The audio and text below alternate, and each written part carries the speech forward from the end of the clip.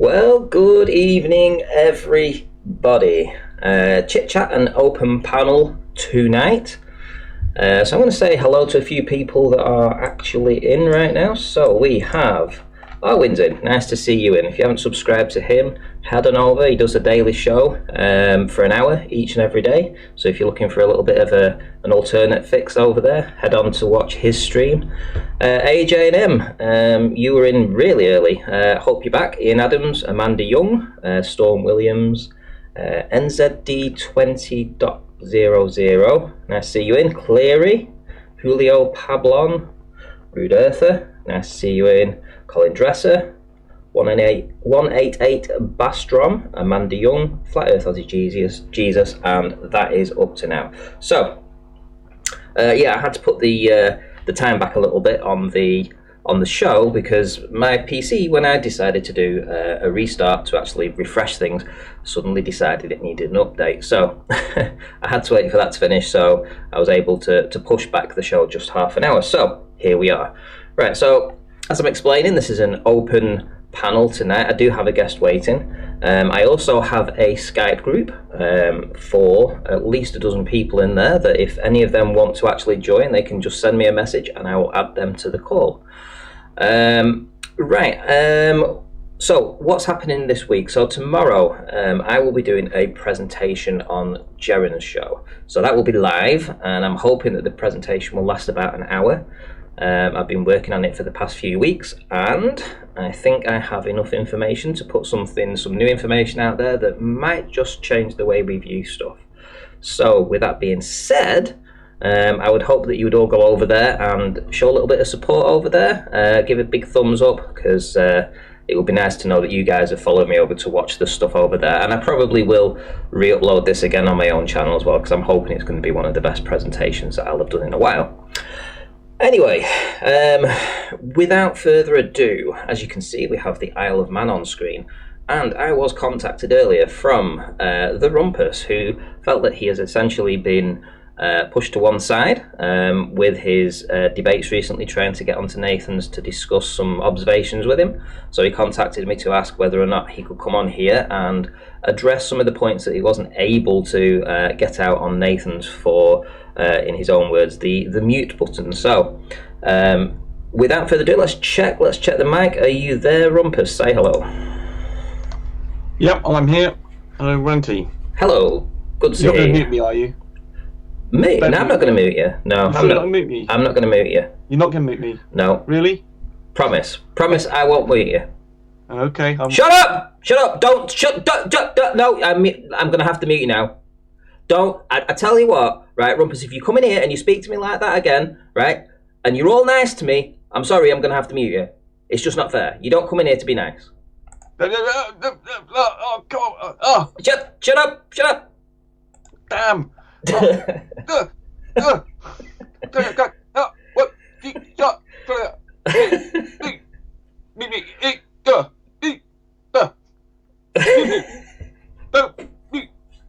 Don't mute you, right. I will not mute you, I promise you. From now on, that's the last of the muting. Right, okay.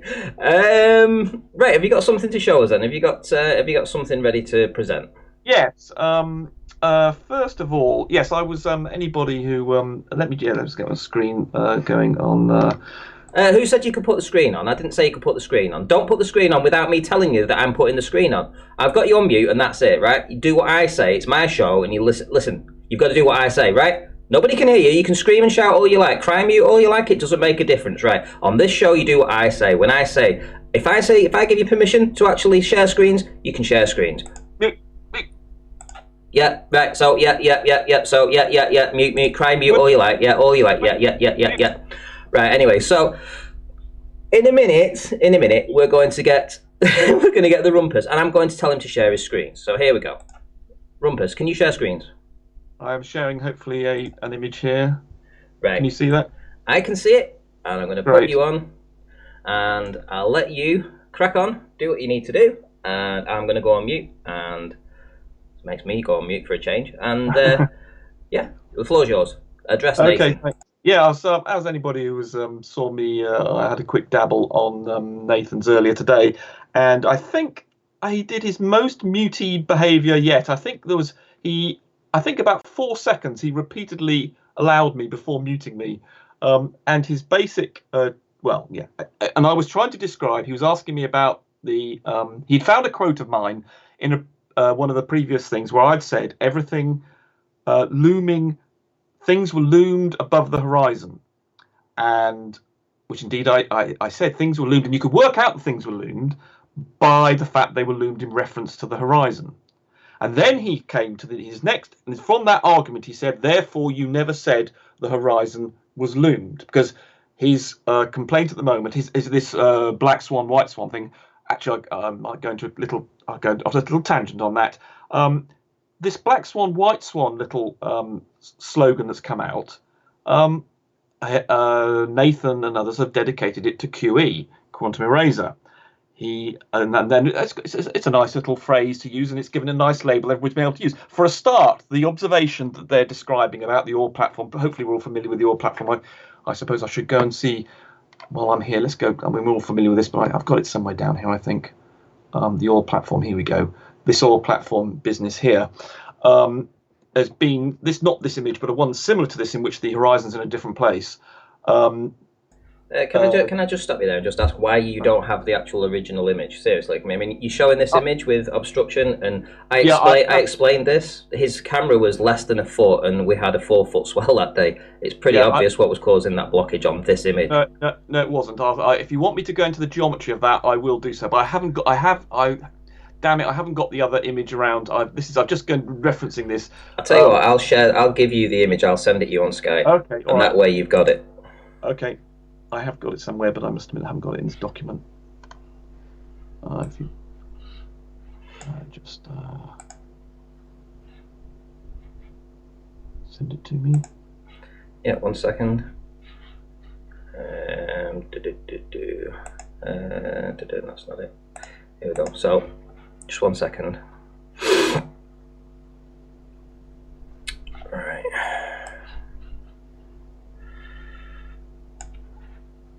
Right, let's see. I need to find the folder now. So I'm surprised that you don't actually have this. I do. I just haven't got it in this document. I do have it around, but not in this document. So I was just wanted to just know people who are not familiar with it at all. Well, yeah. If you give me the I do have it, but not just to hand. I wasn't expecting to have to. Right, there you go. I've sent. Right, okay. There you go. I've sent it to you. Okay, here we go. I've got that. Copy. Right, so let's put this other image in here.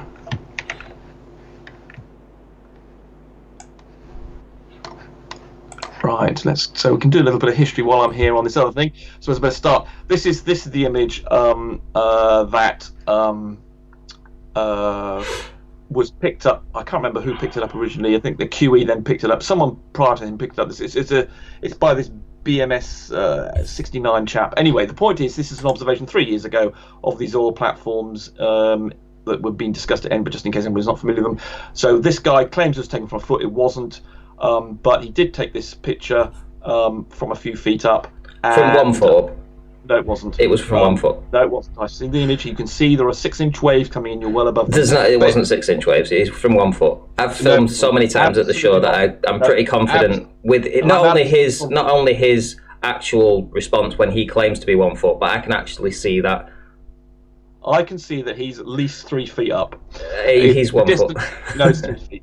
So anyway, the point is, it doesn't actually make that much difference to the issue. 1 foot. It's 3 foot. So the point is that then this image and then QE's argument about this being a modus tollens line, which of course modus tollens had to be explained to QE by Brenda. That is basically that the argument is that they believe, flatties for some reason believe that we talk about the geometric horizon, which we don't, but they believe we do. So someone like Q is saying that, and if you look in the formulas for geometric horizon, there's a certain distance that the horizon should be away. This doesn't conform to that. And for some reason, QE and others, like Nathan, think that that is the argument the globes make. We do not. we do not use the geometric horizon because that relies on light going in straight lines, and we know that light doesn't go in straight lines. So we never, ever, ever, ever use the geometric horizon as something you will see as a horizon. It's always the apparent horizon. I'm going to go and explain that in a second exactly what that is. Then I was having to explain to some Globers on Jose's channel what QE's argument was, and that is he only needs to find one exception to an image. If we say that the horizon's always in a particular place for a particular elevation, and you find an exception to that, then you've actually invalidated that. So that would, and I was having to explain and said that effectively it's a white swan argument. I was saying that they're claiming, QE is claiming that we have this argument, which you can call a white swan argument, that the horizon will always be in this particular place. And then I was explaining to Globers they only need to find one exception to that to say that this doesn't work. And I then, because this having difficulty understanding this, I then said, okay, you can imagine this is the Karl Popper argument of white swan, black swan. If you make the claim that all swans are white, then you only need to find one black swan to invalidate that your claim that all swans are white. And I was saying effectively they are claiming that because they're claiming that we're claiming that the horizon's geometric, they only need to find one example of where the horizon doesn't conform to the geometric maths that invalidates our globe claim. But of course, so that's correct. If we were making the claim that all horizons were geometric, and then he was to find one example like this where the horizon doesn't conform to the geometric horizon, that would be correct. So, but we don't, of course. No Glober with a brain says that the horizon that you see, the apparent horizon on screen, is the geometric horizon. It's not. It's the apparent horizon due to refraction. I'm going to go into that in a minute. And this is what I wasn't being able to explain to Nathan, that you have the actual apparent horizon that you see in images like this are the result of the geometry of the Earth and refraction. They're not the result of either one. But I wasn't able to say this on Nathan's show. I was only able to say, I was able to get the words out, geometric horizon and apparent horizon, and then he would say, so that's the geometric horizon. And I would say, no, it's not. That's not the geometric horizon. You're saying it's not geometry then. But of course, I never got more than 2 words because Nathan basically doesn't seem to be interested in debates at the moment. He only seems interested in censorship and having monologues and having an echo chamber. His channel's called a debate channel, but there's very little debate on there, and he relies on the mute button when he's faced with someone like me, which he can't, where I can expose his idiocy straight away, and therefore he uses the mute button on me. And I know that I do. I've been called to rumpus him, but I do that only because he mutes me. And with Ranty, I've had the odd sort of shouting match, but I've never used what is described as the rumpusing teak on Ranty because he doesn't mute people. Generally, just occasionally, very occasionally kicks me out. But that's shut up. Not shut up. Who said you could talk about me? Who said it? You're getting muted now, mate. That's it. Shut up. Yep. What you said you wouldn't mute. Right. Carry on. But on Nathan's, of course, because he's frightened of actual debate with people who are competent, he has to rely on the mute button. Ranty doesn't seem to need to do that. So his is not a debate. Nathan's is not a debate channel. It's a muting channel, and Nathan hides in his bunker, in his little muting world where he has control over the debate, along with QE. And you notice both of them, who like to do the same thing, both of them refuse to come out of their bunker. They refuse to come out of their safe space. Because like the last time I actually debated QE, what was it, about 3 and a bit years ago, on the Flat Earth Debates channel, and it lasted an hour and a half, and he was absolutely demolished. He made, loads of ridiculous points that are just extraordinarily stupid. And even all the flatties, which were mostly flatties on that channel, all were embarrassed by him and saying he should shut up. I've never had quite such a victory where even the supporters of the opponent were actually saying he's making an idiot of himself. Stop speaking. Just stop. And the moderator of the channel, who was a flat earther, was saying to me in the chat, Jesus Christ, just QE, just stop it. You're just being an arsehole here. You're not making any sense at all. So that was the last time I'm aware that QE ever had a debate. It might have had some others, but generally not. And that's the point. QE and Nathan, of course, the last time he had a debate that I'm aware of was with me. I was aware of on Sequitur Show about the Isle of Man about 2 years ago. And he was utterly, utterly, utterly demolished. And he ran off because he couldn't mute people. He actually complained about being overtalked once or twice. And he ran off the non-Sequitur Show when he was making claims about how Google Earth worked, and I was able to demonstrate on there that Google Earth, the Isle of Man, the beach on St. Bees, when he was making the claim, claim about Anthony Riley only being at 35 feet, when in fact we know from tape measurements that actually Anthony Riley actually took himself. We have pictures of his foot in an image with a tape measure showing that he was actually at 150, over 100 feet long. And so in that debate, then Nathan ran away. And that's the last time I'm aware that Nathan ever ventured out of his bunker. So these two people, Nathan and QE, hide. And they hide behind a big mute button, a big red mute button, and that's what they use. That's their weapon. They regard that as a debate technique, as to mute the opponent. Okay, and so I was only. So can I just ask, because I mean, is this like a feeling that it's just you that this happens to? No, it's not just me, but it's obviously. But it is more me than other people. But no, he does it. He's ruder to other people actually than he is to me. But he mutes me more because I suppose I'm a bit more forthright and. But no, it is more me than most others. I accept that. He doesn't do it to everybody, but he does do it to a lot of people. I mean, who is he muting like crazy? I mean, he does. Yes, I think any objective would say that he mutes people a lot, and he mutes me in particular. But essentially, don't you think that, this black swan image for flat earthers essentially is like the death knell to the globe?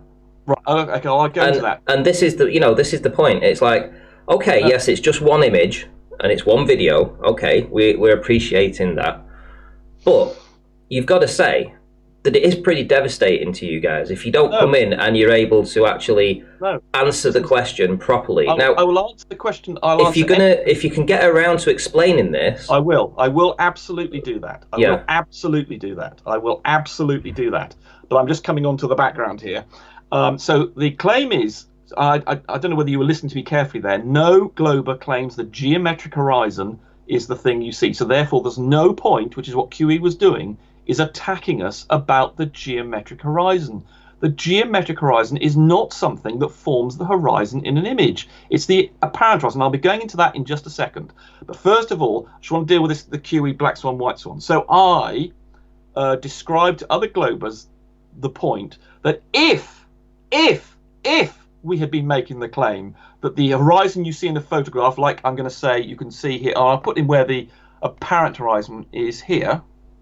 I'm going to make that, it's gone a bit dotty. Why is that dotty? Hold on, let me just. Yeah, we can see it. I think everyone appreciates where the apparent horizon is. Sorry. Okay, yeah. Let me just. I drew the wrong thing. Oh God, come on. Let me just put it in here. Yeah, that'll do. We get the we know this image back to front now. Okay, all right. Okay.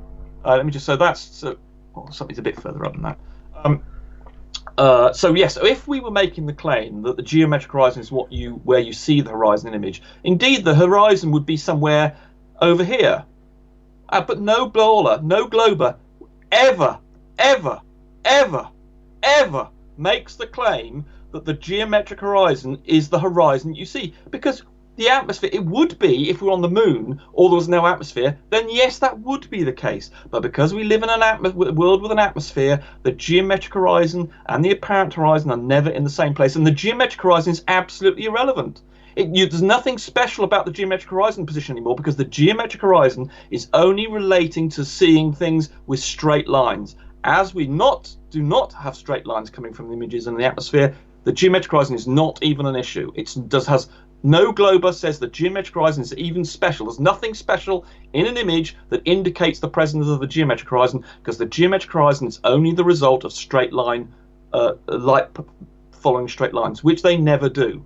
So let me just get back to the QE thing. So then I demonstrated to. Okay. Well, could I just sort of like ask a dumb question here? Okay. But when you globers term things going over the horizon, a boat goes over the horizon, and it's always calculated against the supposed geometry of the Earth, and then you will say, oh, there's a boat that's 10 miles away, and we have 60 feet of it hidden or whatever due to the elevation of the camera, etc. And that falls in line with the observation. Let's say that's what falls in line with it.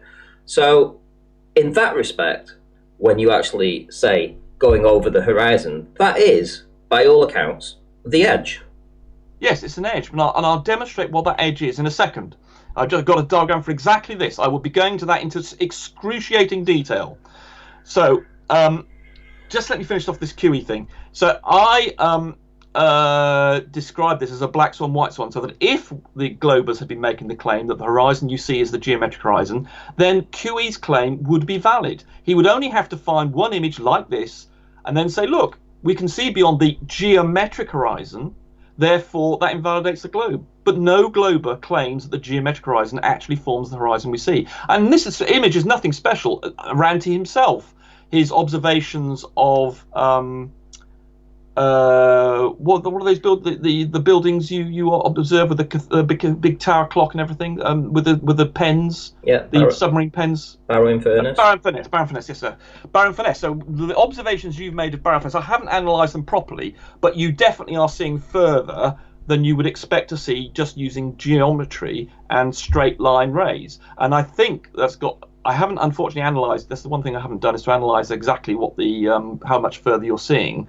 But you are definitely seeing further than the geometry would suggest, because you're getting down quite low and you're seeing, I'm not quite sure if you can see exactly the shoreline, but you can certainly see more than you would have thought geometrically from the standard thing of the Earth Curve calculator. What about the video from Red Pill Philosophy too? Which one's that? The one with the hotels things? Yes. The hotel. So yes, he pans across from the right where he looks at the lighthouse, yes. And then he ends up on the bridge, looking at the cars going over the bridge. But all should be hidden. I must admit, I don't think I'm familiar with that one. Well, that's my favourite video. Okay, well, perhaps we'll have a look at that in a second then. If you want to show that, I'll be more than happy. I may have seen it, but I can't remember what you're talking about. But I'm more than happy to have a look at that in a second. So, but you have made your observation of Barrow Furness are no different to this. Well, they're a little bit. Then this one might be slightly more extreme, but basically, you have made observations which do not conform to the geometric horizon being the horizon that you can see. Okay, and so what's going on in this image? Why? Okay. What's going on in this image? Right. The geometric. So the geometric. The claim is this. The geometric horizon, essentially where you nominated before, it should be much lower. I'd like to I'll get onto this, please, out and Ranty. Just let me do this in order. So the point is that I made this thing about the black swan, white swan, which then QE then spotted in the Jose channel, and he even described in Nathan's channel that he'd heard me saying. He didn't mention the fact I mentioned black, but he mentioned that I'd 20 times tried to explain this, and he'd obviously watched that. And then he picked up the black swan, white swan, and then repeated it to Nathan and co, and they've adopted that. So from Brenda giving the modus tollens argument and me giving the black swan, white swan argument, that gave QE the ammunition to then deliver this black swan label. Right. Okay. So where did Brenda get this modus tollens thing? Where did she claim this? Right, well, it's a basic argument. It's like saying... Yeah, but where did she claim it that you say that John or Nathan heard this from? Well, she made the claim. I must admit, I can't back up that claim, but I can understand because he doesn't understand philosophy. She says that she told him about modus tollens, and he didn't even know what it was before she told him. Okay, so that's hearsay. So essentially, we can just dismiss that. No, she said that he's not denied it. So she did the modus tollens on this image? No, she described the modus tollens argument. He then picked up what the modus tollens argument was, and then combined with this, he made the modus tollens. Then he heard my black swan, white swan reference, and he combined the two and then propagated that. He didn't understand what modus tollens was. I can describe. I don't know whether it's worth going into that. No, we understand it. Okay, jolly good. Okay, because Brenda does know about philosophy and QE doesn't. Right, so okay, so that's dealt with the fact that QE never debates anybody, Nathan never debates anybody. QE picked up the black swan, white swan argument and the modus tollens from other people. Right, now let's get on to this and then they go into this safe space bunker mentality. Right, okay, so let's go on to this picture now. Right, let me show what the geometric explanation. So I've loaded it into this. Okay, this bit here. Right, okay, so let's deal with this geometric and apparent horizon business. So here you can see a boat on the geometric horizon. That is, we've got an observer at the top left here, and if you assume that light goes in straight lines, it will hit at a tangent. That's what definition of horizon is actually. It's where the light that arrives at the observer hits a tangent at the Earth. So if the light is traveling in straight lines, this black line here, I must admit I've been fiddling around this diagram and I've wrecked it a bit. So this is supposed to be 90 degrees of the tangent, and it hits the observer. In other words, this is the lowest point that the observer can see if light travels in straight lines. And I put a boat on here. So that is the geometric horizon that relies on light going in straight lines. Now, with standard refraction or other looming forms, oh, I haven't talked about the looming thing, actually. Oh, God, there's another issue. The other thing I want to describe in his accusation of looming, which I've got a piece on. You're going to let me talk? You are going to talk about it later, aren't you, Ranty? The actual thing I wanted to say, most of all. So this is the geometric horizon using straight lines for light rays. If you have them curving like you have them here, then light from further round from the observer, past the geometric horizon, can make it to the observer. So you can see the base. I've put this lighthouse here at the apparent horizon. The apparent horizon. The apparent horizon. That means that light leaving horizontally at a tangent. The definition of the horizon is light hitting the tangent of the Earth. So this is defined by the geometry. The geometry of the Earth defines this point, combined with this red ray, then can make it to the observer here. As you can see, light past the geometric horizon, can make it to the observer. Whereas if it had been straight, only light from the boat could have made it to the observer. But because the light is bending, the light from the base of the lighthouse can make it to the observer. Because the light is bending, the light from the base of this light, much further than geometric horizon, can make it to the observer. So in this example, what we have is if we were looking at this now, and I assume that you've got this in perspective view. No. Oh, you don't, right? Okay. So you don't have it represented perspectively as well. You don't need to. That'd be completely irrelevant. So in this case, then, what you would have is the image of the lighthouse being loomed up. Well, when you say perspective view, do you want me to show you an image like that? Hang on. Is that what you mean by a perspective view? What the observer would see? Yes. Is that what you want? Right, yes. Right. So you can. The point is, this is how perspective. Can I just quickly, Randy? This is how you describe the position of things in space, and then you work out what the perspective view would be. And I've got it here. This is the perspective view of the observer at the point where the eye is. Okay. Yeah. But what we see here is the lighthouse sitting on the horizon, as you would expect. Correct. So in this case, this is what the observer will see. On the left, I don't know why I've got that. Let me get rid of this line. On the left is what the observer would see with no refraction. Get that again. This is the no refraction case. This is no atmosphere. This is what the observer would see for this situation here. The observer would see this on the left-hand side if there was no atmosphere, no refraction, or you're on the moon or something. They would see this, where that boat, you may remember I said it was sitting on the geometric horizon. But half this yellow area describes what's missing, what's hidden by the geometric horizon. The geometric horizon, which is worked out with straight lines. So on the left, we're assuming here that light is moving traveling in straight lines, and you would see this. Switch on the atmosphere, switch on refraction, switch on looming, and then you see this.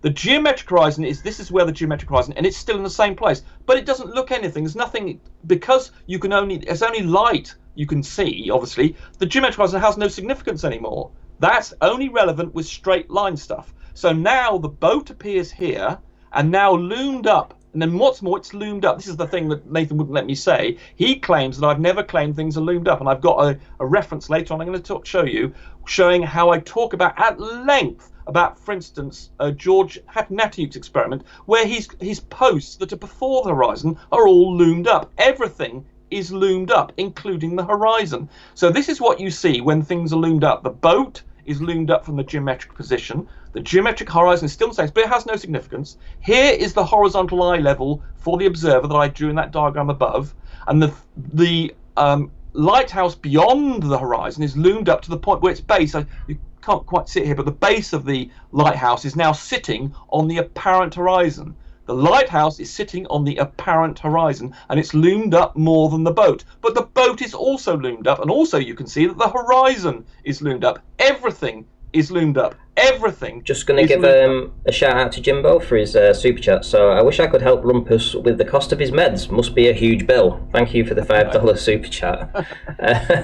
Right. Listen, I have some questions. Okay. Just give me 5 more seconds. So I just want to emphasise that the looming causes, here's the apparent horizon. The apparent horizon is always a visual thing. The geometric horizon is still where it was, but the boat, what we appear to see as the horizon, and the lighthouse are all loomed up. And the same thing is happening in the image, this image to the right, because the refraction, now this is more than standard refraction. I've shown you with a standard refraction case. But if this curving was greater and was actually to the point where it was nearly the radius of the Earth, then you would get this image here. Okay, what's the question? So yeah, my question is pretty simple. So if you go to the image that I sent you before, which is what I got here. Yeah, you're not displaying it though for some reason. Hey? Well, I'm seeing your lighthouse image at the minute, so you might have to reshare your screen. Okay. Oh right, perhaps it's not updating. Oh God, not doing that again, is it? Oh Jesus. Okay, hold on. Let me just do it again then. So, okay, that means you couldn't see me point. Oh, if that's the case, and you couldn't see me. It's fine. We got the point.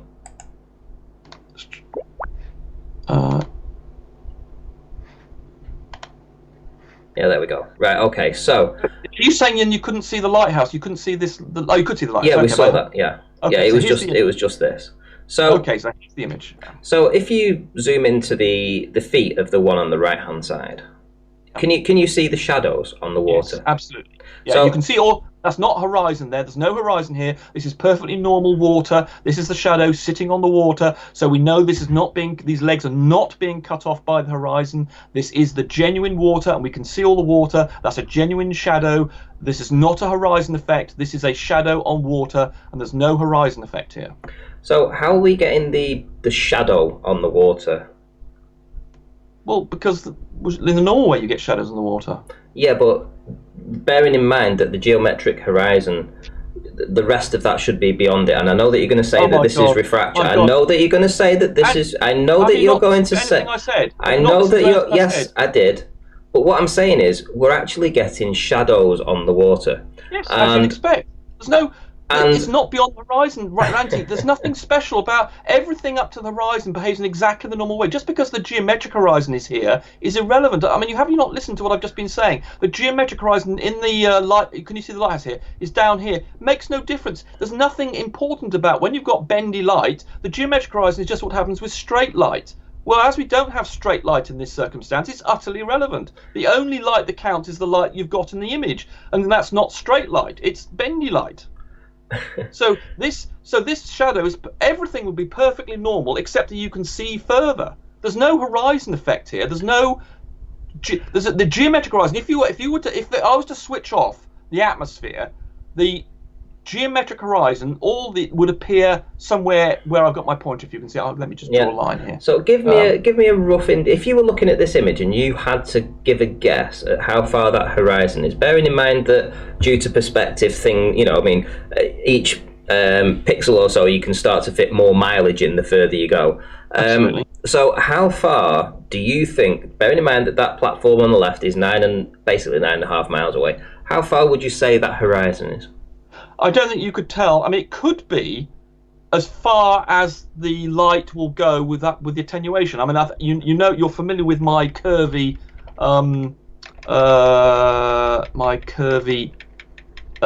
this thing, right? If you've got refraction conditions such that you can see all the curvy lines, can you? It's not given up on me. Yeah, I can see. Great. So, if the light is following this k is equal to 1. It actually, there is no sort of, you can see everything, everywhere, in theory, all the way around the planet, back to your bottom. That's what k is equal to 1. And you've got something in that image there, something like that, where the light is bending with k is equal to 1, which means it's following exactly the line, the surface of the Earth, which means that even something, in theory, right round here would curve all the way around the Earth, and there is no blockage, there is no curvature of the Earth blockage, because the light ray is so bendy, it follows the curve of the Earth, and there is no apparent horizon, except what you will see is it will gradually fade away into a blur, because light is attenuated by just passing through the atmosphere. So in theory, that atmosphere could be thousands of miles away if you would have k is equal to 1, which you can have. Okay, so this is obviously you've worked this out. This is your diagram, etc. This is what Andrew Young says as well. He talks about circulating rays. When he Yeah. talks about circulating rays, that's k is equal to 1. So, but if you go back to the image again and you just look at the image, would it not make more sense if you take your presupposition away that we live on a globe? Just looking at this image, would it not make more sense just to look at that image and think, do you know what? We just see it. It's there. It's flat, without having to go through all this. Yes, but we know that under normal conditions that things are obscured, and that can only be the result of the Earth's geometry. You cannot explain the other image here. But again, is that the only reason? Yes, we know that. We know the physics of refraction. We know that light bends. Therefore, we can. I can explain this image here, which you can see. We know that there aren't weird things happening anymore. The horizon's much more sharply defined. The crane hasn't got any wiggly bits in it. So we know this is a more typical. You can see that that's a wave. That's not a horizon. No, okay, we'll go into. Do you know how you can see it's a wave? Because it's got waves on the top of it. You can actually see that that's a wave. Yeah, okay. I'll go into the geometry of this if you like, then, Rant. If you want to claim that there's a wave obscuring this, I'll go into the geometry with you, and you can tell me. In fact, if you want to. Okay. Yes. Go to the geometry and tell me. Tell me about this image. Okay then. Right. So if we say, we know that this. Let's draw. Let's go over to the side here a bit. Let's draw a line here.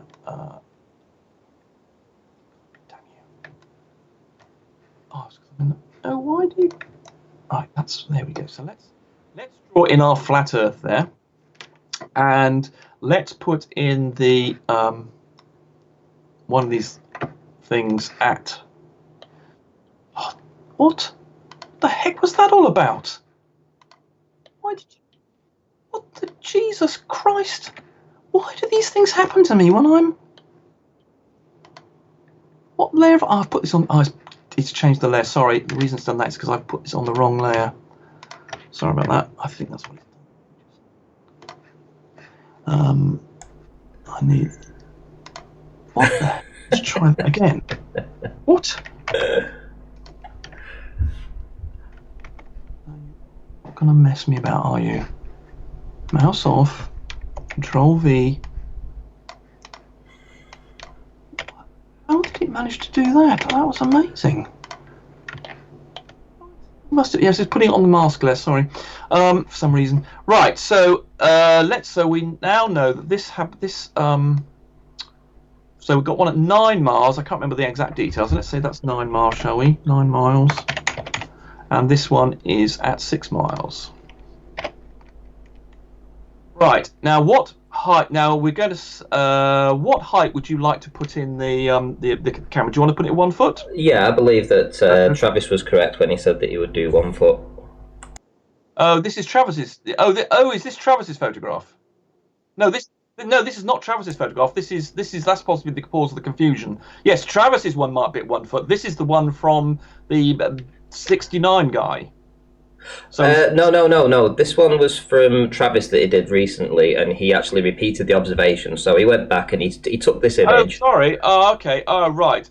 I must. So it's to compare. So obviously this is not the one from the 69 guy. No, that's the other image that we were working on. This being Travis's one, do you? This is Travis's one, yes. You're absolutely sure about that? Yes. Yes. So okay, I take back what I'm saying. Then he may have been doing it from a foot. Okay, I haven't processed. This is in my crappy bit yet to process part of my document. I just chucked an image. I can't remember where I got it from. And I hadn't yet dealt with it. And okay, I'll take that. Okay. In which case, I'm prepared to withdraw that then, because I don't know the Travis. I haven't looked at the Travis thing. I think he did. There was an image of him being near the water, wasn't it? Okay. So when I said earlier 3 feet, I thought this was the 69 guy. Okay, but if you're saying this is Travis and he did get down the water, then you may indeed be right. Okay. So. Right, so let's put a little observer in here, and we're going to say he's 1 foot. He's 1 foot high observer. Oh, what the heck? So we got a 1 foot observer.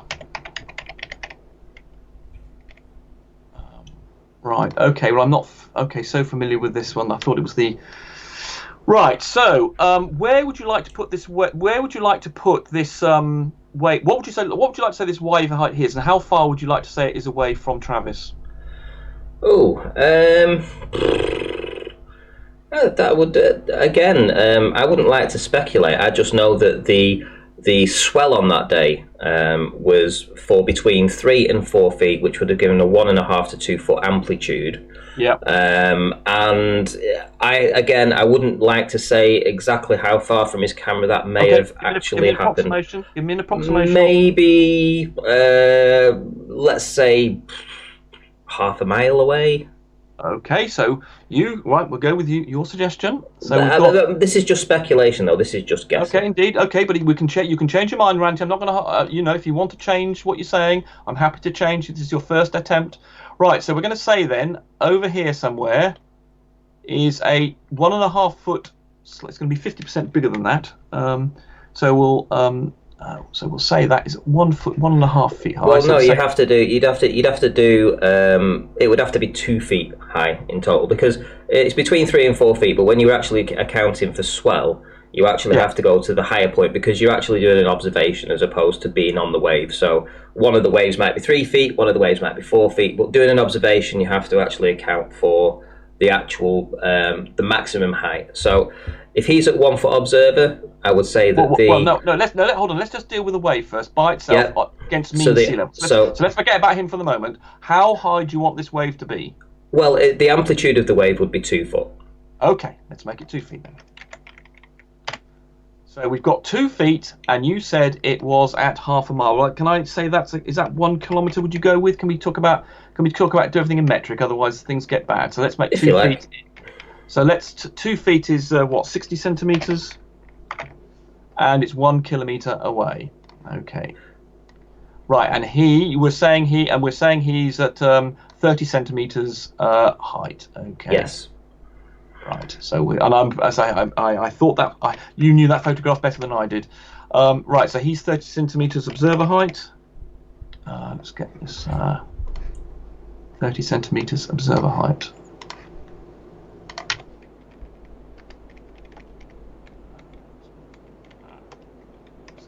Right. So, now do we have a height for the platform? Let's say that I think, if I'm correct, that this. They're approximately 80 feet, I would say. Yeah. Sorry. The bit that's here. How high is this that we can see above the water level? I think I've got an image somewhere of the platform. It's probably around about, I would say, about 15 feet, maybe. No, it's more than that. I think I didn't Blue Marble Science go and work out that it was 30 odd feet that we were missing here at this point. Well, like I say, it's not the same photograph. Maybe 30 feet from the back one, I would think. In other words, how high is this thing here? Yes, unfortunately, I am not. Yeah, you sprung something. I haven't quite got all the information to hand. As I remember. Well, I would say probably 20 feet. If you go 20 feet on that one and 30 feet on the back one. Right. So in other words, we're missing. So we'll say we're missing. We'll say 20 feet. So that's what's that in? We'll make that 7 meters. Missing 7 meters here. So that I'll put a little block here to show what we're missing. So we're missing. There's the platform, and this is the bit we're missing. We're saying that's 7 meters high. Let's give that little line. Oh, come on, stop messing me about. Well, this is all very well and good. This is all. Well, I'm about to get to. Well, we're coming close to the punchline. Yeah, yes. There's a punchline, right? Okay. Okay. Well, we're going to work out whether your wave philosophy. I haven't actually checked. Obviously, I didn't know what you were. And so we're missing from the other platform. About 30 feet. From the other platform. About 20 feet on the first one and about 30 feet on the other. Okay, then. So let's say we're missing. I mean, I haven't done any image analysis to know that. I'm just going to go with which is 30 feet, which is 7. About 9 meters. 9 meters. Yeah, 9 meters. Yeah. No. Hold on. We were saying you said it was 30 feet, which is. But didn't we say the first one was? Oh, we're saying the first one was 20 feet. Yeah. Okay. Yes, no, it's got to be. Yeah, so the second one should be missing Let's call that 10 meters. No, let's go 9 meters and 6 meters. That's what it would be. 6 meters for that one. That would give you 20 feet or thereabouts. Well, it says 18 feet. You see, it's not. It'd be nearer. Well, 3/8 are 18, and then you've got 0.3 of each one. So it would be dead on 20 feet. It would be 19.8. Yeah. Okay. Feet. All right. Okay. Or thereabouts. Okay. Okay. And with this one, 9 meters. Go with your preferred. Right. So we're missing. Right. So we're missing there 9 meters. Right. So. Oh my God damn you. Right. So let's just do some simple geometry then. We want a straight line. Well, how many kilometers is the 6 mile one? Yeah, okay, let's do that calculation. Hold on. I wish, yeah, it wasn't near. It wasn't. Oh God, we should. Yes, I probably should. Yeah, we should have told me this is what you want. You were going to do this, and I could have prepared all this. 9. I didn't do anything. You decided to do this. Yeah, but you wanted. Well, I did offer to say, did you want to do geometry in it? Then you sort of. Yeah. Okay, okay, it's 14 kilometers. So that's. But I think it's actually, isn't it 9 point something away? Oh God. Well, Travis put in that value. Let's go with what he said. So that's 14 kilometers, and the other one was 6 miles. We'll use his figures. I must admit, I'm always loath to do that, but this is all very approximate anyway. We can see, and that's 9.6. 9.6 miles. Kilometers. Right. Kilometers. That's what. Can't you see? That's what I've written. Yeah. Go on. Right. Let's see what you got. Yeah, 9.6 kilometers. Can you not? Is it not updating? Yeah. It's fine. Yeah. Go ahead. Okay. Do you see the question whether I've typed in kilometers or not? Right. Right. So in other words, the if what you're saying is true, and let's now, do you want to assume that light's travelling in straight lines? You can assume whatever you like, Rumpus. Well, no, I'm implementing your suggestion of how things are working. I don't want to change what you. I'm agreeing here. I'm letting you basically do what you want, and therefore we can see if your own theory works.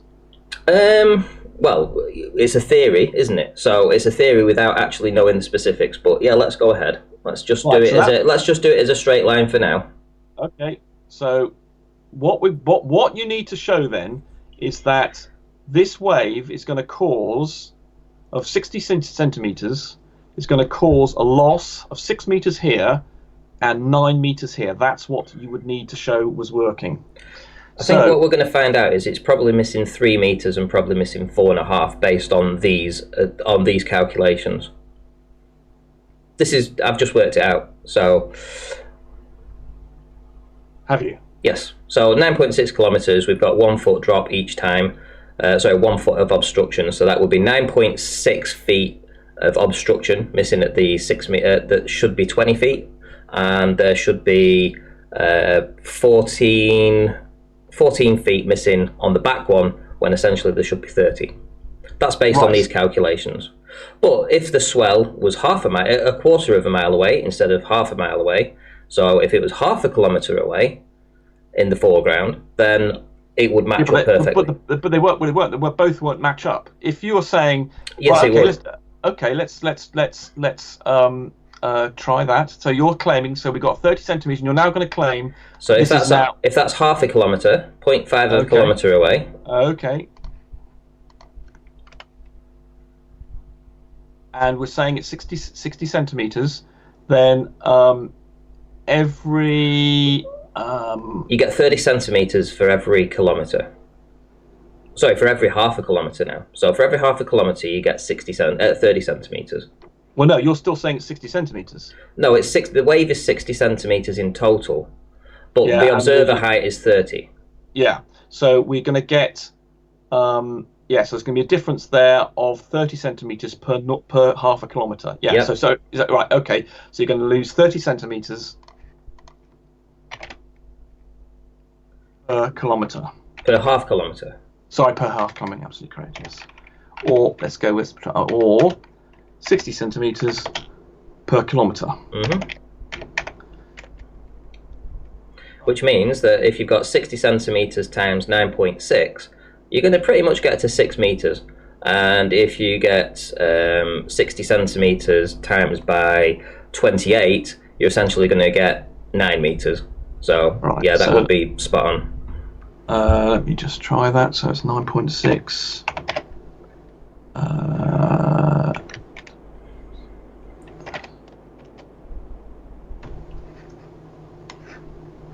Well, no, it's going to give you 5.7 meters, which is not spot on at all. I said it's pretty much spot on. Okay, sorry, 6 meters missing, and then. So let me just clarify. So it would be.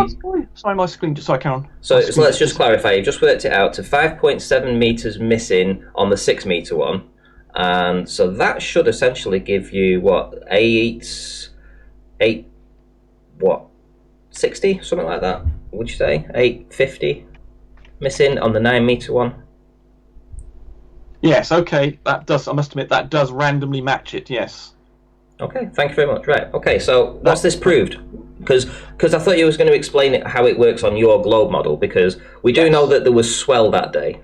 So we know that the swell amplitude was those heights. So how does this come in? How is this going to match up now that you know these things on a globe? Well, I don't believe that the swell is in any way indicative. I don't think you know what the position of the swell is relevant to the shoreline height. I don't think you know how I believe that the swell will raise the waterline at the shore. I don't think you know. You're just guessing at what the water level would be. How much the swell's above the. Not really. I went into detail on this a few days ago when Travis did this, and I was able to bring up at least a dozen different images from credited EDU sites that explain, that when the water's at rest, it's essentially at the midpoint of any amplitude of the wave. So from the crest to the trough, you could put a line through the center of that, and that would be the water at rest. And then obviously when you've got swell, you then get your amplitude, which is above where it is at rest, and then you get the trough where it's below where it would be at rest. Right. Are you telling me that the shoreline water level wouldn't change with a load of swell? No, because it basically loses all that energy by the time it gets to the shoreline. So you're denying that water comes to and fro on a beach? Oh no, you do get a little bit of to and fro. Oh, exactly. Of course you do. But it's only you're talking a few centimeters at most. Hold on. What do you mean? When you have any reasonable swell, you're telling me that the water coming in and out only comes in and out by a few centimeters? No, it comes in probably around about, I would say, anywhere from 3 or 4 feet from where your feet is to the actual tripod. Right, but that height. But hang on, just let me finish, Rumpus. But if you was to actually stick a stick in the ground where it receded to, and then put a stick in the ground to where it actually went up to, and then you actually measured those heights and was able to get a difference in height, it would only be a few centimeters at most, maybe 2 or 3 centimeters. Absolutely. So yeah, it would, Rumpus. It would. That's ridiculous. No, you look at the video. I have done 1,000 of these type of observations and 1,000 different types of measurement, including things that I've just spoken about. I don't believe you've ever measured that. Yeah, that's true. I'll tell you what. Just to ease this point for you, what I will do tomorrow, I will go down to the beach tomorrow, and I will do this video, and I will release it probably on Friday, because I won't do it tomorrow because I'm doing a thing on Gerrans. And what I'll do is I will show you the swell height, and I'll show you, and I'll do exactly what I've done. I'll stick a stick in the sand where the water comes up to, where it recedes out to, and then we'll take a measurement, and then we'll compare that to the swell height. And I will bet you anything you like that it's going to be substantially less than the amplitude of that swell height. I would agree. It's not going to be the same level as swell, but it's not going to be just 2 or 3 centimeters. It would be. Okay. Well, and do you know how I know? And how I actually know this? Because when I've got my tripod in the water, right at the water's edge, and I've got swell coming in and swell going out, and sometimes I leave my tripod there, and sometimes I get down on my belly and I'm filming for maybe 2 or 3 minutes, and then the wave actually reaches me. I then walk out to actually collect my tripod, which is only sitting in a couple of centimeters of water. So I absolutely know this, Rumpus, 100%.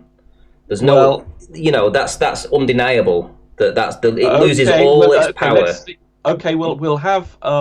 Yeah. Okay. So you can stick a stick in, and we'll see. And but what level of swell did you have there? Well, it'll just be tomorrow. Whatever the swell height is Okay. tomorrow in We'll compare it. Blackpool, we'll just compare it, yeah. Okay. All right. Or if you want, I can actually just leave it until we actually get a swell that says we've got 2 or 3 feet, and then I'll be able to get a reading against that if that helps you. Yeah, that'll Um, be better. But but right. But the point is, okay. There may be so some tell me random. tell me how this works in your Okay, I board will. I model. will. We know that what you're saying is incorrect because when we have seen observations of these platforms in the 69 guys thing from much higher up, and we're still missing portions of the platforms. And as I'll draw in the diagram, if you are above the height, so if I draw in here, if I draw in a flat Earth thingy, and I have an object here. Let's make that. Let's say that's a meter. Or let's do the height we had here. Let's suppose it was we had 1 meter. So that's a higher swell than we had here. And I have an observer here.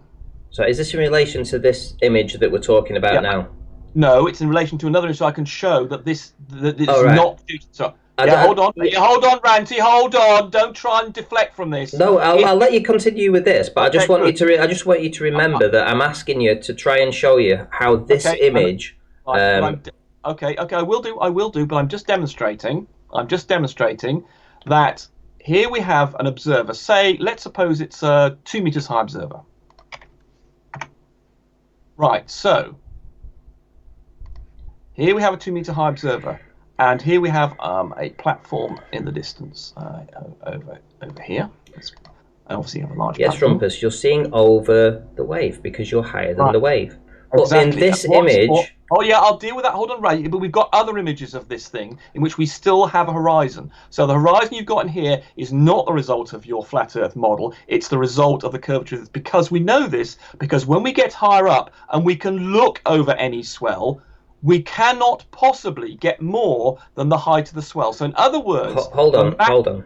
Let me finish my point. Don't try and stop me. So the height that can be obscured of an object can be no more once you're above it. Now, you've got the circumstance here where Travis is claiming he's below the height of the swell, but once you're above the height of the swell can never obscure more than the height of the swell, as you can see here. No matter where you put this between the observer and the platform, it can only ever obscure. The maximum is the height. So it could only ever obscure a meter. You've accepted that you've got 9 meters missing in this image, and you can never do that with a swell. And we've got other images of this where the horizon with the 69 guy, where that is still missing the 9 or more meters. So it cannot count for this image. Okay, so we also have images that show that image that I sent to you. Bring that image up and tell me which one of the 3 that you've just described, the one that was taken from 30 feet, the one that was taken from 1 foot by Travis, and the one that was taken 1 foot by BSLM, right? So you tell me, right? You've just cherry-picked 2 of them to say that this now fits your quote-unquote what? Yeah, but the thing is, I can account for all the images. You can't. Okay, we seem to think you can account for one of them, but I can account for all 3. So let's go back to the image that you gave to me, which is, where's it gone? Here, wasn't it? The Black Swan image, yeah. Yeah, the Black Swan image. What's that marking up? Bloody thing. Well, it doesn't matter. I'm not too fussed about you finding that right now. But you are going to have to share your screen again because you've frozen. Oh, Jesus. Okay, here we go. I've found it. Yep. Okay, let me share. Bloody thing, why does it keep on doing that? Okay, right, here we go. So this image here, right.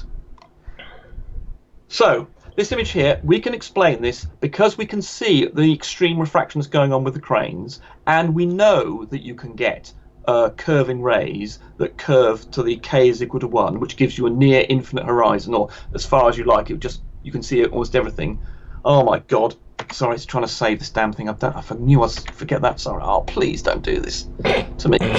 Jesus Christ, done it. I knew I should have switched. Oh, God, I forgot that. So the point is, I can explain all three of these images, and I've demonstrated to you that you cannot explain the other one because your claim about the swell is not correct. Hang on. And I can demonstrate that the thing is missing due to other heights. Demonstrate that your swell argument cannot work. Okay, so demonstrate to me then, right.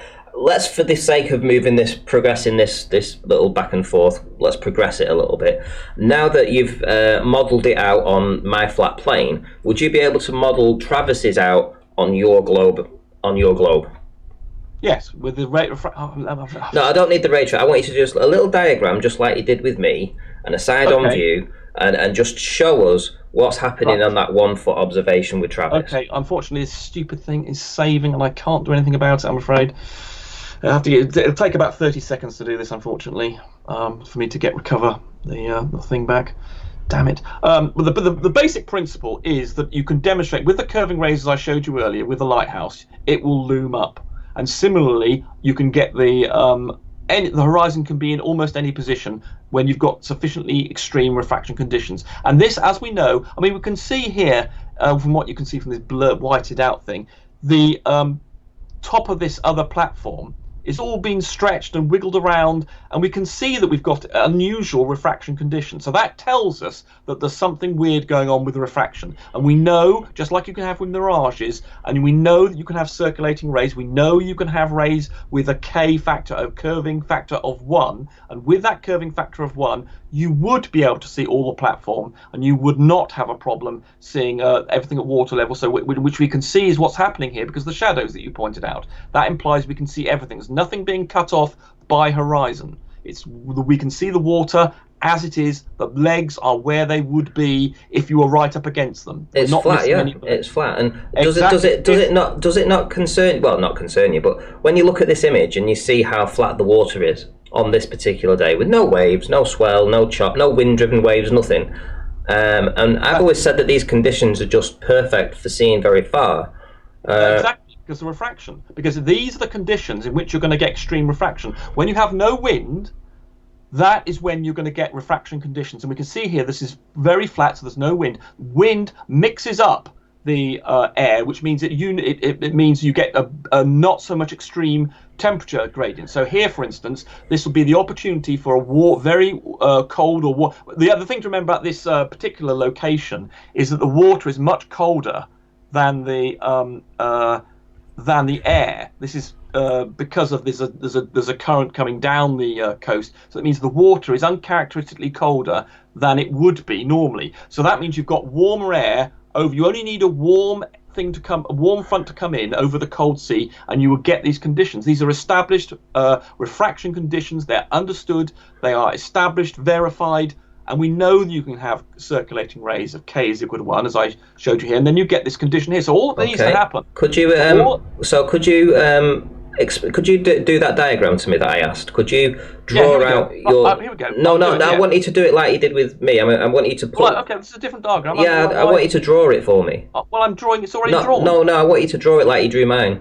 Well, this is no different. How's no, this different? because you drew mine, and I want to see how you. I've already drawn it here. Yeah, I don't want to see it on that. I want you to draw it for me, please.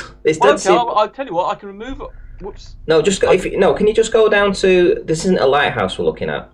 But okay, oh, damn it. Just go down to where you drew my one. No. I've got it here. There's no need for me. If you want to, I can take away a lighthouse and I'll stick in an oil platform if you like.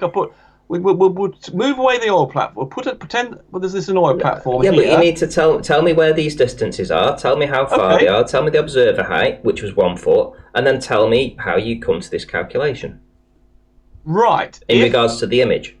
Okay, well, because we believe here that we've got extreme refraction, I can tell you... No, not the extreme refraction one, the one that Travis took. The photograph that Travis took from 1 foot. Oh, okay, sorry. The one that, the one that I was that you actually modelled it for me for. Right. Oh, I see. Sorry, yes, I got it right. And then we got distracted, and I wanted you to go back to drawing. I would like you to draw it in your own way to just show how this is actual proof of globe, because everyone seems to be punting this particular image around, this one here, as being the globe rebuttal to the Yeah. flat Earth Well, claim. So could you draw it on the right hand side here, please, showing right, okay. me Well, let me why just. you think this is right? Okay. Well, let me. Well, I'm gonna have to draw a bloody sphere in, aren't I? And Well, just a semi arch, just a little bit of an arch. It doesn't have to be anything. It doesn't have to be to scale, just like this one well, wasn't. oh, what? Right. Let's make it a curve.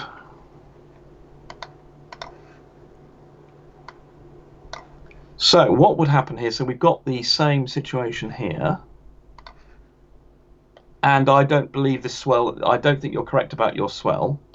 And all you would need, well, okay, so if we say that's missing, I mean, I took your figures for this.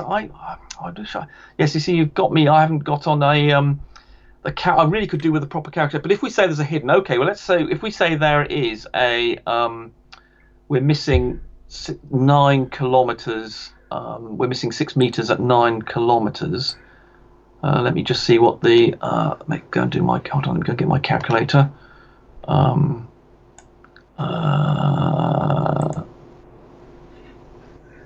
Right, so we're saying that is at 9. Let's go to the front. 6 miles. Right, 6 miles. Let me go and get the. Right, let's put in 6 miles. And we're saying the observer height we think is 30 centimeters.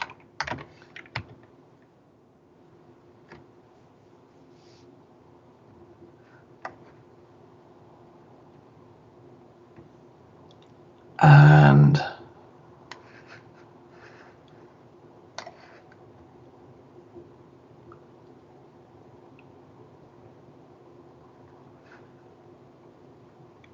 that should give us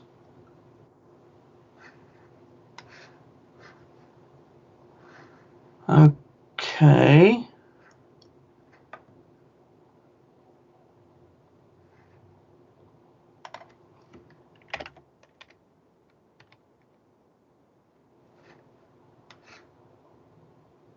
At the moment, I've got something approaching 5 meters. And the other one.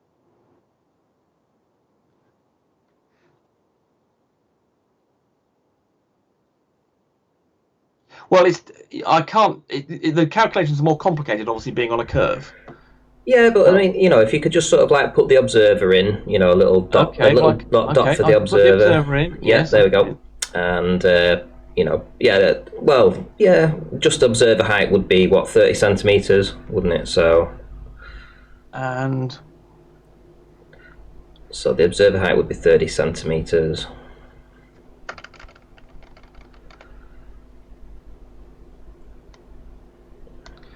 I wish I. Thing is, I thought that was 6.9 miles away. It's not I don't know. I can't recall, but it's not my image. Yeah, I know. And this was definitely 9.6. 9.4 or something, I think. But anyway, could you just put it doesn't have to be entirely accurate. I just want to get an idea as to how this is going to work on your globe model. So we've got a 30 centimeter observer height, yeah? Right, but I don't know what these refraction conditions are here, of course. Well, neither did I when I did mine. Yeah, well, you're assuming straight lines, which we know. I mean, that's a problem for a start. We know that doesn't happen. Yeah, well, I just said so. If straight lines weren't happening, the image would bend down? Yes, it would be bending down. So those numbers that we got wouldn't actually be correct in using refraction conditions. Right. Okay. So if we put straight lines, and we know that doesn't happen in the atmosphere. So we have to use bendy lines even on a flat plane, yeah. Correct, because it still bends on a flat plane as it does on but it bends more on a circular, on a spherical thing, than it does on a flat plane. Okay, but you still have bendy lines. So the fact those calculations would be further out than they are here because we assume straight lines. It just so happened to be convenient for you that they were straight lines, gave you a sort of similar thing, but that means they are going to be wrong because the bendy lines will make that wrong. Okay, so now in your image, you've got your 30 centimeter observer height, and then and then what we've got a portion missing on the first part, isn't it? There's something missing on the first part, and then there's more missing on the back part. So could you just sort of like give us some sort of basic mathematics as to what's going on here and what's the cause of this? Because I've put the cause as being the swell, and obviously you have a different cause. Yes, because I can demonstrate that's not the case, because we've got other images of this in which you're above the swell and we're still missing parts of the platform. Therefore, your answer cannot be correct. Simple thing. The other observations show that your claim cannot be correct. Yeah, but could you still just move the image? You know, could you annotate your image a little bit better? Okay, annotate. Okay. Yeah. Yeah. That's right. Okay, I'm gonna have to put 30 centimeters.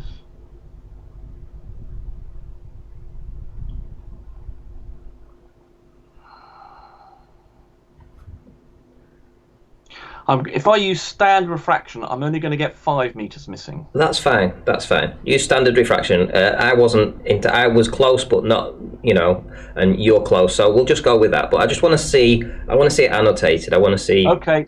Well, yeah. If we ignore swell completely, of course, if we do add in, if I do add in some factor of swell. No, just ignore it completely. Just forget swell. I'm prepared to say this is just your representation. Yeah, forget swell. Yes, but I'm prepared to accept that. But the swell cannot be the only answer. But it might be having a factor. It might be influencing my answer. So let me just do the calculation for the furthest one, the 14 kilometers. That's at 14k. Let me just do this. So if we say that's 14, 1, 2, 3, the height 0.3.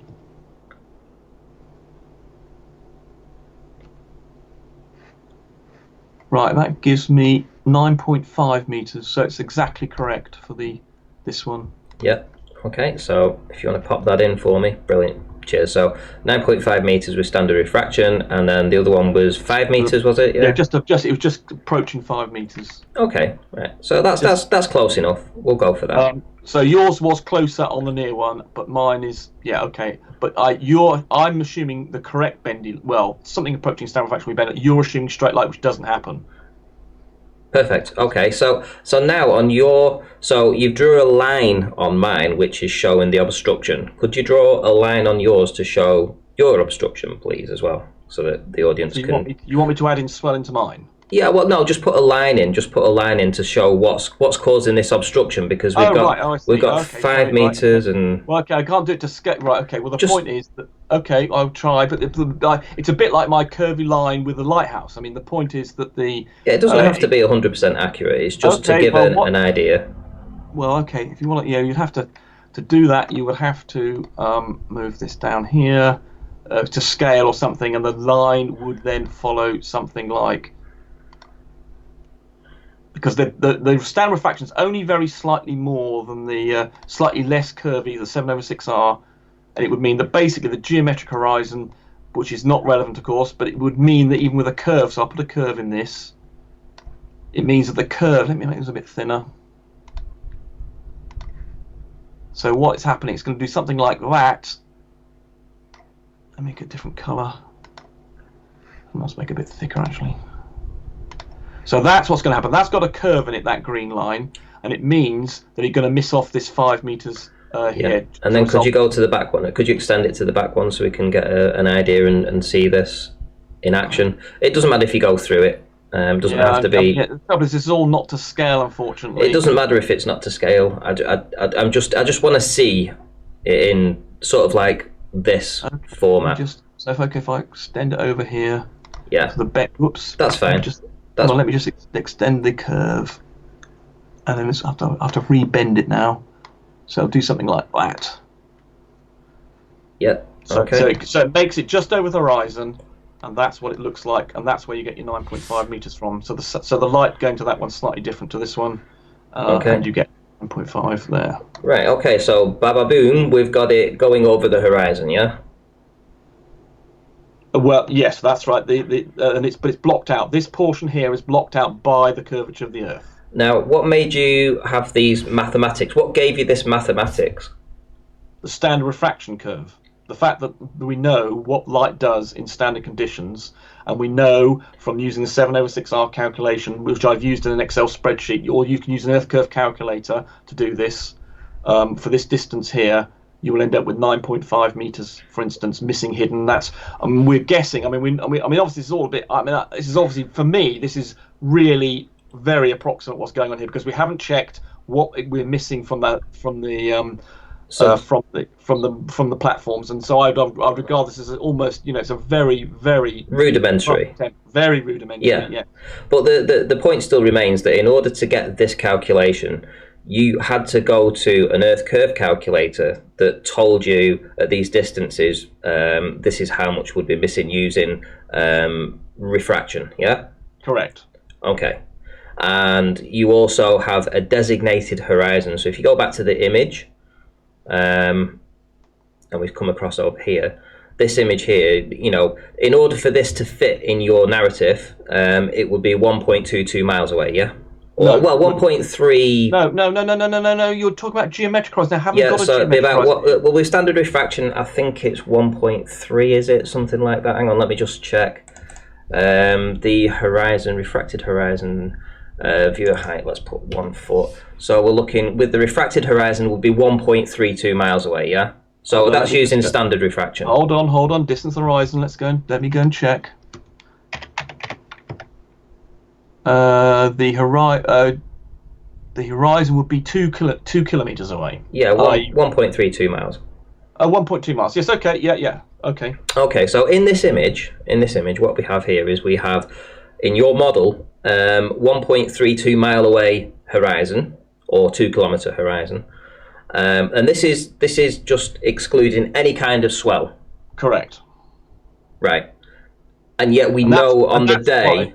Yeah, and that's why it says this is why the front one I think might be slightly less.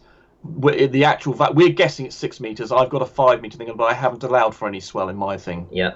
Now, if you allowed, if there were any swell in here, that would obviously increase it. Yeah. So now, if you allowed for swell, if you did allow for swell, and swell was a real thing that give you this amplitude of at least an extra foot at, let's say, half a kilometer, or let's even say a kilometer, the mathematics now would totally not work on your diagram that you've done.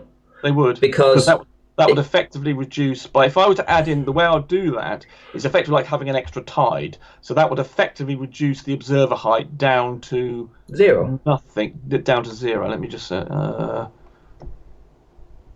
yeah, that would, what would that give me if I were to put in a observer height of 0, or you're just messing around with. The trouble is also, when we're at this level, when we're down this low, the refraction is going to be greater. The 7/6R, you're only supposed to use the 7/6R, even at high eye level, 2 meters. It's starting to get dodgy. If you go below that, they say, surveyors, for instance, say you do not use using 7/6R anything under 2 meters. That's why they have their theodolites up about there. Below there, the refraction gets as more of a factor. So you're going to get extra refraction the lower you go. You're entering very tricky territory. I know this is where flatties like to go, but that means that you are entering into an area of where the refraction issues become so complicated that you would avoid them. And that's why I say that we know that your model can't be correct, because if you go up to a decent height of just a few meters, we know that the oil platforms are still cut off, and you cannot account for that at all. So when you get down to, say, a tide of 0.5 here, then you're saying let's add in the swell. You see, I don't believe this swell is manifesting itself in the way that you claim. You're claiming it is, but I don't believe so. I do not believe that swell. You've picked on a quarter of a mile out, but why not 100 yards out? That would completely wreck your position. If I were to say, you've just randomly picked this thing, which I don't know whether you've previously worked out that's right, mate, but if you had the swell here, it would wreck your thing too. Right. Okay. Listen. It would wreck your thing. If you're saying what you're saying to me is, if I were to put the swell, add it in right here, which is what by reducing the observer height, but that would do exactly the same thing to you. It'd be no different. If that would reduce your height. If you want to do the same thing to me as you're suggesting to me to do to you, which is to reduce the observer height to 0, if I reduce your observer height to 0, you would go wrong as well. So it's no different in our both models. So that makes no difference. But you're just picking this value here. If I was to say the swell's here, quite why you think it's 0.5, I don't believe that's any more valid. I don't believe the swell ceases to be swell at half a kilometre. I suspect it's much closer in. What swell there is, but I don't believe it actually affects it in the way that you're describing. But if you do want to do what you're doing and say the swell is there, then I don't see why it's going to be stop at 0.5 kilometres. I think you could say, well, why not 100 metres out? You're going to have that 30 metre swell, 30 centimetre swell, or foot swell. And it would completely wreck your calculations as well, because then you couldn't see it. Your flat thing would then look like this. You would have that there if you decided to have the swell where at some other point. Right. Okay. Well. So it would bugger up both of us. In other words, what I'm saying. If you do what you're suggesting to me, which is saying reduce my height to 0, and if I reduced your height to 0, you would be buggered up as well. Well, I think what hold on. Buggered up if you want to put the observer height to 0. All I'm demonstrating here is that the Earth curve calculator, for its many faults, doesn't include things like swell. Now, but hold on, Ranty. Sorry. Hold on. Just let me finish my point, please. Okay. I've let you and given you the courtesy. Okay. So go ahead. So the Earth curve calculator doesn't include 4 things like swell. So as soon as you start to apply that into this calculator, and you actually start to work it out, you realise that it breaks down very quickly. And all this ray tracing that you've got, all this ray tracing at the lower levels, say under 15 meters or whatever it is that you claimed before. Yeah, but on the last show you claimed that anything under 15 meters is affected with the this upward refraction that would be giving this downward. No, that's to do with the inferior mirages. The last thing I was describing was about inferior mirages. That's got nothing to do with this. So you didn't understand me what I was describing before. Can I finish my point? Yeah, go ahead. So as I've just walked you through this, essentially if we exclude swell on this particular day, then you can with standard refraction get it to somewhat match up, but that is not taking into account the actual conditions on the day, which is why I'm going to claim that this image that you've presented, or globers are bandying around and presenting, can never in any way, shape or form match the globe model, simply because the factors at play, the 1 foot observation and the 4 foot swells, would never in a million years be able to give you an exact replication of what you'd expect to see on a globe Earth. Right. So what you're actually seeing here isn't the horizon, it's a wave. And you can see it quite categorically in the image because there is waves.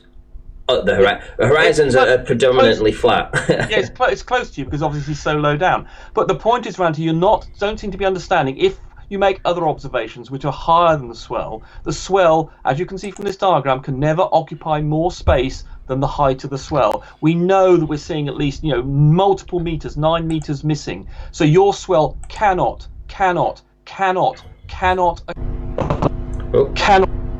It might have lost it again. Jesus Christ. No, it's fine. No, what's happened is 2 minutes there, so I've got to answer that. One, any observation above the height of the swell invalidates the claim you make. You cannot model this on a flat Earth if you make an observation above the height of the swell. And we have observations above the height of the swell, and we still have many meters of the oil platform missing. You cannot account for that. We can account for that on the globe model. We can account for all the images we've had here. You cannot account for, okay, you might be able to, you just picked a particular point where you think the swell is to be convenient. You don't know that's the case. You asked me. Okay, I did indeed. Yes, I don't know whether you'd anyway, the point is you can't account for the other images. I can account for them all. You can only account, it just so happens in this particular case, you've picked a position for the swell, and also you've assumed that light's traveling in straight lines, which it doesn't. So I can account for all 3 images. You have got a half account using straight lines, which is not what happens in real life, for one of them. I can account for all of them. Okay, right. Is there anything else you want to say on this presentation? Because Oh I yeah, know that about this. there's a Yeah, couple of about the people waiting to refraction. come in. So, Okay, yes, I just wanted to mention the Nathan claimed that I had. I wanted to just play this video here. Um, uh, Let me just. I had very quickly. Should only be quick. Right. Here we go. Let me just want to play this video here. Let me just go and switch screen. Yeah, I mean, he spent a long time basically accusing me of being a liar, saying I hadn't mentioned that looming loomed everything up, and hopefully, because I mean, I can't believe he's actually making this claim, because he was saying I used to go on about everything being loomed up, and then he would say, "Oh right, you're saying everything's a mirage, are you? Everything's being loomed up." Therefore, he went on about this mirages and the refracting hyena thing, because he was taking on board that we were saying you do not see things where they appear to be; they're all loomed up.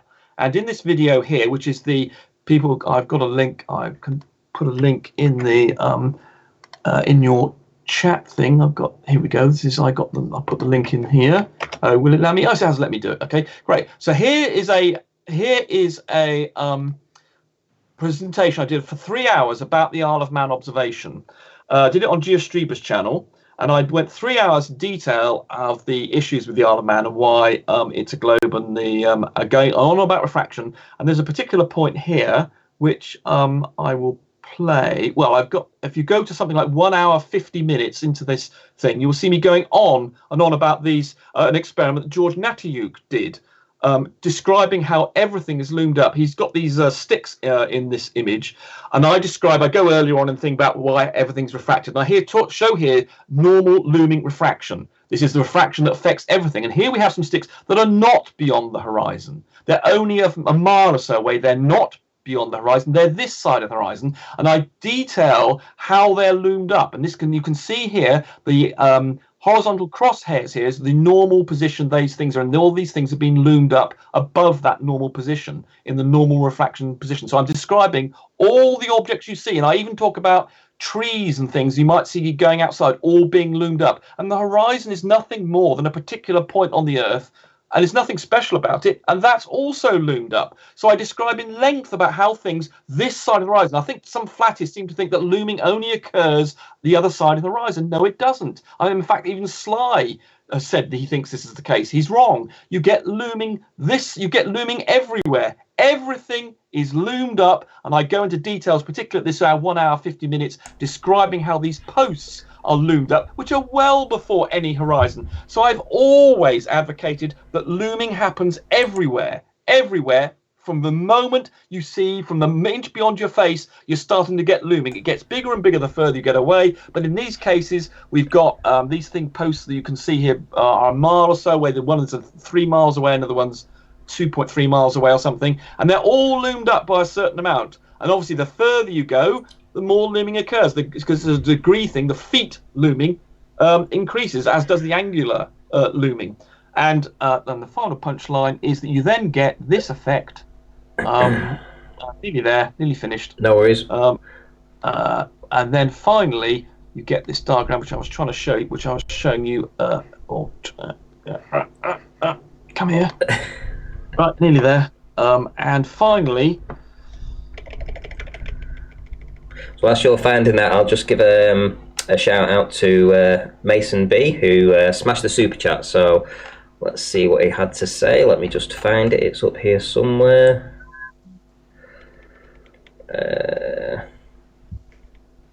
There we go, Mason B. Rumpus is squirming all over the place. Well done. Thank you very much for the super chat. Right, so here, just up here, I show you what will happen in the looming conditions. Let's get rid of that, actually. Right, so this is what looming does. Here we have the unloomed case I was describing before. The boat is on the standard. This is without any refraction, and this is what happens in the loomed case. The boat, which was on the geometric horizon, is then loomed up. It's it's actually on the horizon. It's loomed up. The horizon's loomed up, and the thing behind it's loomed up more. This is what looming happens with looming. As a result of what I was describing here, that the base of the lighthouse following a curve, appears to the observer up here, and the actual thing is here. If you then follow straight lines from the observer perceives it as being loomed up. But that doesn't happen just for things beyond the horizon. This boat also has curved lines following standard refraction, which means it also is lifted up, which means, and the horizon does exactly the same. The horizon here, which is at the base of this base of this lighthouse, is visible, which means that you can see that which you couldn't see before. Remember, before, this lighthouse, the base of the lighthouse will be down here. Under looming conditions, it appears up here, and the horizon's loomed up as well. The looming occurs. Okay. So is that your final point then on this? Yeah, that'll do. Perfect. Right. Okay. So we're joined by Pete Shea, because I know that he's been asking to have a chat with you for a while. So I thought I'd bring him in, and I'll go on mute for a little bit and let you two just have a bit of a chat. Nice one. How you doing, Rumpus? Thank you, Auntie. I'm still suffering from a bit of a sinus infection, but I'm okay, basically. How's your shoulder, bud? It's still not right, but it's getting there. Excellent. Now, let me ask you to do one thing, and Ranty can maybe, as we're talking, bring up a few images in the background as well. So let me ask you to put away your diagrams, and you made a presentation like you made many times before. So I think we get the sort of basic points, although I suspect no one is any the wiser. But when we bring it back to basics, you remember all those hangouts back in Earth discussions and flat Earth debates, maybe 2016, when we were analyzing images, and I kept talking about the apparent horizon not being the real horizon and the mirrored water layer. You surely remember all of those occasions, right? I don't remember you. I remember you had this idiotic thing about the mirrored water layer, which made no sense. Right. I remember that, but that was right. So and you used to particularly, I do recall that you had the Anacapa Island observation. You kept on asking me whether or not I had gone back and fixed that, and indeed I effectively have. Since then I have now worked out why we could see more of those islands. At the time when you first asked me about it, I didn't know about standard refraction, but I knew there was some refraction going on. Since then I discovered 7/6R. Then I've discovered with the ray tracing how in fact you can get more than standard refraction. So I can now explain it perfectly, but I couldn't give you a perfect explanation at the time. Excellent. Anacapa Islands happen to be adjacent to the oil known as the Black Swan image. And that's why, indeed, as I was saying all this back then. Just 5 seconds. And that is the reason you get the refraction we're talking about that raises things up unusually, is because of that cold water coming down the west coast of California being colder, and you have warm air coming. So you often have these extra looming conditions above normal. Well, I mean, you're finished immediately there, because I heard you saying earlier on to Ranty that when you're looking at that, as they call it, the Black Swan image, a military term, you're actually looking all the way along the water to the target and beyond. Yes. So how can refraction expand a span, or seem to expand a span of water which is fixed? How can it do that? Okay, I'll show you. Here's the remember now, we don't need the diagram. We do need the diagram, because you didn't understand it. You said you understood my diagram. Hang on now. Yes. I'm showing. I'm going to draw you. I'm going to show you the ray of light that does exactly what you're asking me to do. I don't need to do that, Rumpus. So you just asked me, how does the ray of light follow the curve? No, you've just asked me how we can have all, and I'm about to show you. I'm about to answer your exact question. I asked you. Did I not ask you at the start before this? Can you put away all the diagrams? You've now asked me a question. You said, how does the ray of light follow? I can't remember the exact terminology. Well, you asked me how, and how it comes to the infinite horizon. How the water stretches, Rumpus. Yeah, exactly. The water stretches. Here we go. Now I'm about to tell you exactly how the water stretches into the distance. I'm about to tell you exactly how. Even though it should be 1.2 miles, right? I'm about to tell you exactly how, Pete. Please let me finish, and then you can come. I only take 5 seconds. Listen, don't be promoting me. I'm about to take 5 seconds, Pete, and then you can come back. I'm going to give you and then you can turn off your diagrams. Okay. Right. So here we go. So this is the ray. This is the curvature of light that you can have due to various forms of refraction. The 0.14 here is standard refraction. Standard refraction is this curve here. So here's a laser firing out a light ray, and these are the different curvatures that can occur depending on the conditions. If the curvature K is equal to 1, it will follow exactly the curve of the Earth, and so you can see there is no obscuring by the tree. Okay, thank you. Now, can you put away these diagrams for the sake of a discussion? First of all, Rumpus, you're explaining something in terms of what has been disputed here, which is the curvature of the Earth or the rotundity of the Earth. So to bring that into your explanation or answer to my question, which wasn't even an answer, by the way. I mean, we're talking in terms of what we're actually seeing and what you're saying we're seeing. And I think we agree that in that low image, we're seeing all the way along the water, not just to the target, but beyond that. And this is why Randy asked you a question, how far would you place the horizon? Now, if you're going to place that at 10 miles, hang on, please. If you're going to place that at 10 miles, hang on. It goes on indefinitely. If you're going to place that at, hang on, please. If you're going to place that at 10 miles, when it should be at 1.22 miles, except for the refraction of light here, right? Geometric horizon. That's got nothing to do with it. Geometric horizon is only for straight line light. We're not dealing with light traveling in straight lines. We're dealing with light traveling a curve. K is equal to 1. But hang on, please. So everything you calculate is based on the geometric horizon. You need to know No, it isn't. You stop talking. You need to know the observer height every time, every image. Now, listen, you're being a rumpus. Pete, you say you understood what I said, and you haven't listened to a word. Will you forfeit? If I make a show of you here, will you forfeit something? Will you go off the internet or something? Because you won't show your face. You won't man up and show your face. You also call yourself, I'm supposed to call a man the rumpus. Yeah, so what? So the point. Well, that's not right, Rumpus. Where were you brought up? It's the argument that counts, Pete. Okay, so stop shouting. It's 1 o'clock in the morning here. I don't want to disturb neighbours here. You misunderstood. You didn't understand. You keep on talking about this geometric horizon, and that's got absolutely nothing to do with curved light. When with a geometric horizon, it's absolutely irrelevant. Hang on, please. It's any image you get, right? So let's say a new image.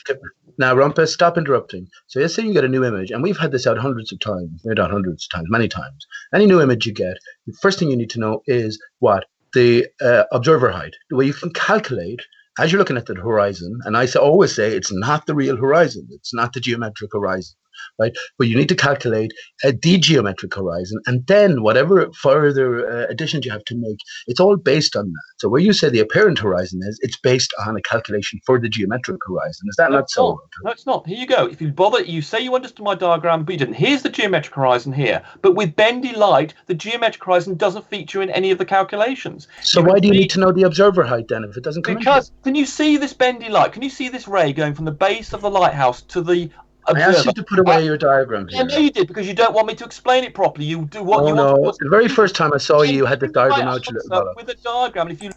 This is going to get juicy, guys. Shout out to Mason B for the super chat. Shout out to Sips with Gin. Rumpus is an utter moron.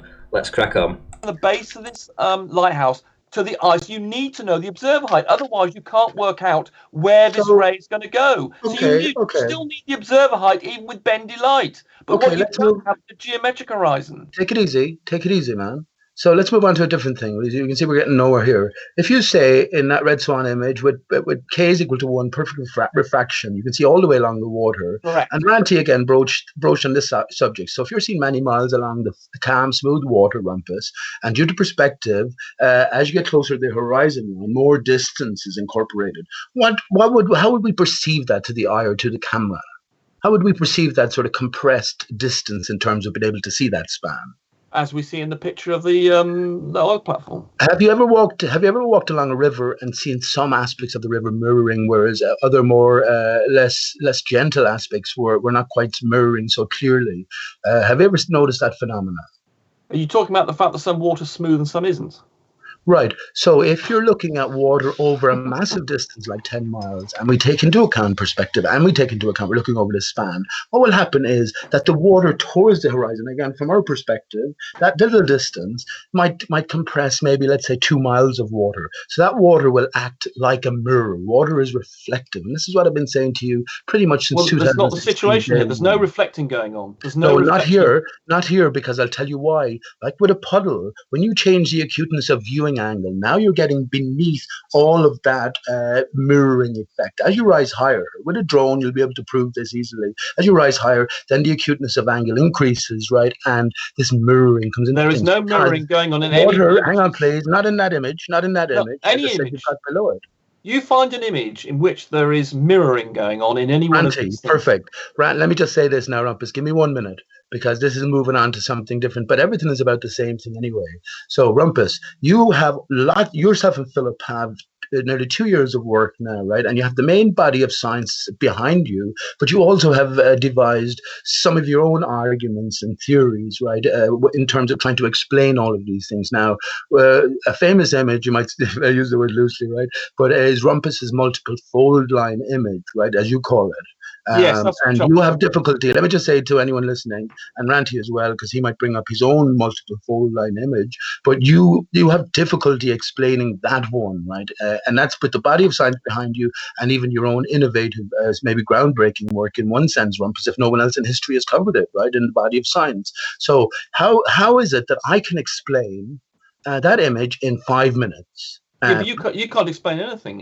You can't explain any image. But you can. But you will admit I'm making the claim that I can explain it. I believe that. And I hope you're going to help me actually explain it now, Rumpus. Well, okay, let me just go back to that multiple fold. In case people don't know, there is an image that Jose took of a series of several lakes going over in Florida, and there are what we normally think of as a fold line. Let me just go to an example of a fold line with an inferior mirage. You don't need to do any typing. I'm not typing. I'm showing you an image. I'm just showing you. Mind the images. I don't need to see any images. Yeah, no, you don't. I'm just explaining it to the people who are watching. No, I just want to talk to you, and I want you to talk to it. Don't have any walking sticks. Let me show them what an inferior mirage is. No, I asked you to stop using images. I don't care what you ask me. I'm giving the answer as I want to give it, and I'm just showing. Yeah, that's why your name's Rumpus, man. You'll get a chance to speak. Let me have my turn, then you can go back to you. Here is an inferior mirage. So you can see here it's an inverted form. We call this the fold line. Perfect. So hold on. So when we talk about fold lines, what Pete was talking about is this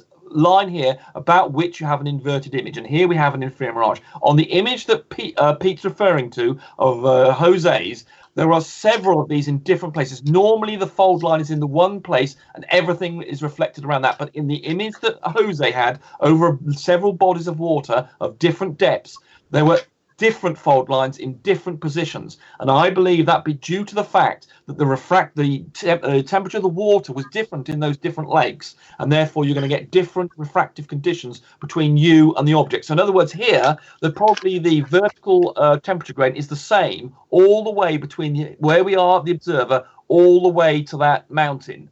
But in the case of, hold on, nearly finished, 5 more seconds. In the Jose's case, he was going across several very shallow lakes, which all could have been warmed up differently, and that means they could all have potentially different temperature gradients and therefore different fold lines. Right. Now, you're not behaving like a gentleman, Rumpus, because you're sort of dogmatic and dictatorial. I don't fucking like it one bit. Now, after this, will you put away your diagrams and man up? Gird up your lines and just speak from your own intellect. Forget about your diagram.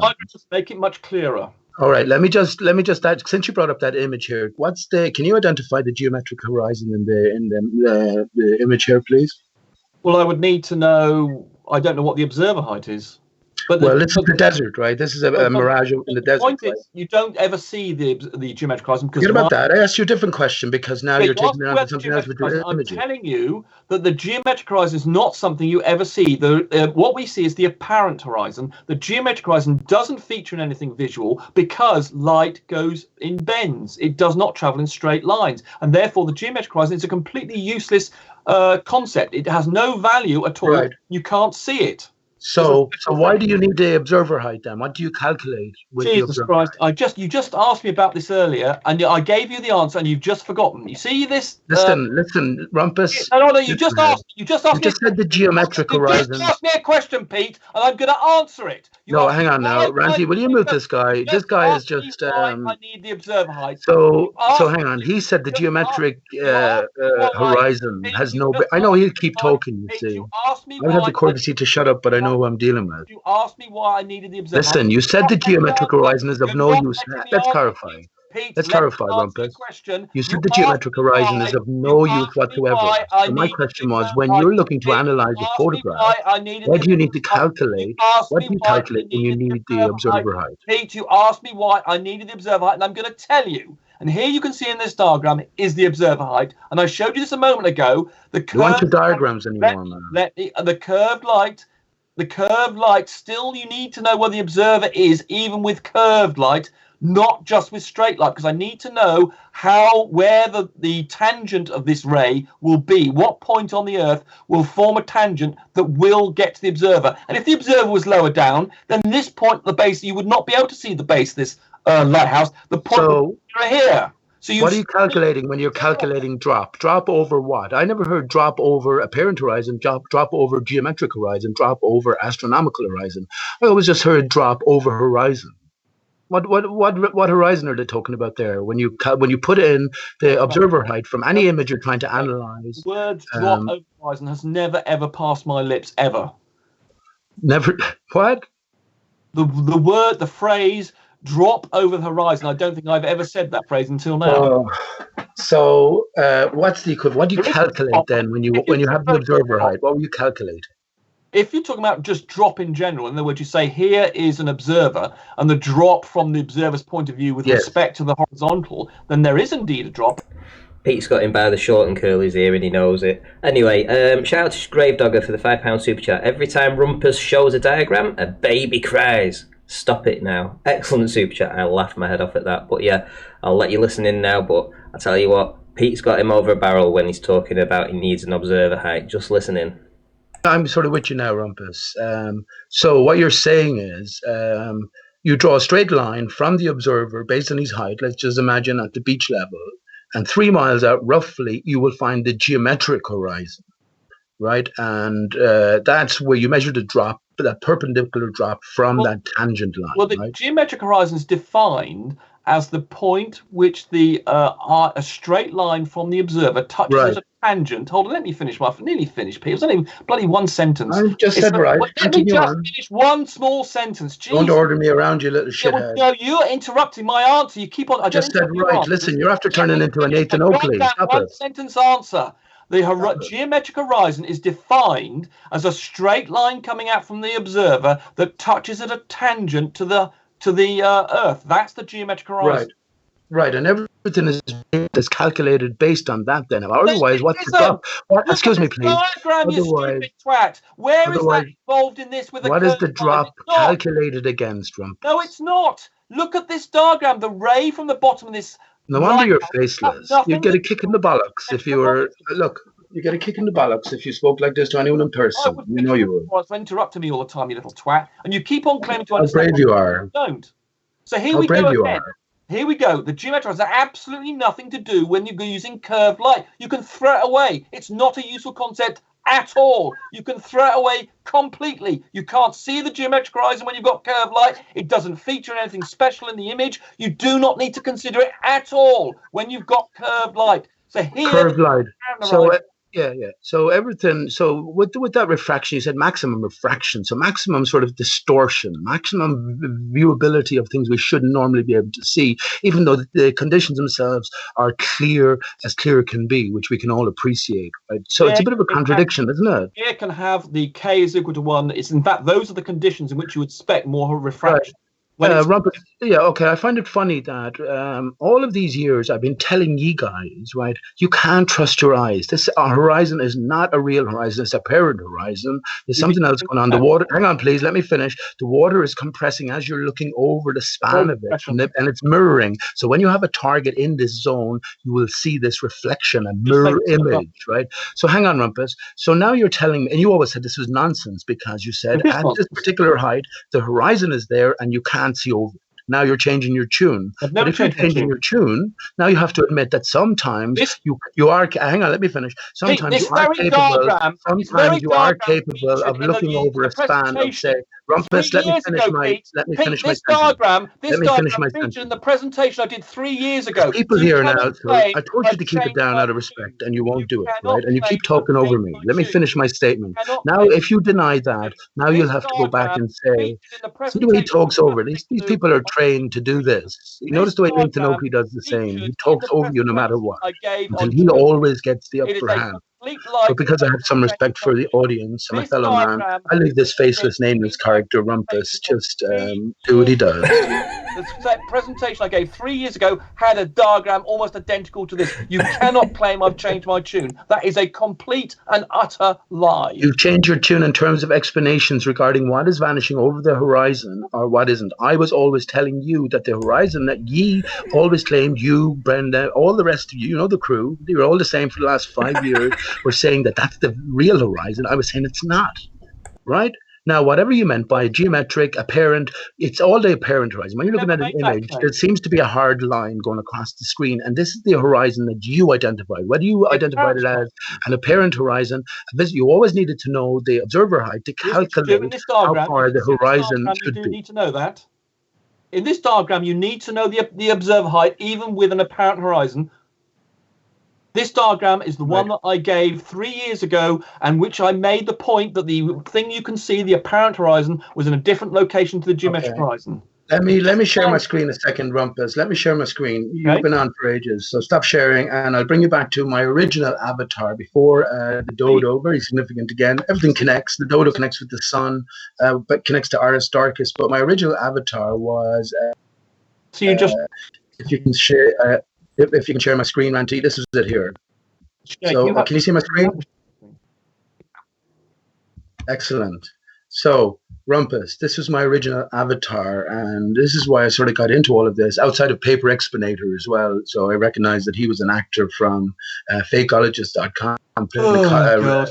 Get to the point, Pete. Stop messing about with Paper Explanator. So actually, Rumpus, this is a good example. So let's talk about my image for a few moments, right? So here we are at sunset at eye level. You're right? Looking at. You're breaking up. Okay. Oh, you're backing out. Okay, so here we are, just a general image of sunset, and anyone who's heard of the green flash as well. Maybe, I don't think anyone has worked in it. I haven't even worked in it myself, but it's going to be a fantastic flat earth proof, and I'm sure you've heard of the green flash at sunset, Rumpus, and I'd like to hear your explanation possibly, but I haven't developed that yet. Anyway, with this picture, at eye level, right, at the beach, tell me what's going on, Rumpus. What's going on? Calm waters. Just assume perfectly calm waters. The tide is just on the turn. So I can zoom in anywhere you like. How do we calculate exactly what's going on here? Is there not a fixed mathematical geometry to all of this, that our world and what we see can be perfectly described? Math is reality, after all. So how would we go about calculating anything here? If I was to ask you where the horizon is, I think we'd all agree that the fixed dark line here seems to be the horizon. But that only seems to be, and now you seem to agree with me that it is only appearance. So, what do you want to say? Where's the horizon here? Well, it's because you've got an inferior mirage in that particular circumstance. That means that the temperature of the water, the temperature of the air near the water is greater than the temperature and above it. That means it's less dense. That means that light bends in the opposite direction to what it normally does, and that's the cause of inferior mirages. And so what that does is it can shift the apparent horizon. What you're asking me is where the geometric horizon. Well, hang on, let me clarify, Rumpus. So if this is a k equal to 1, let's just no, it's not. This is not a k is equal to 1. Hang on for a second, just for a second. Let's imagine this is a k equal to 1. Well, it's not. But I'm just saying, let's imagine for a second, you've only seen this picture for the first time, so please stop being so dogmatic about things. Well, the reason I know it's not, I can tell you why I know it's not. Well, let me just say it first of all. If it was, and you'll agree that if it's not, then there are other pictures that surely have to be k equal to 1. So if it was, or coming close to k equal to 1, surely then we're seeing all the way along the water. So how would we identify the true horizon once we understand that this big black line here is not the real horizon? How do we do that? When you say the real horizon, you mean the geometric horizon. In other words, if we were to switch refraction off, where would the horizon appear to be? That's where the geometric horizon is. Right. Now, I know that this is not k is equal to 1 refraction, because you cannot have inferior mirages when you have k is equal to 1. And we can clearly see there is an inferior mirage here, and therefore I know this is more like standard conditions. In other words, the refraction is... So, just hang on, please. So you like interrupting me, are you saying that you say that the black swan image features... No, you've got your point across. Let's have a give and take. Well, remember, it's my example, and I'll need clarifying more so you have a little bit of respect. I mean, you're getting more time to speak now than anything. How long do you speak on Nathan Oakley's? My answer. Yeah, but hang on, have a bit of humility. How long did you get to speak? Everybody knows you're a fucking liar, man. Everyone knows why you're faceless. Okay, so let's get things back on track. Let's get things back on track. Okay. Right. So let's carry on with where you were going here. Perfect, This is perfect, Ranty. Right. So in the Black Swan image, Rumpus claims that k is equal to 1. So we have that vast level of refraction, and we can see all the way along the water over 10 miles. Now, even when we get to the horizon on the Black Swan image, is it something similar here? It's all banded up. No, or is it a distinct line? Is that a real horizon then, Rumpus? No, every horizon you see is an apparent horizon. That's the Right. definition of apparent. So it's a visual thing. And when light bends, it always means it's different to the geometric horizon, because the geometric horizon is what you would see if light was going in a straight line. Now, I know this is not k is equal to 1 here, because as I told you, you don't happen to know this. But if you have k is equal to 1, you'll notice that there is no inferior mirage in the black swan image, because they are incompatible. Let me finish my answer. I've only got one more sentence to go. You cannot have inferior mirages when you have this very long ability to see very far away. And in this black swan image, we can, therefore, and there are no inferior mirages in it. We have an inferior mirage here, and therefore we do not have k is equal to 1. Thank you, Rumpus. And I've been saying it from the very, very start. It's all about contrast, right? So if, for instance, it was sunset with that black swan image, then you'd have contrast, and then you'd see the mirroring layer, because, you would have that contrast to reflect against. Otherwise, when that contrast isn't there, the mirroring layer itself is still there, but it's just reflecting the sky in the background. This makes sense when we think about, you're just after admitting that you can see over 10 miles in the black swan image, right? So when we think about if it's possible to see much further than 10 miles, maybe to the real horizon, remember, there is a ground and a sky, so there is a divide. This all comes back to what really is, I guess, and of course, what you tell us, we've all left behind, right, that we live in a ball. So every explanation you have to give has to be in relation to that. You can't extend your mind even to an honest opinion following a certain train of thought like we are now. I'm getting you to admit that it's possible that we're looking all the way along the water, and if due to perspective you break down the image, how should you expect the water in the far distance to behave, first of all, to your eye, and then according to any sort of reflection or mirrored image? And that's what it is. You call it a mirage, inferior mirage. So does Ranti. It's an inferior underneath mirror image. And the water is doing the mirroring. If we look at for the mirroring line here, I know this image isn't the best quality, but we can find it. And this mirroring line goes all the way across. This is what's called the astronomical horizon. You can't see anything between that mirroring line and, well, which is not so clear as the apparent horizon here, but that might be a span, that couple of millimeters there might be a span of possibly, I've said this so many times, possibly hundreds of miles. Who knows how far you could see with the possibility. It's all about contrast and the apparent size and all of this, but understanding primarily that we're looking into the distance over a great expanse and span. And you must stop it there, Rumpus, and say that every image we are viewing and dissecting has to behave in accordance with the geometric horizon on a sphere. Now, if there is other factors involved, like refraction, mirror imaging, I'm finished now. I'm finished. Talks about the geometric horizon involved, then you can incorporate them, but it's all based on the geometric horizon. We talk about the geometric horizon. I've told you about 20 times I've said in this particular hangout about 20 times that no glober talks about the geometric horizon. We only talk about the apparent horizon, because the geometric horizon is only relevant when light travels in straight lines, and light doesn't travel in straight lines in the atmosphere. Now, if I have another image on screen now, I didn't even, these are just things I picked up, or just looking for my original avatar, and I saw these pictures of the sun. But here we have a boat.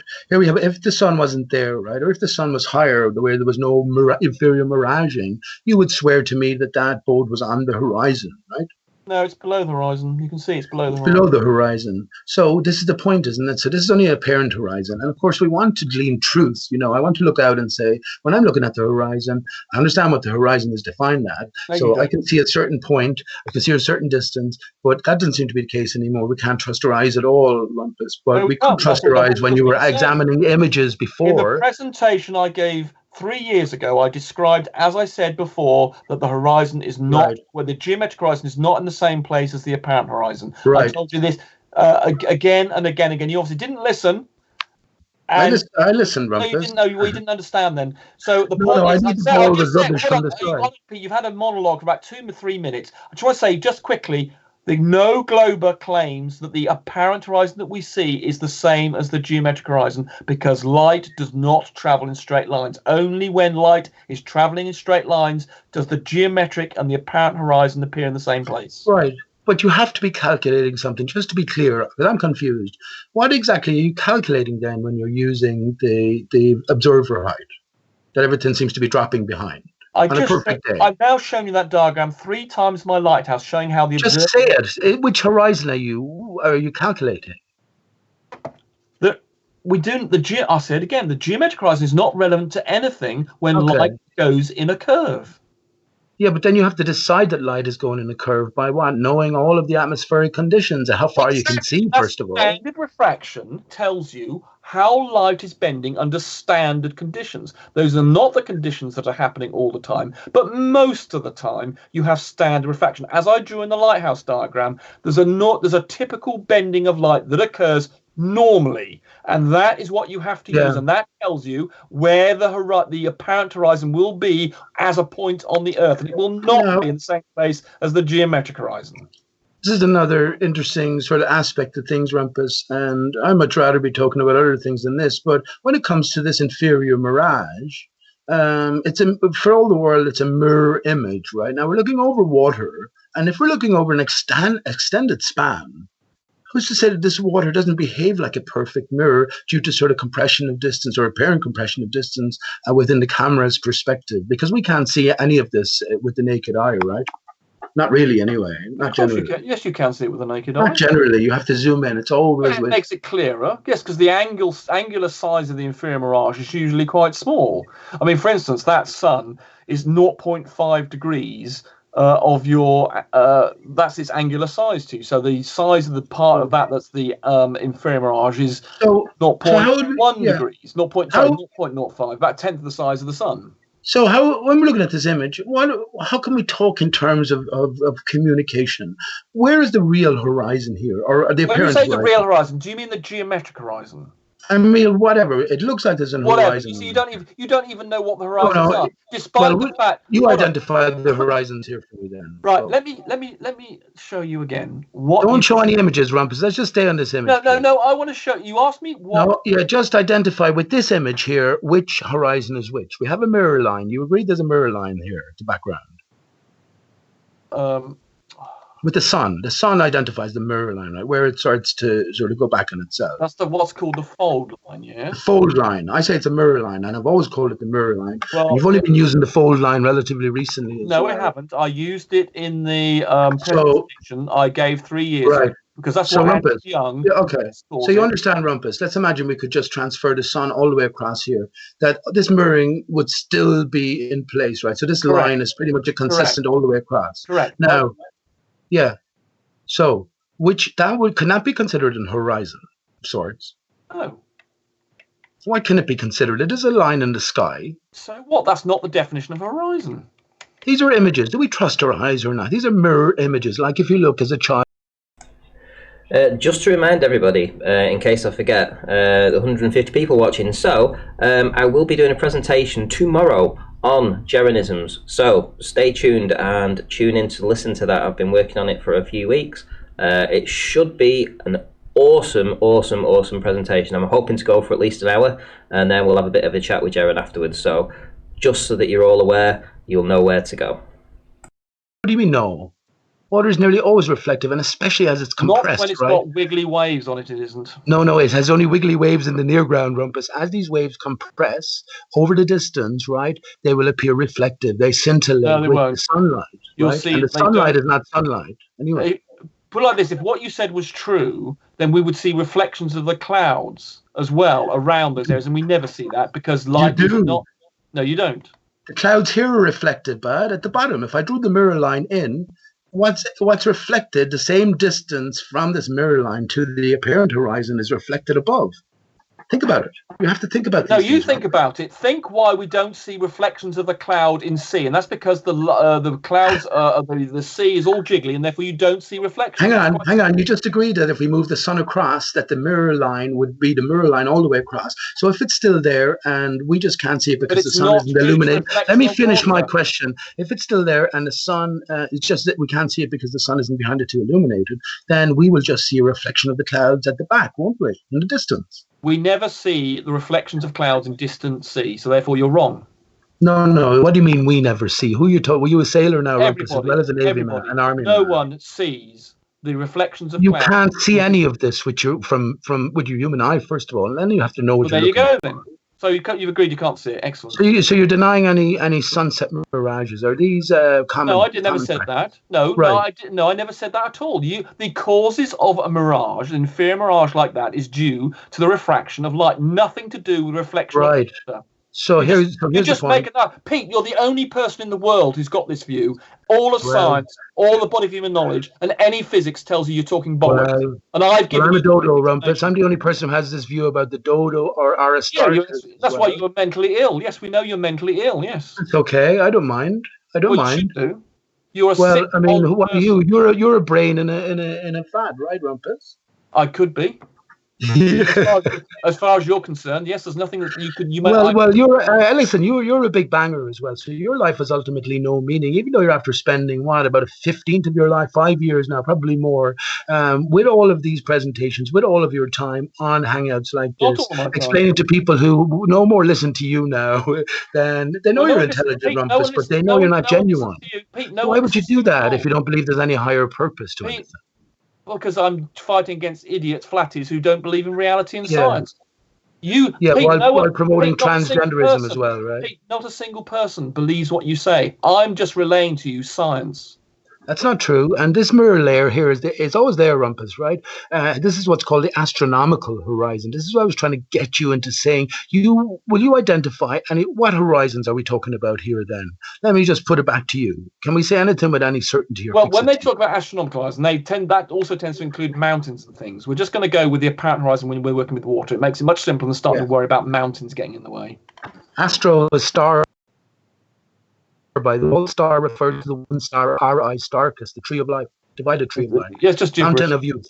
Right, so here we go. I'm just showing this inferior mirage. Aristarchus was the originator of the heliocentric model. You're talking gibberish. Pete, you're sick in the head. But tell me how many horizons we have here then. Right, so for instance, here we have my inferior mirage I'm sharing now. And here we have what would appear to be the horizon, but in fact, probably when you said there's the geometrical. I didn't ask you about your own image. I asked you about my image. Well, okay, it's the same. The rules follow exactly the same. Just tell me about my image here. Come on. Well, I'm showing you my image does exactly the same thing. But I asked you about my image. Yeah, and my image does exactly the same thing, and I can just tell me how many horizons have we got here? Just point them out to me. Well, you can't see the geometric horizon. You can only see the apparent one. So there's only one. Right, which is here, right? I can't see. I'm sharing now. Just one thing. How do you know you're not seeing the geometric horizon? What gives you that calculation? Well, we know that light bends, and we know that the one place of the horizon is where the geometric horizon is. Look at this man on the boat here, Rumpus. This is hardly horizon. Look at how all of these distortions here. We're sharing my screen at the moment, Pete. Well, why are we sharing your screen? Can you go back to sharing my screen, please? Well, because you've made. Because I asked you a question, and you're going to answer it. You said about how many horizons are on my image. I don't care about your image. There is. Well, if we were to switch off the refraction, then you would be able to see the geometric, but you can't see the geometric horizon because the only thing you can see is what light does, and so light is the horizon is defined as where the sky meets the surface. If that is defined as the horizon, so where you perceive that's happening is where the apparent horizon is, and that's dependent on how curvy the light is. How curvy the light? So there's no fixity to any of this. So there's no rotundity that you can put your finger on regarding the ball earth. Even in perfect conditions, you can't say that this is the beginning of the horizon, where the tangent line meets the curvature, and you can't. Everything beyond that then is dropping down. You can't say that with any certainty. I tried to help Pete there by jumping in, but he completely ignored it. But there we go. A reflection. So, for instance, I've got a little quiz actually in I saw it. Give the answer out. I saw it. Let me just say, give me my own interpretation here, just for the sake of clarity. This is an apparent horizon. Beyond a certain point and a certain angle, acuteness of viewing angle. There's a few things that come into play with this mirrored water layer. Acuteness of viewing angle, camera zoom, lighting conditions, water conditions as well, and atmospheric conditions, weather conditions. So Rumpus would have explained, and please don't interrupt Rumpus, beforehand Rumpus would have said, well, this is the actual horizon, and let's say at observer height 6 feet, this would be calculated at being 3 miles away, and Rumpus would have this horizon coincide with the boat here. So the boat is on the horizon as it looks to be fairly level. So yeah, I say no, this is not the case, and I've said it to Rumpus and his kind for years and years, and everyone else as well. This is only an apparent horizon. Beyond a certain distance, with the ever acuteness of angle, as we're looking over an extended span, the water appears to sort of compress, and it's only when you have contrast will this water compress manifesting as a mirror water layer show up. And this is where we have this mirroring aspect with the sun here. So everything from, let's say, this horizon line, if you want to go back in 3 dimensions, to this mirror line, this is a mirroring layer. And if something is inside here, say, imagine it's just way back and it isn't of sufficient contrast, it will disappear into this mirrored layer. But it's only when something is of sufficient contrast that it will emerge from this mirror layer. And when it's half emerged, then you will notice all of the mirroring beneath it. So the inferior mirage, as it's called. And we have to remember that to our perspective, it will appear like a local mirror, even though in actuality, we could be looking along many, many miles of water could be compressed if we're looking over a flat plane. And this is where the green flash finally is going to be a perfect, I don't mind throwing these things out so other people can have a think about them. I'm not too bothered at this stage. It's a perfect flat earth proof, and it will be when I develop it a little bit more. But that's my explanation. And yeah, just to say again, this mirror line goes all the way along. This is why this horizon is not a fixed horizon. It's all ragged and jugged. No, you're going back in distance, and the more you go back, the more it appears to compress. And it's a perfect example. Water is reflective. Hold on, which image are you talking about, Right. Pete? Are you talking about your image? Your image. So that's your image with the boat, because the Rumpus is sharing his screen, that's all. Yeah, the little bollocks. After I told him, and he was going to point out the horizon. So here we go. Here is the Isle of Man, and here you can see an inferior mirage below the. I told you, he's just a distractor, and the image I had there, as I was explaining it. Pete, you've had the image I had there, you had your own image up. I asked you to take down your image. Yeah, well, we knew what you were talking about. You're a little shit. Who gives you any rights here? Here we have. Why are you giving this fellow rights? Here we have an inferior mirage. I can't control him sharing his screen. If you want to knock him off screen share, you've got to share your own screen. So I did. No, I meant now that he's resharing. If you want to present your thing and have it being displayed, you have to now reshare your screen. All right, don't knock me off this time, Rumpus. Well, just you've had 3-minute monologue, and I. No, you would knock my picture off. You moved my picture off screen, and that's what I wanted you to point out to everybody who's listening the different horizons there. And I went through my explanation. The real horizon, the furthest horizon we can see, is the mirror line here. And because you had my image off screen, people couldn't relate the words to the image, which would have been more clear. I think you did that on purpose, you little bollocks. Anyway, I'm done. Right, so I was just going to say, Pete keeps on talking about the different horizons, and I just thought he doesn't seem to understand the difference in geometric. You're educated to do it. He doesn't seem to understand that there is a geometric. Must get $100,000 a year. So here we go. This is a part of the Isle of Man. Here, this part of it is an inferior mirage, which I can demonstrate elsewhere. And then I was asking in this quiz, where do you think the actual geometric horizon, in other words, if we were to switch off refraction, where would this water line appear? And there were 1 of 7 positions. I haven't given an answer, but that is, so the geometric horizon is not something that you can see. It's only something that's sort of hiding there, and it's not relevant to any image at all. So we cannot talk about the geometric horizon. You have an option. You have an option that isn't included there, Rumpus, and that's behind the island. Now that might be geographically located for a setting sun, but let's say it was, for instance, then beyond the island, a new horizon would present itself. No, this is just a position on screen. In other words, Pete, all it's saying is, where would this horizon, where the sea meets the sky, where would that appear if I were to switch off refraction? And there's a particular position here that I can tell you, because I've done the calculations. I know where that will go, because I have to know the temperature conditions on that day and what will happen to it. But hang on, what's the horizon then? We've had a 5-minute monologue. So what's the horizon there? What's the horizon then, where the water meets the land? Yes, so the horizon is defined. The apparent horizon, sometimes called the astronomical horizon, is where you see the horizon. That's the visual thing, because the only thing you can see is what light is communicating to you. But we can say, well, if you were to switch off light, if you were to switch off the refraction of light, where would the geometric horizon appear? And you can see there's nothing to indicate where the geometric horizon would be in the image, because the geometric horizon has no value when you're dealing with light that is bent, refracted. And so but you can calculate where it is in this image because I happen to know how much this is all being refracted. But it has no value. The geometric horizon is not something you can see, so you don't need to worry about it in looking at an image. You just have the astronomical horizon. And of course, in this position, it is moved around with the reflector. The inferior mirage does move what you see with respect to the geometric horizon. And as I said 3 years ago, all this stuff is loomed up. If you were to switch it, all of this is loomed up. That does depend also though how close you are and the temperature conditions. In fact, sometimes it can be loomed up. When you've got certain temperature conditions, it can actually go down as well as that. So okay, so you explained, not to dwell on this, right? Again, you're trigger happy to get your own images. The first thing I asked you was to put your images away, but you can't do it, right? Anyway, so the geometric horizon doesn't come into it.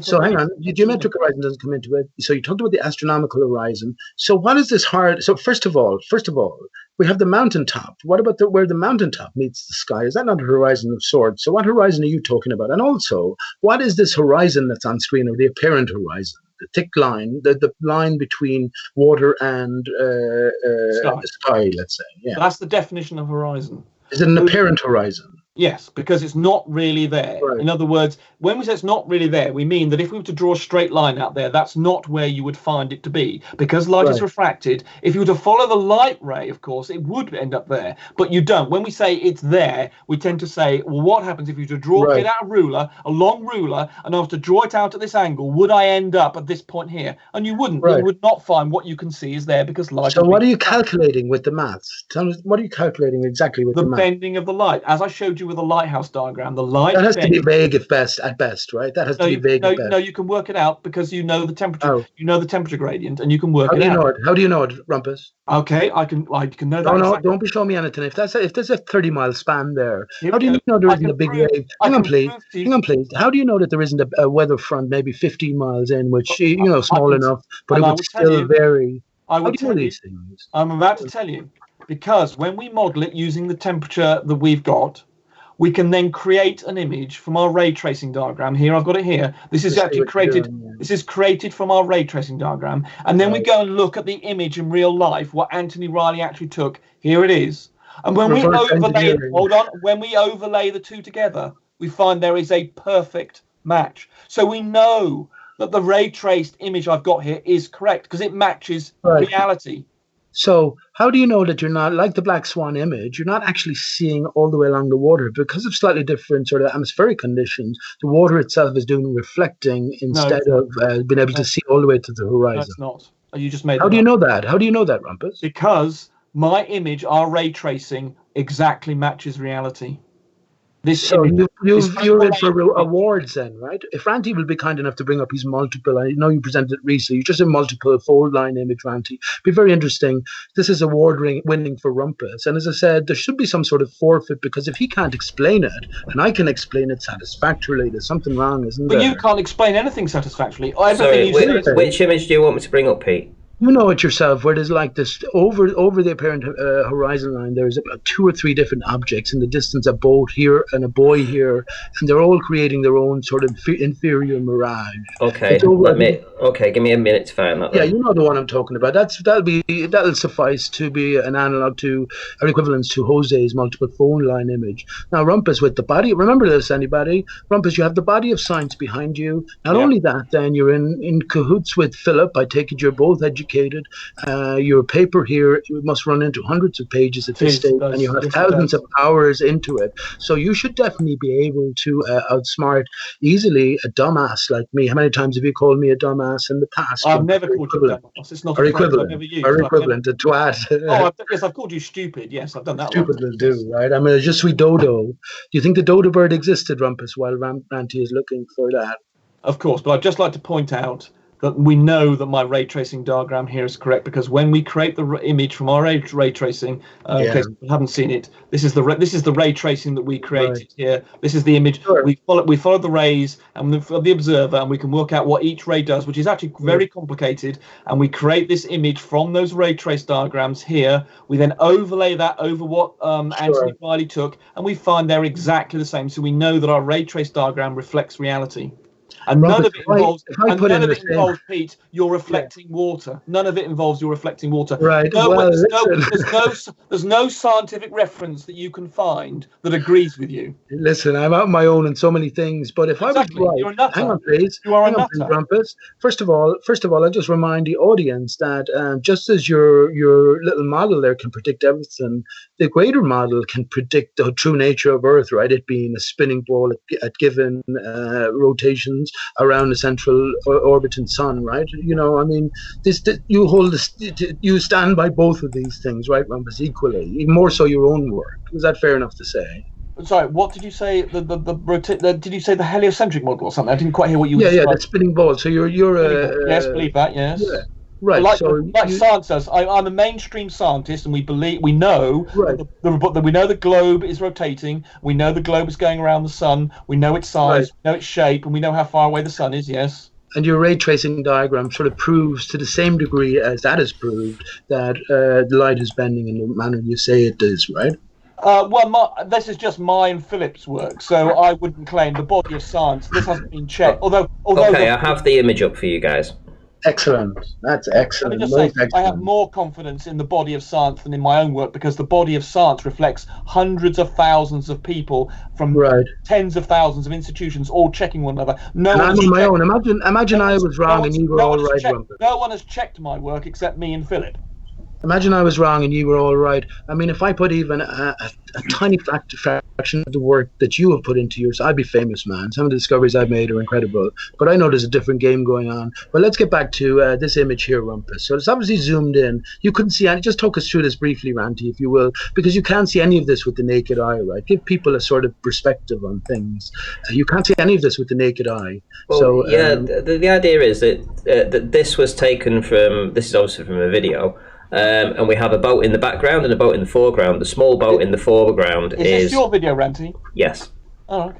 So the boat in the foreground is the boat in the. In fact, there's a whole video of this, and that boat, and this completely crushes your idea about the inferior mirage being the cause of the light bending down, because I have half of the boat hidden to an inferior mirage when there should have been no Earth curve between myself and it at any point in the video. At any point, there should have been no blockage. There should have been no blockage.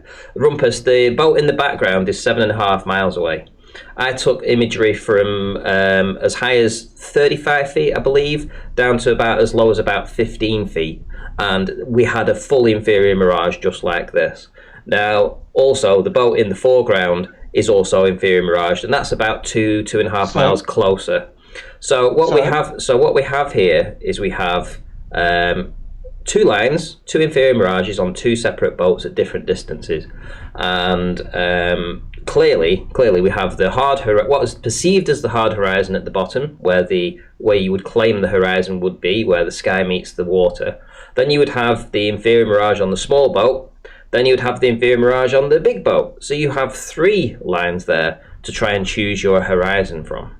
Yeah, and this is the reason. Well, I'll explain it. The reason here is, as with the Jose example, you've got different refractive conditions in different places and at different distances, usually over water. You have, for instance, in the Isle of Man thing that Anthony did, you didn't have a great deal of sunshine, and the conditions between Anthony and the island were obviously uniform. Here we clearly have non-uniform conditions. So as we go further away. How do you know they're uniform? How do you know they were uniform? Can I just finish my sentence, Pete, and you can come in? So, for instance, you could have a block of warm air or cold air or something, or cold or hot. Warm. That's what I said to him. So, and things like superior mirage, superior mirages, for instance, show that you can get blocks of warm or cold air coming in, and that's what causes superior mirage. So you don't have uniformity, and you've got another example here. But Rumpus, you used to always push like one number can model the entire block, one value, right? Yes, pushing that. Most of the time, yes, but I accept that there are occasions when it doesn't work. I cut Ranty off because I knew he was going to say that. Mind of God, let's not just go away from this so quickly, because now, Rumpus, so you're saying you can't explain this really, or you're putting it down to what you said wasn't present. You could assume around with the Isle of Man images. Remember, the Isle of Man images were many miles, wasn't it? 20, 25 miles. So you don't know what was happening at the 7 mile region. The only reason you know what's happening at the 7 mile region here is because you you can see the contrast, the mirroring. So now you have to explain the different mirroring in terms of, well, your reality, which is, of course, utter fantasy. I'll offer my explanation if you're done, or do you want to say more? Gibberish. Yeah, but you're gibberish. You want to say more? I'll explain it but the point perfectly is, to Ranty, to everyone else. I know that my model of the Isle of Man that Anthony took is correct because it generates exactly the same images. Now here, I presume that, I don't know, Ranty, was this taken from being very low, or what height were you with this? About 15 feet at this point. Yeah. Right. Okay. That's unusual. Right. So in other words, we obviously have a block of warm air or cold air or cold or warm water is mixing here with some other less air or something of a different temperature, which we know must happen when you have a cold or warm front. You get different temperatures of air very close to one another. And superior mirage, as I say. Hold on, let me finish. Let me finish there. Superior mirages show that you can have blocks of or layers of warm or cold air in different places, and that's clearly what's happening here. And I would accept my ray tracer would have great trouble in modelling that. Okay, so go back to Randy's image a second, please. Yeah, this is from the video. So already on this, you can see the small boat has moved along a little bit further, but can you see it's relatively close to the horizon? And way in the distance, the mountain is much higher. The arch back on that is way up here. And yeah, this is throughout the entire video. We have lots of different stuff. So can you go back to that? Just the image. Just the image, yeah. Okay. Yeah, no just problem. as my comment anyway, at least. Yeah, it's very interesting. Yeah, there you go. Yes. Let me tell you what's going on now, Rumpus. So you've given your explanation, body of science behind you, your own work with Philip, groundbreaking. Like if it's proven to be so, your model predicts reality perfectly. So it has to be so. If there's no work out there that it's built upon, right? But anyway, it's built on scientific papers. Let's just think back to the black swan image. Now we can also get Randy to testify down as on a different day with slightly different conditions. As you got lower, Randy, you saw almost shore to shore, and none of this mirroring was in play, right? So if we think of everything beyond what appears to be the apparent horizon, everything beyond that as a mirror, just think of it as literally a mirror, right? You're just making stuff up, Pete. Hang on, please. Hang on, Rumpus. This is my explanation, because what's happening is the water is compressed. We're actually seeing all the way into the distance, and each target itself will set up a local horizon. So let's imagine you couldn't see anything in the distance outside of the white boat. You would identify then the horizon or the mirror line as this here and say this is the ultimate horizon. Well, this is not the case, right? It's only when there's objects of sufficient contrast in the backdrop that you will get this mirroring. And as if is that the lighthouse on the right, whatever that thing is on the right, another boat maybe. No, it's all one boat. There's a boat in the background which is about 100 feet tall. The boat in the foreground is around about 30 feet at most. Right. Well, the point is, right, if we have to sort of get the scale into like the black swan image, we can understand that we're seeing much more than 10 miles all the way along the water to the target. If the target is sufficient contrast, then it will stick out. So what that tells us is we are looking all the way along the water. The water compresses, water is reflective, right? All of those little waves that seem big in the near ground will diminish in the background due to this scaled perspective, and each target will set up its own reflective image. And the most important thing here is to look at the mirror layer behaving like a local mirror. This is what it is. So that reflection that you can see, all the objects reflecting or the aspects of the object reflecting, in reality, that could span like 2 miles or something, but to you, that's what it looks like. A lamppost across the river. It'll come almost to your feet. And if you were to measure the reflection, well, it'd be many, many, many, many times bigger than the lamppost itself. So that's my explanation, Rumpus. And I can expand it a bit more, but I'll leave it there. I think it's pretty clear. Yeah, it's clear you're talking gibberish. Yeah. Well, where else have you seen mirroring? You're going to say it's something in the air, and I pressed you this before. Air is 90% or 70% nitrogen.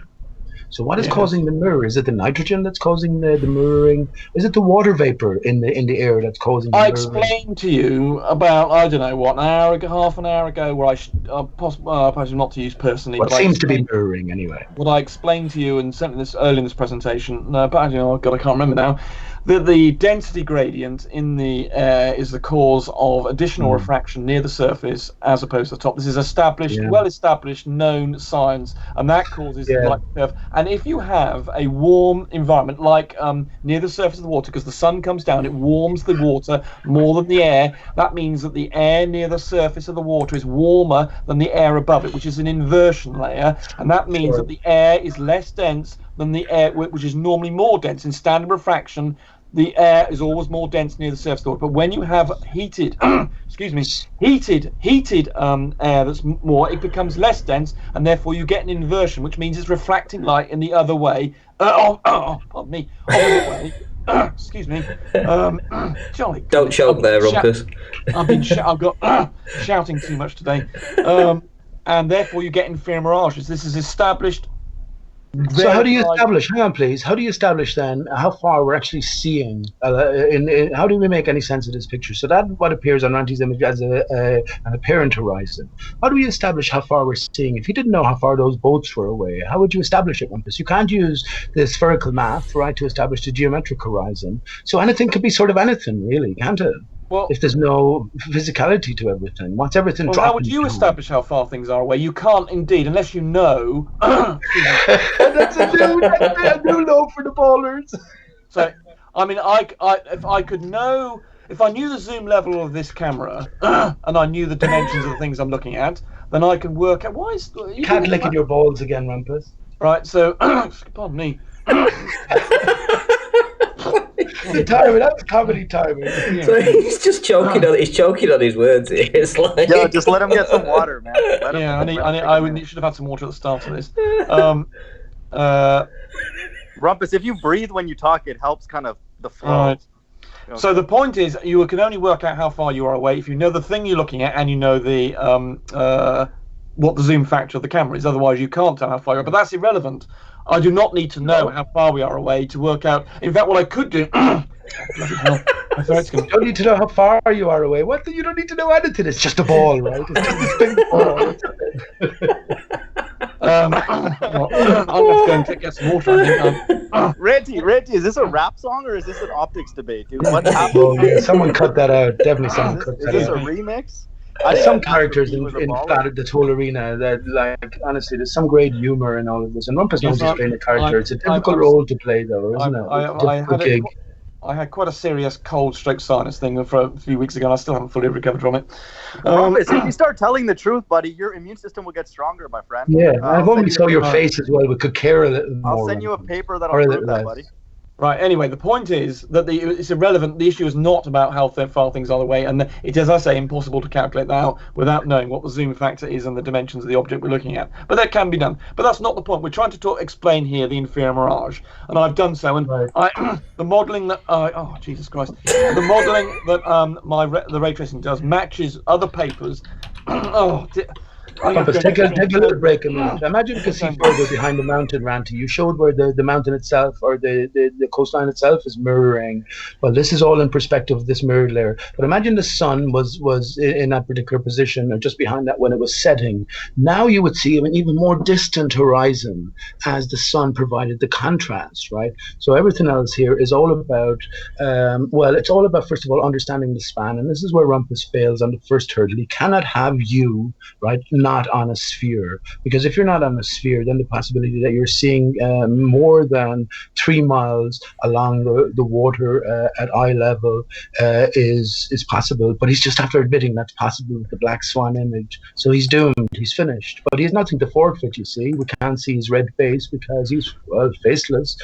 We've no name to go on. Well, only the Rumpus, and of course the Rumpus is a disturbance, and there you go. But wait, his explanation for the elevated fold lines is local to those objects. That's what his claim is. That's why it's happening at different. Yeah, there's different bands of hot and cold air. Oh no, that's not gonna work, man. No, it's not. My explanation is perfect, and it's what's happening. We can all relate as children to a reflection in puddles. Imagine backing off from a puddle and looking at a target in the distance, how it would change. Eventually, once you got to an acuteness of angle, the puddle wouldn't reflect at all. Now you just have to magnify the size of the puddle and see what you see. It's like the Oblivion salt flats. But it's the water that's reflecting primarily. Those objects that are further away, we always see that they have a higher fold line, so that it can't be right. No, that doesn't. No, that does not usually happen. No, but are you sure? Are we defeated in 5 minutes, friends? That's Piche just defeated Rumpus, the body of science, and everything before in 5 minutes, friends. Rumpus is still working on his final piece. But wait, let's hold him to that, Rumpus. Are you sure? You think that even the furthest object may not necessarily have a higher fold line in some instances? instances? Right. You sure? Normally, when you have uniform conditions, the fold line is in the same place for everything. But when you have non-uniform conditions, such as when you have a superior mirage, or in the examples that Rant is showing us now, where you've got some block of warmer or cold air coming in, and so it's not uniform across it, then you do get different refractive conditions, and then the fold line changes depending on how far. So you should be able to see an object in the foreground have a higher fold line than one in the back, right? No, normally. No, I'm not saying normally, but you're saying that you're open to that possibility because you're saying they're local distortions. Yes, obviously. I mean, You overdo it, remember as well. Rumpus, Randy, man. you could make out any of this with the naked eye. And we have to remember this. This is very important. You know? Right, so normally, you do have the fold line is in the same position. But you can, obviously, as we know, you get banks of warm air. I mean, anybody knows anything about meteorology knows you get warm air, banks of it coming in, and this is what we're doing. Fucking water that's reflecting, Rumpus. It's obvious. That's just something you've made up, Pete. Listen, look at it. Look at it. As you move, as you zoom in, you're looking over more and more distance of water. It's compressing into. Look at that millimeter below the mirror line here. Yeah, it's compressing into that, and it could be a distance of 2 miles. So water is reflective at every level. Look at the sun as it reflects on the sky and the water as it's passing. There is no reflection. You've heard of the sunspots on lakes, right? No. Tap on. You're denying that water is reflective. I'm denying there's any reflection going on. Okay, so can I ask why is there no inferior mirage on this here? Right, because if you look at my ray tracing diagram, normally what happens is that the hold on guys. Right. I don't know who that is. Stop ringing me. Rumpus, who do you work for, man? The government, or like you work for like a private company? Project software manager for a private company, or for a private company? Yes. Though I must admit, recently. So it's not on a public exchange. No. Just checking. Though my work was interfered with when I broke my bloody shoulder and things.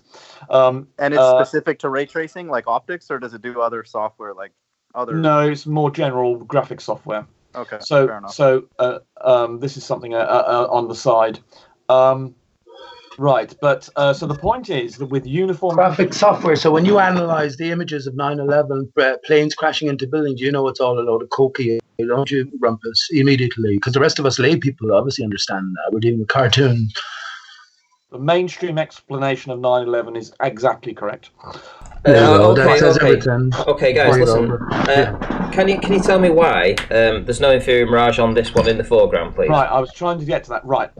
Normally, as I explained to you, that things like inferior mirages are affected more by going over the curve. That exaggerates the effects of refraction.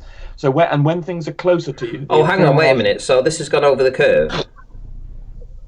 Yeah, how's it calculated with the curve? Right. You see, that's the problem, you see, Rumpus. That's the problem with this right now, because this boat is only 7.5 miles away, and my elevation right now is about 30 feet. So there is no earth curve between myself and this boat. Yeah. I have a direct line of sight to this boat. And this is where this fails for you, Rumpus. Right. And how is he calculated where the curve is, Rumpus? If you said it's gone over the curve. Right. So give me that again. How far you're claiming your health? Hold on. How far are you claiming you away from this boat? This boat is 7.5 miles away. Oh, pardon me. Excuse me. Oh, dear. 7.5 miles, right? Okay. Jesus Christ. Oh, and you claim you say your observer height was what? My observer height. Barton shitting. Yeah, my observer height is at least 30 feet.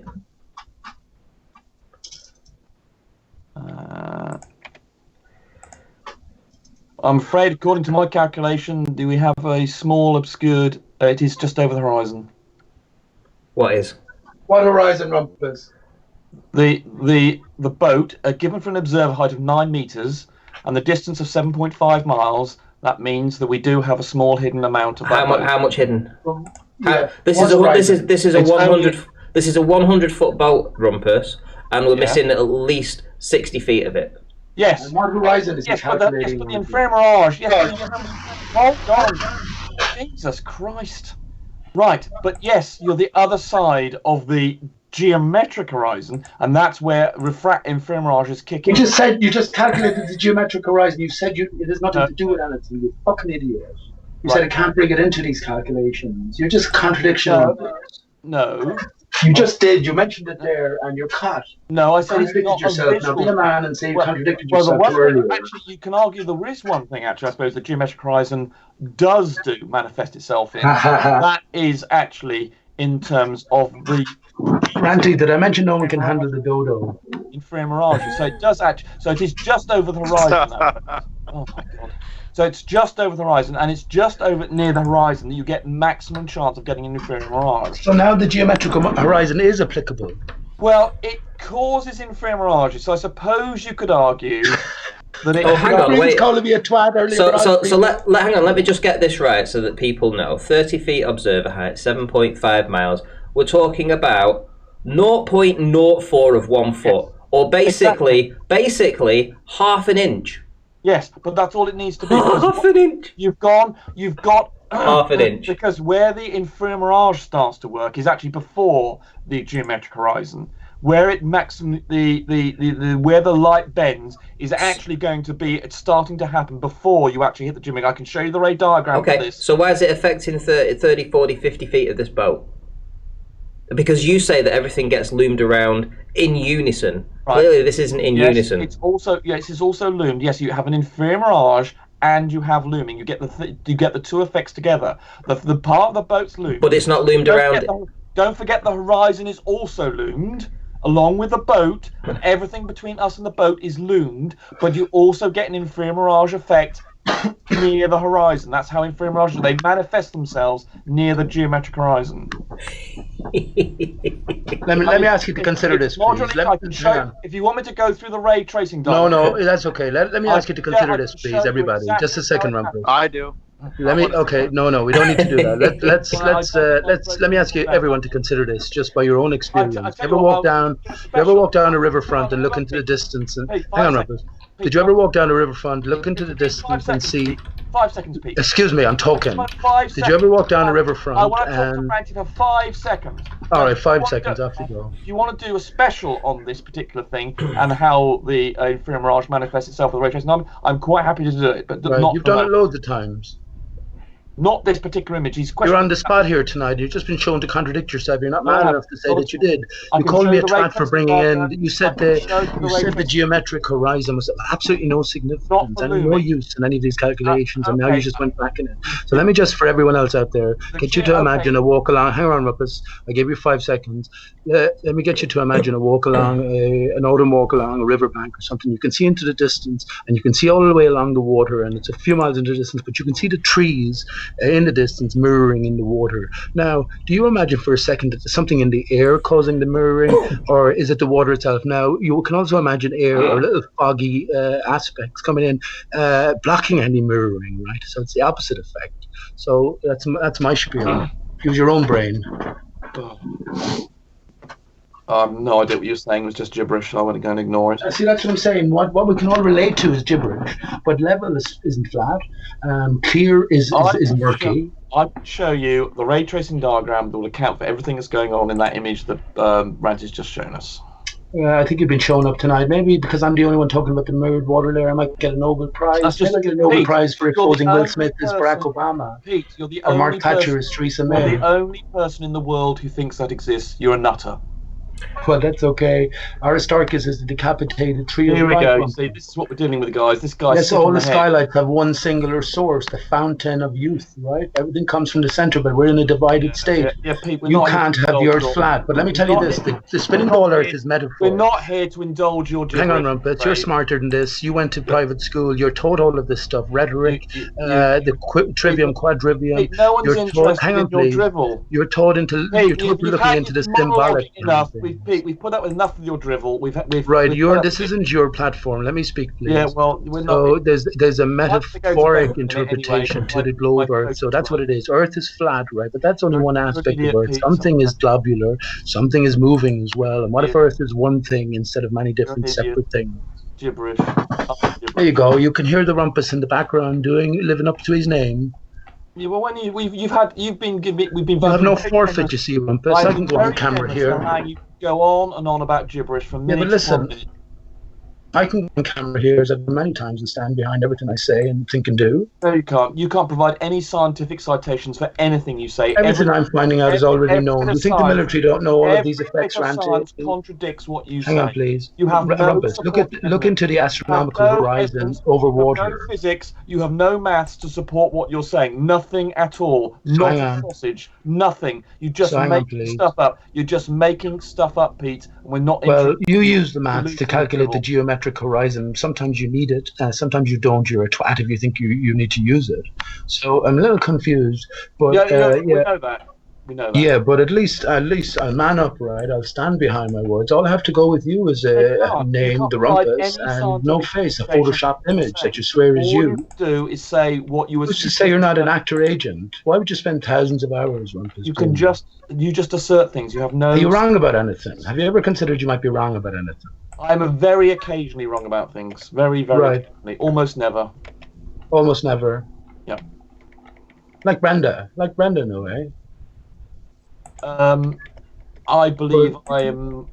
Will you admit, right? You have answers for pretty much the first microsecond after the Big Bang. You can explain everything that happened thereafter. That's a lot of information. Will you admit, though, as a wise man who has pretty much never been wrong, that the more that you think you know, the more you know that you don't know? You'll admit that, will you? Well, we don't even know for sure. The 50% of cosmologists don't believe that the Big Bang actually took place. Who cares what anyone else believes? I must admit, my comment earlier about the geometric horizon, I must admit, Pete has got a tiny point. The geometric horizon, as we call it, the area where light is, although it's refracted, it does interfere with is a cause of the inferior mirage. So you could argue that when you've got an inferior mirage, that is a function of where the geometric horizon is, because that's going to be the area where light is going to be. And how do you calculate that then? By the observer height, right? Even with the curvy light, you still need an observer height. Right. Can you see my screen here, Rumpus? Excellent. Yeah. Perfect example of this mirrored layer. Oh dear. Can you see this screen here? I can. Yeah, So- the inferior mirage. Yeah. So if if nobody told you any calculations on this and just said, "Hey, look at this image. We see a truck down here on the seashore. We see a tower here, and as we come across, we've got more land and things like this." What would you say? Would you say that that's an illusion, Which and one? that this is reality? Because the Earth curve calculator, which I've just checked now from my observer height, says that where this inferior mirage, this split is here, where that inferior mirage is, The fold line. the fold line, that would be where the curvature of the Earth should be from my observer height. That's how much should be missing. Anything below this, which we don't see, is where the Earth curve calculator tells us it won't be. But yet, hold on, is that the without with or not? that's with without refraction. That's with refraction.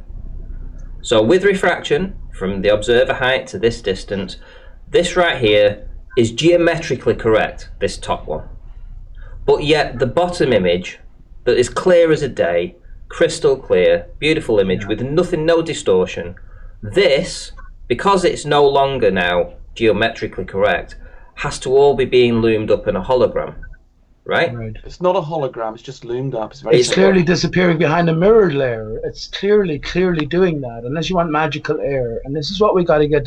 Let me just tell you, the mirror layer won't show up when you have extremely rough waters as well. But if you imagine all the waters sort of calming down, the sun coming out and shining behind them, then you will get the mirroring effect. And that far is this away? That Land Rover on the beach then would tend to disappear, and what's happening above would tend to happen. Simple as that. What's the observer height for this observation? There you go. Right, so the observer height for this observation is 45 feet. Okay. Right. Yeah, we should do things in meters. It's a monstrous distance as well. Don't forget that. To see somewhere like 10 or 50, 20 miles in a straight line is a monstrous distance. Yes. And what's the distance to the island? 14.6 miles. God. So if I do it in metric... Oh, it's okay. I'll do the last. Right. Sorry, what was the distance in miles again? 14.6. 14.6. Right. The Rumpus can't just operate with his brain alone. He needs all diagrams and mathematics. And we've already shown him up that tonight. should give us an obscured with refraction of 6 feet. So it's not very much. You're wrong. Sorry, say that again. That it should. So from with 40. Let me just check that I've got that right. God, Yeah, I think you better check that. Okay, hold on. I can bring it over. I can show the audience. God. 14.6 miles. View height in feet 45. 12. Okay, 12. With refracted hidden is 19 feet. Geometric hidden 27 feet. And that's to the tower. That's to the tower. Right, so I've got obscured with a fraction of 6 meters. 6 meters, right? That's better. Right, sorry. Oh God, I'm suffering with this bloody cough thing. Right, so sorry, 6 meters. Yes, so we should be. And you're claiming that's the shoreline, are you there? Yeah. Well, trucks are normally about 2 meters tall. You know, you can pretty much. They're not necessarily at the water level, are they? What? Are you claiming we can see the shoreline? Yes. I've been to this location. I actually filmed from this spot, looking back this way, and I know that the water comes right up to this cliff here because I actually filmed it the other way. Yeah. So yes, I'm absolutely sure that is shore to shore. Well, I would suggest if this is similar to your Baron Furness observation, I would suggest these are in superlooming conditions, where again we're talking about a K coming closer to 1. If we're missing all of the hidden, just like your Baron Furness observation. So just to be clear, that this image on the bottom, the clear one, right, is not reality, and this image at the top is reality. Yeah. The reality. Well, okay. So this is Earth curve. This is Earth curve, and this isn't how it should. This isn't how we should see. This is super looming, and this is with Earth curve. Yeah. Mirage. Yeah. This is within Mirage. Right. So just like we can see more sometimes when we're in superlooming conditions, just like with the oil platform, they do exist, and you have demonstrated this before with your Baron Furness observations, where you can see more. So, you should be able. Hold on, Pete. Stop interrupting me. I'm trying to nearly there. So just like your Baron Furness observations, you can see more than you should be able to see, even understand refraction, and that's because I believe where you are, you're in an area where you've got, particularly at this time of year, when you're going to get a cold water, and if you have warm air coming over a cold sea, you will get superlooming conditions. Yeah, this wasn't taken this year. This was taken about 9 months ago, something like that. Right, exactly. In the springtime, it's exactly when you're going to get. No, it would have been just coming up to summertime, actually. Right. He's right. Rumpus is nearly right about everything. Normally the conditions around spring are when you've got a cold water and you have a warm air coming in. You're going to get these superlooming conditions. Well, listen, I'll settle this very quickly and very easily. And like children, we must all become. Go out at next time after it rains and look into a sort of a puddle a little bit in the distance and see what is reflected off it. And now wait for the sun to come out and have a particular sort of orientation to you and the puddle and see how much more reflection there is. This is all that's going on, but we have to understand we're looking over a span, what did you say, 14 miles of water, Ranty? I bet you I'll bet myself that the day where the bottom fuller image is taken, it was a rough enough day. It seems that it sort of has to be to me, but it mightn't be. But it seems like that will preclude sort of the mirroring layer and where the light was especially. But yeah, this is all pretty simple. We can see all the humming and hawing that Rumpus is doing. And let me just say to anyone who's not sure, Rumpus is faceless, nameless, and names himself the Rumpus. The intellect coming in here defending the honor of the globe. He names himself so. Where was this taken from, Ranty? Here's another image. Ranty, can you give me the longitude and latitude of your location? Perfect. The water I'll send you all them after the show, Rumpus. Okay, right. I showed it on screen for people because I was actually doing it on screen. But here we have another image. And apparently Pete Shea is the only one in the world, according to Rumpus, stating the fucking obvious. Right, so the thing is, Ranty, have you got other images? Have you taken pictures of that thing you were showing us previously with the island with the tower on it? Thousands. Okay, and what is that normal? What you've just shown us, is that the typical thing, one at the bottom? I would say that the normal, I would say 9 times out of 10 is with the inferior Mirage. Right, exactly what I thought. So That is the typical condition where you're going to get standard refraction with an inferior mirage. The one at the bottom is caused by super looming, an unusual situation. So so we've got exact explanation. The cat's licking his balls again, I can tell. So I can explain that perfectly. Okay, I bet you, just as I did with Anthony Riley's observation of the RMF, if I were to go and find the meteorological conditions on the day that you took that, I guarantee you will find a warm front has come over and the sea was cooling. Guaranteed. So I'll be able to demonstrate why. Yeah, so go get on that, Ranty. Go straight on that. Find out all the conditions. So see this other image that I've got up, Rumpus. This is well, it was taken from about 50 feet difference, which is why there's a slight parallax, but it was off the same elevation. So essentially, it was off the same seawall. So it was just about a 50 foot closer or 50 foot further away. But essentially, you get the idea. One of them, from this point down, you can't see anything. Nothing can be seen. But on this one, without just a clear day with no inferior mirage, hold on. You see in the sand dune, then you see behind the sand dune, and you see the actual inlet where there's more water there. And then you see the houses that are on the shoreline down here, and then you see the big building behind. But you miss all of this down here due to this inferior mirage. The top one is K equal to 1, right? It's called an inferior mirage. I don't know why we're having to keep on going over this. An inferior mirage. Everything that's missing disappears behind this water layer, which appears like a local mirror to you. So you have to get it into your brain. It appears like a local mirror. It's an inferior mirage, and we know that it's an inversion due to the refractive behavior of the air, due to the fact that the air near the surface of the water is warmed up and less dense. Well-established fact. And the conditions, I bet you again, in the top image, you'll find you've got a warm air coming in over cold water. So again, this would match the globe model, because essentially this fold line here is where the curve should be. But essentially from the same elevation, just about a 50 foot nearer or 50 foot further away, we get this image on a different day, which is just very clear weather, and we just see no distortion either. If you look at the post in the foreground, you can see how clear the post is in real. It's sharp. If you look at this image down here, it's definitely not sharp. It would say to me that there's just distortion going on in the air. And presumably, again, the one at the bottom is the more typical picture, presumably. So, on this image up here, are you going to tell me that this is now super looming again? It's reality, right? To all flat earthers, that's a picture of reality. You can go from looming to more looming to super looming, and I bet you on the day, again, you've got in the top picture, you will find you have a warm air coming in over cold water. This is what you're dealing with every time. Someone who's going to deny everything. It's useless and pointless to deal with this guy. He probably gets $100,000 a year for doing this. I'm telling you. Are you denying mirages exist? I mean, but hang on. Everyone here. Hold on, Pete. If you accept the existence of mirages, you must accept that the refraction conditions can vary a lot. So why are you denying the refraction conditions are varying? Listen.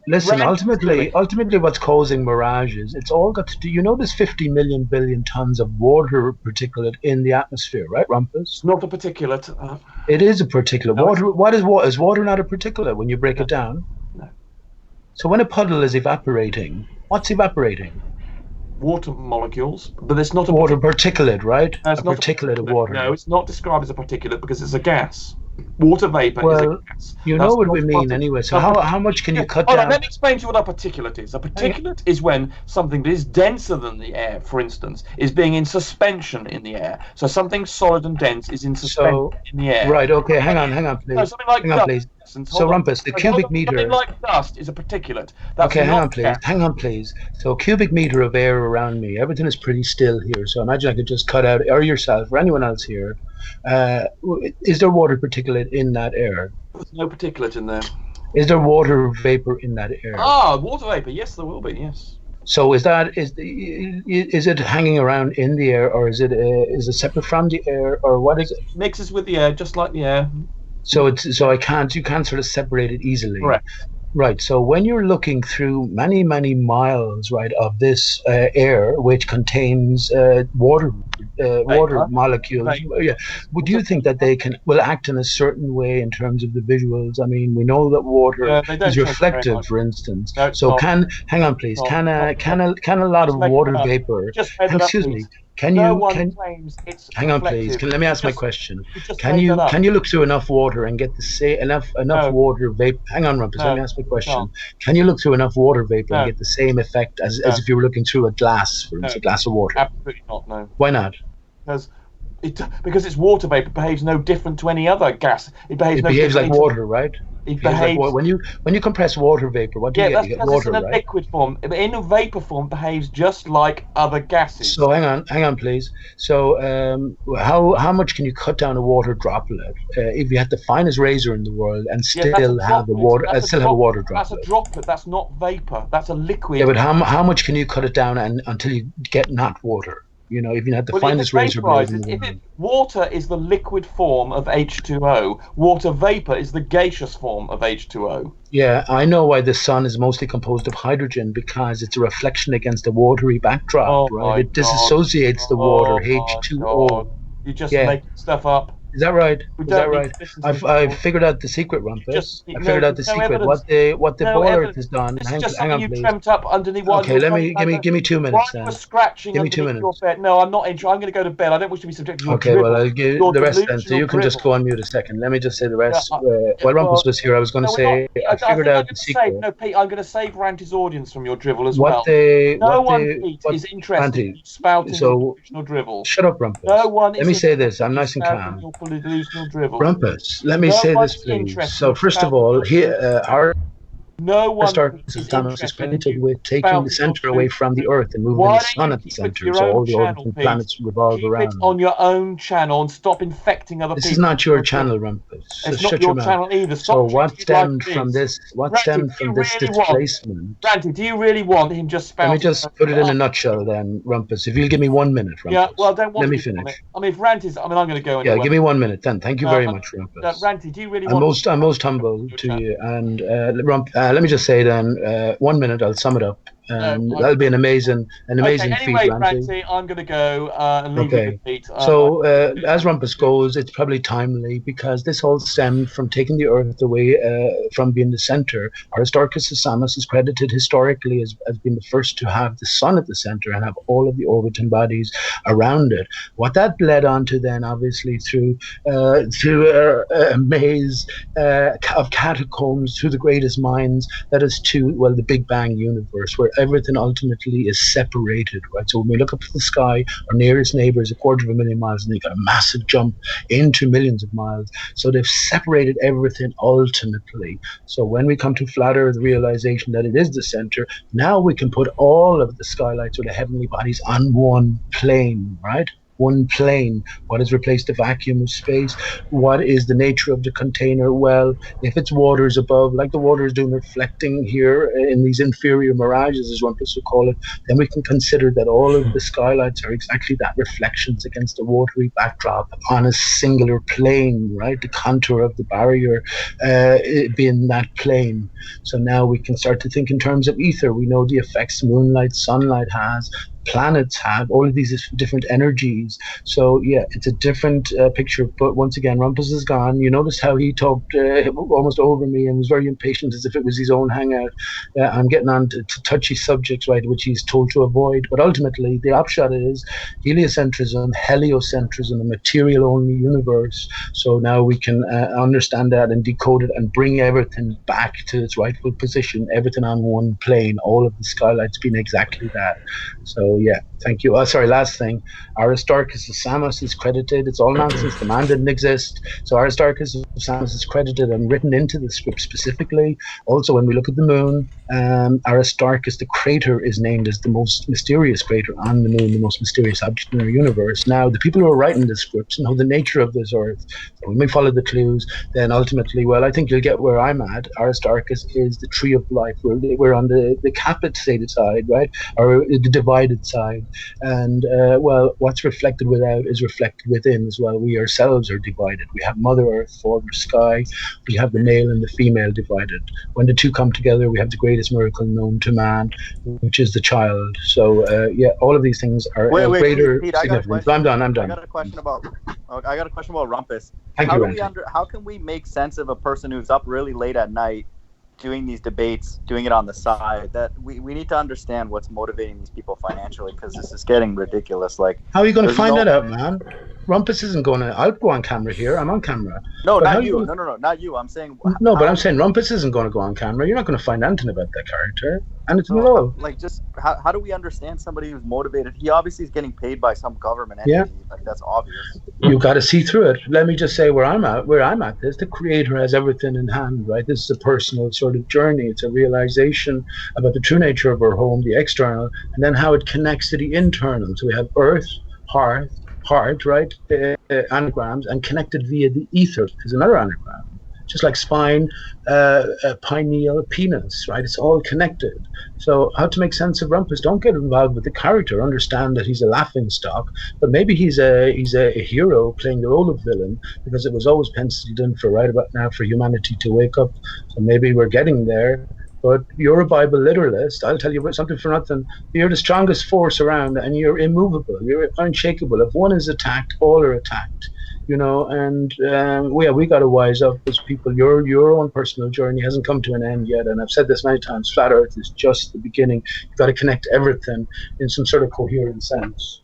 But wait, Pete, last word for the sake of the audience, these K value of 1, we need to understand this, because we could talk forever, because they're going to always be able to produce an image as long as this K value is 1. So we need to understand the physics of how that's possible. We have not gotten an answer. I don't think we will, because he's saying that these light rays are able to travel perfectly concentric with Earth curve along the surface, but that is just outlandish, because it would have to know that the Earth is round and then move along that, because the medium's homogeneous, right, when it's close to the surface of the Earth, according to his own assumptions. So we need to hold him to that, and I know that his shoulder hurt, kind of conveniently a couple hangouts ago. It's an excuse for him.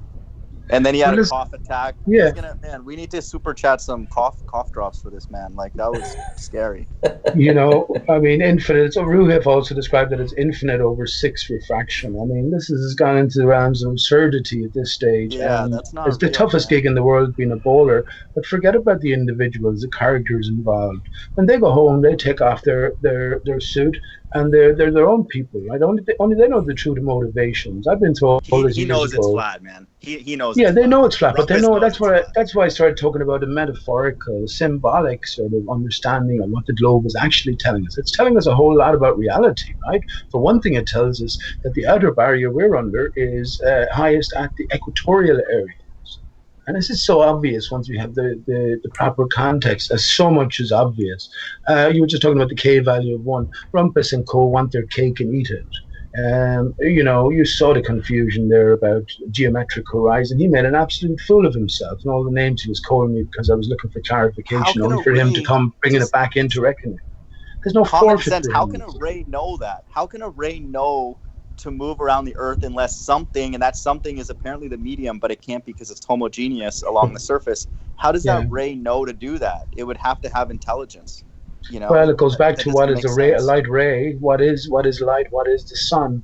For me, myself, we see via the water in the air. When the sun comes around, it blasts and bombards the water particulate. I'm just stuck with that word, right? I know what I mean by that. If you get a droplet of water, how much can you cut it down in half until it stops being water? I say forever. You can't ever you were technically right. Yeah, it's liquid, kind of vapor, depends what state it's in. It's like a puddle slowly evaporating. It's via this interaction that we get to see natural sunlight. We all know this between day and night, so we forget that light, visible light, and heat from the sun are interactions between the source energy, whatever we decide that is, and whatever the medium is in between. And there's 50 million billion tons of water in its particulate form, or its vapor phase, right, in the atmosphere. That's admitted by science, right? So that's a fucking whole hell of a lot. That's what I was asking Rumpus, is there ever a sort of a width of water vapor you could look through and you get the same effect as if you were looking through a pencil, a glass of water? And as he said no. But yet, what causes the reflections and the ethereal mirages at the horizon? He just says it's the air. But I say, how are you going to separate the water from the air? We know water is reflective, scintillating, right? And again, if it's in its particulate form, how small is a water droplet? Tell me. So George is in the chat saying the atmosphere is not homogeneous. That's their assumption, man. I didn't make that up. We argue that that's not true. That doesn't make sense. So don't put that on me, man. That's what Rumpus's stupid PDF says. Sorry. Well, yet the atmosphere is assumed homogeneous when Rumpus was analysing and could predict Riley's Isle of Man coastline, right? He just debunked himself.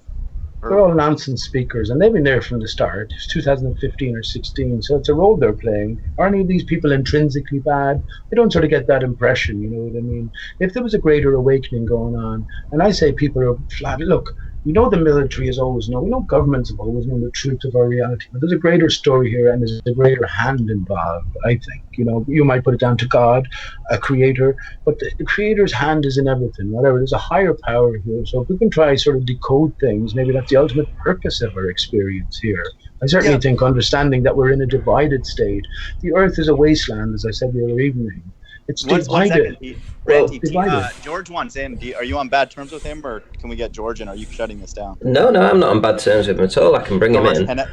Just one thing I would say, though, before he joins, is that, you know, I assume people that are here now aren't using a whiteboard. So if he joins, I don't want to see a frigging whiteboard. Because, you know, I'm producing real-life images of reality. I don't want to see a whiteboard. I don't want to see equations. I don't want to see that, because that, to me, isn't reality. That's just mathematics. So if he's going to come in and debate, he needs to do better than that. In real life, if you knew you were going down to the pub and you wanted to find out some truth, but you knew you were dealing with a returning liar, you wouldn't deal with them very much. There'd be trouble, or they'd be kept away from. You know what I mean? This is all these people want, is just some place to sell their wares continuously. As Rumpus said, he's never been wrong about anything as far as he can say. Well, you know. Well, you judge yourself. But these people have nothing to lose. There's no forfeit in it for them. But I think, because it's all scripted, Back to the Future, the truth of our situation is coming out. People take on the roles of villains, like Sergeant Major roles. The recruit loves the Sergeant Major by the end, but hates them at the beginning. I definitely entertain that possibility, but also at the same time, then there could be absolutely dire enemies to mankind. And as I said to Schrodinger's cat, I would have hanging as a just, not even a just punishment, too quick for punishment if I was myself involved in those practices, as it seems, right? But all is never as it seems. George, welcome. Let's see. Is my audio coming through? Yeah, it's coming through. Yeah. Okay. Well, I don't think you should tell me how I should present information, Ranty, but I am not by my whiteboard. I have to physically move the computer into the library where I have the whiteboard, and I'm not there right now. But that is not necessarily a good demand to make. George, you knew I was in here, and you said a whole lot of shit about me there in Discord, even to the fact about coming over and saying loads of stuff to my face in Ireland here. I mean, why would you join when you had that stuff to say about me beforehand? Oh, I told you that I'd be more than willing to come over to the UK to ensure that you get to a doctor to get yourself checked out. Yeah, but you were a bit more sort of vitriolic and violent than that, weren't you? No, that's all I said about you in the chat. I never said anything more. Isn't. No, it isn't. But are you of sufficient quality of character to make these sort of assessments of people you don't know? Is it because I talk about ideas like, let's say the mirrored water layer? Rumpus labels me insane because I talk about the mirrored water layer. Because massive shout out to Witsit Gets It. If you haven't subscribed, go and subscribe. He's the new Globe Buster. Keep crushing, bro. Much love. 2020, Globe is dead. Indeed it is. You should probably get yourself checked out to get it from a professional, not me. Why would I do that? What do you know about me? Why would I do that? Well, it's quite obvious to everybody that listens to you that you're way out there with this Aristarchus and this Dodo stuff and the way Aristarchus is credited with you look at you find conspiracies under every rock around every corner.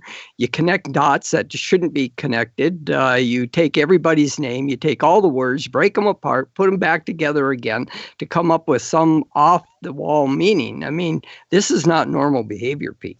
Well, that's fair enough. I mean, it's all mad as mad can be, George, but don't say Aristarchus has no significance because in both realms, the flat Hey, and look, hang on, please, in both I'm realms, here. hang on, let me Hey, look, comment. I'm Listen to here these on the shitheads. invite. I'm here on Listen to the these shitheads. invite of the You mind of just made a God. The mind comment. of God wanted to talk to me. I don't want to talk Yeah, about yeah, it. Pete, let's talk about. Dodo and Right, well, all let this. me Yeah, just George. respond and then I go on mute. So, in both Okay. realms here, Aristarchus has made a big deal of. Now, if nothing is as it seems, these are all clues for us, George. But yeah, I'm glad to see that you get a place at the coffee table, and of course, mind the God will entertain your nonsense. But off you go. Well, I mean, I just want to get an answer from anybody on the surface rays who understands what that is, because that's looks like they're going to keep leaning on that forever, right? Like, George, do you have insight into how that's possible that rays can elegantly go over the surface of the Someone's earth? got a lot of noise. There was a lot of scraping noise going on there. Yeah, Is that you or is that someone else? Okay. Let me know when it's gone or it's quiet. It's gone now. You were Okay. saying something about surface rays. Yeah, these K value of 1, which is the big sort of, I don't know, default answer for some of these tougher images to explain. Like, just what, I don't want to put you on the spot if you don't know much about what Rumpus presents, but like, what are your thoughts on those rays traveling along the surface presenting water? Well, you do understand how refraction occurs, do you not? Or how light behaves? I mean, if light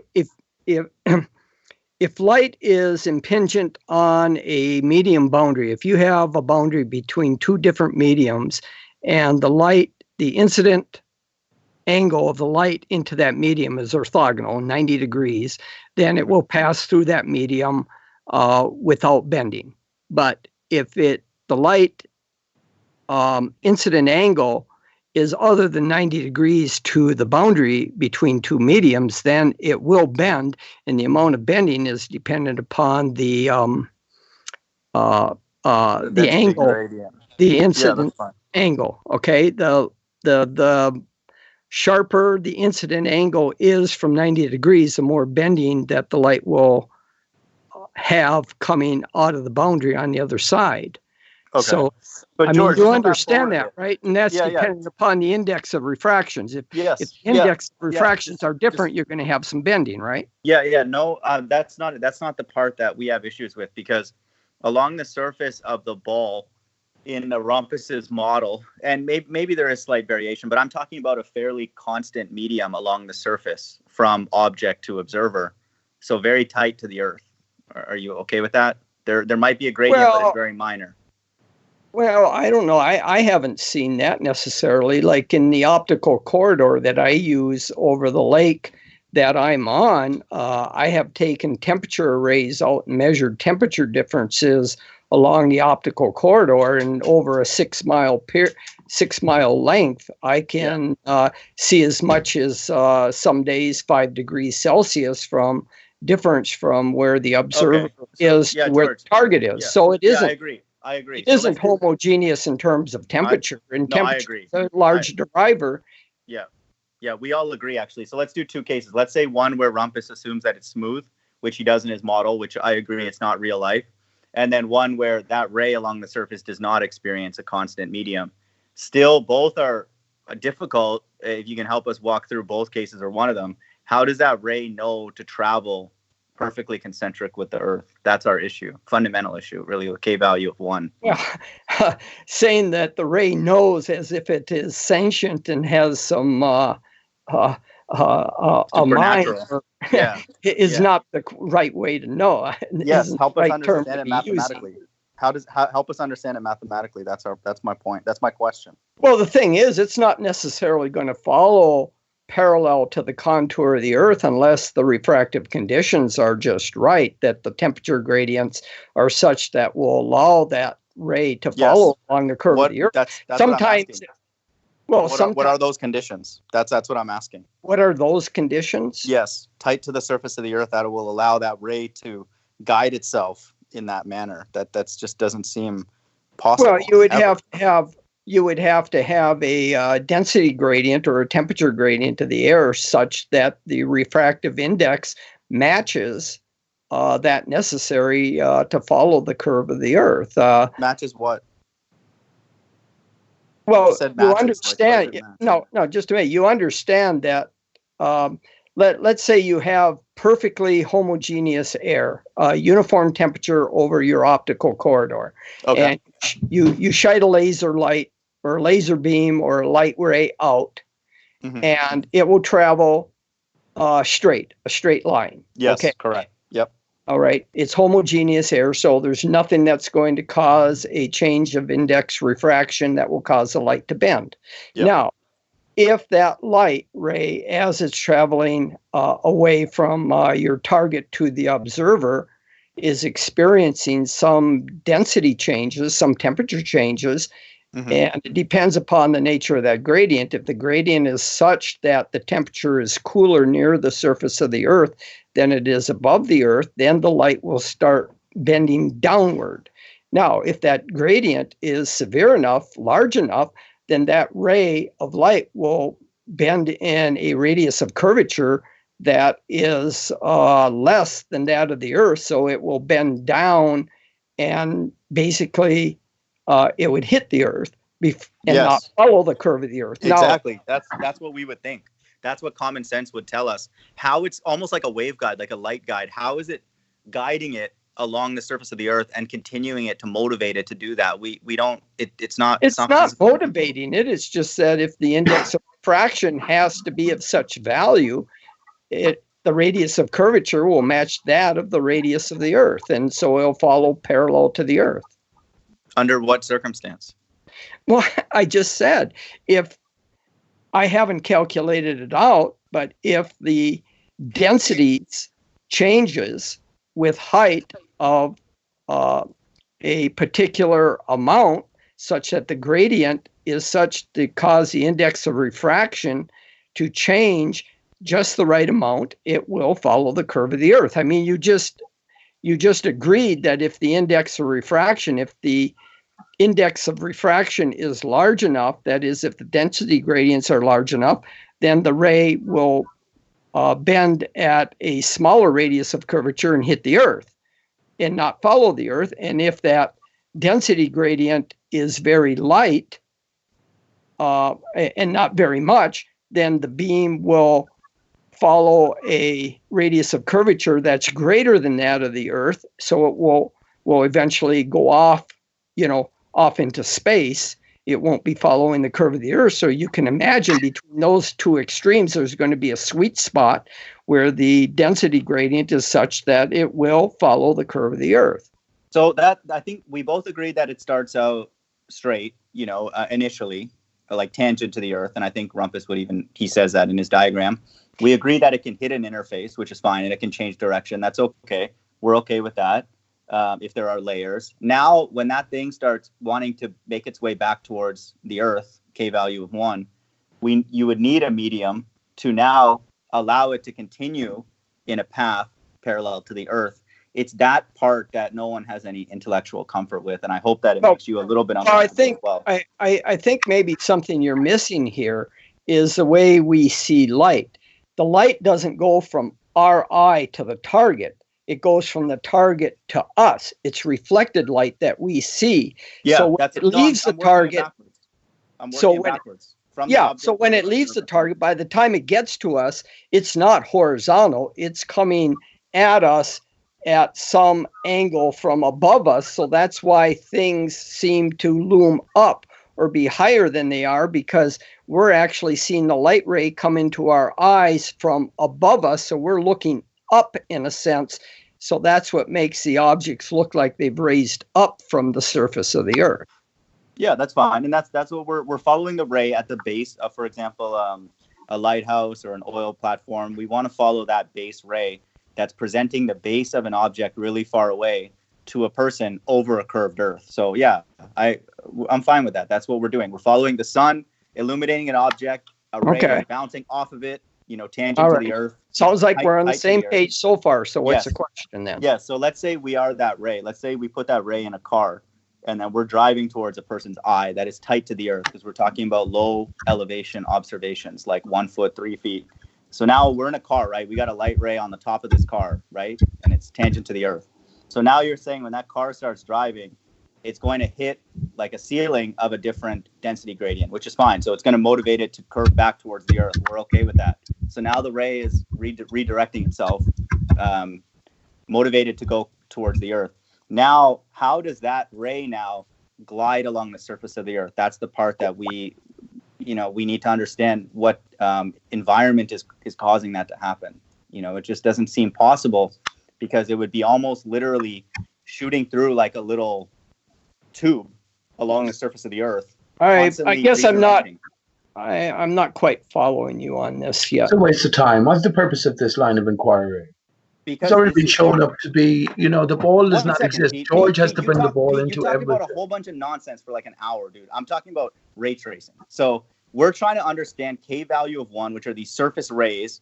No one is trying to understand that, man. Right. Yeah. But we can understand Aristarchus and Dodo, right? No. What's your game here, Mind of God? You're engaged. You want to engage George. He'll rattle on, and you're just talking that none of you can understand what the other is saying. Let's talk about things that actually make sense. So well, hang on now. Your attitude stinks, right? Go on camera there, man. Hang on a sec. Mind of God, I'll tell you what. Why don't you Skype me? When we're getting to the punchline. Okay. Yes, I know. Why don't you Skype me sometime? We can talk about this. Getting to the punchline. He just said he didn't. He wasn't quite following you. Pete, you accomplished. I mean, we're not going to go anywhere with Pete in here. Yeah, I mean, dude, Pete, appreciate your. I was here before you, man. Right. So just go on about Dodo. Just take an hour and talk about the Dodo, I guess. What's your game? How long will you talk about God in the Bible literalism? We were just talking about surface rays. Mind of God. You're a little snaky little shit as well, aren't you? Like the rest of your Bible literalism. Dude, go for it, dude. You're here to waste time as well by engaging and constantly re-engaging the likes of George with stupid, boring questions. You know that the guy is a liar. Mind of God. Skype me a friend request. I'll accept it. Yeah. I'm going to leave. I'm not going to be here with Pete. Right. George, you're already it's always disrupting. Everyone hates you. Understood, man. Everyone knows who you are. Take care. Yep. Bye. This is the issue here. It was showing Albert Rumpus here the point of contradiction. I don't know what your game is, Mind of God, but it's clear enough. So let's go through Aristarchus. Go for it, man. Forget about Aristarchus. That's not what it's about. But you're engaging George here as if you want to expect any truth from him, and he can't even get the point you're talking about. This is all a fantasy in the first place, right? Are you not beyond the fantasy of the spinning ball? Or you just said recently you had a revelation with the Black Swan. Was that? Why didn't you ask George about the Black Swan? Was he looking at all the way along the water to the horizon? That's what their argument is, K value of 1, and I was trying to get to the technical aspect of it, dude. What do you mean? That's exactly what I was getting at, dude. What do you you heard his answer to you, though? No, I was walking him through as if I was going on that ray to the. It was a road to nowhere.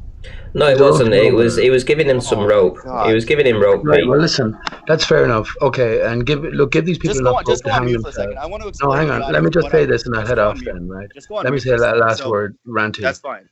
Let me say the last word then, Randy, and I'll head off, and the conversation can continue. What I was trying to do is... Hang on, please. I'm just going to say a last word, and then I'm leaving. For a second, man. So when Rumpus brings up that PDF... I'm saying the last word, I'm leaving, right? And then you can continue your conversation. George can rejoin, Mind of God. I know it's earlier over there, so allow me a last word, please, right?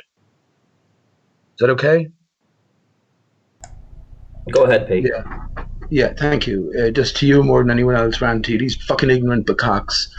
I get that, and the last word is anyone who's listening tonight. You could see Rumpus fumbling and stumbling, and he contradicted himself on numerous occasions. Beyond a certain point, these people don't deserve the time of day. They literally don't. That's why Rumpus has no forfeit here. He doesn't have to show his face, or he doesn't have to sort of take down his channel or change his work. He'll be in exactly tomorrow and the day after. Any opportunity is given to re-engage, and this is what the likes of Mind of God here is about as well. I think I have him blocked from my chats as well because I know his game. He's a Bible literalist. Come hell or high water.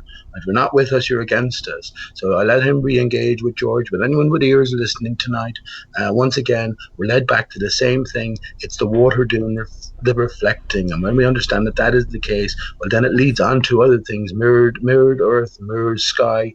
This is where a singular source to all skylets come into being. Because there's no one else talking about it, that doesn't mean there isn't a greater script written here. And that's my last word in that. I appreciate your the link, Brandy, and I appreciate also the ability to talk and speak my mind. I wasn't censored at all, only by a few people, but that's okay. And thanks a lot, and everyone listening as well. Thanks for listening. Okay, see you later, Pete. Cheers, bye. Right. So George, What the hell, dude? George, if you're still around and you want to pop in, click the link. You can rejoin. Not a problem. Pete's gone. So we'll see whether or not he rejoins. Fine, man. What the hell, dude? Yeah. It's pretty much the same way I sort of like do my discussions too. It's like you lead them to the water to let them drink. You know, when they start drinking, they find out that the water isn't as tasty as they thought it was going to be.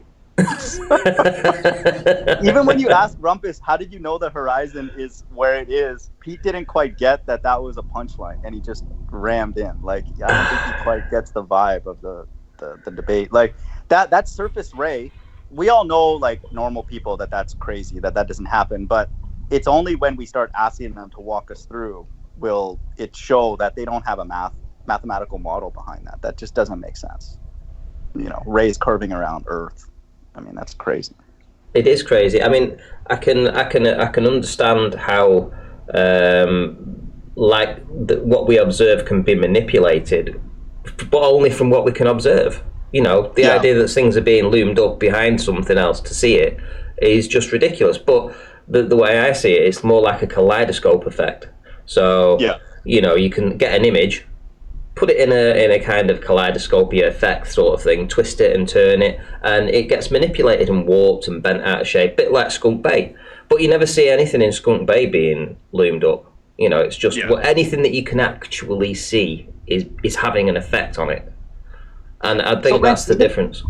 Even that front platform of that Black Swan, that is technically behind their geometric edge, their upper bound, right? Yeah. The first one. Yeah. So they're claiming that the light, you know, the sun hits that platform, and it even has a shadow, which to me is even more killer. But it's hitting the very base. No one would argue that we can see it as long as the water is calm.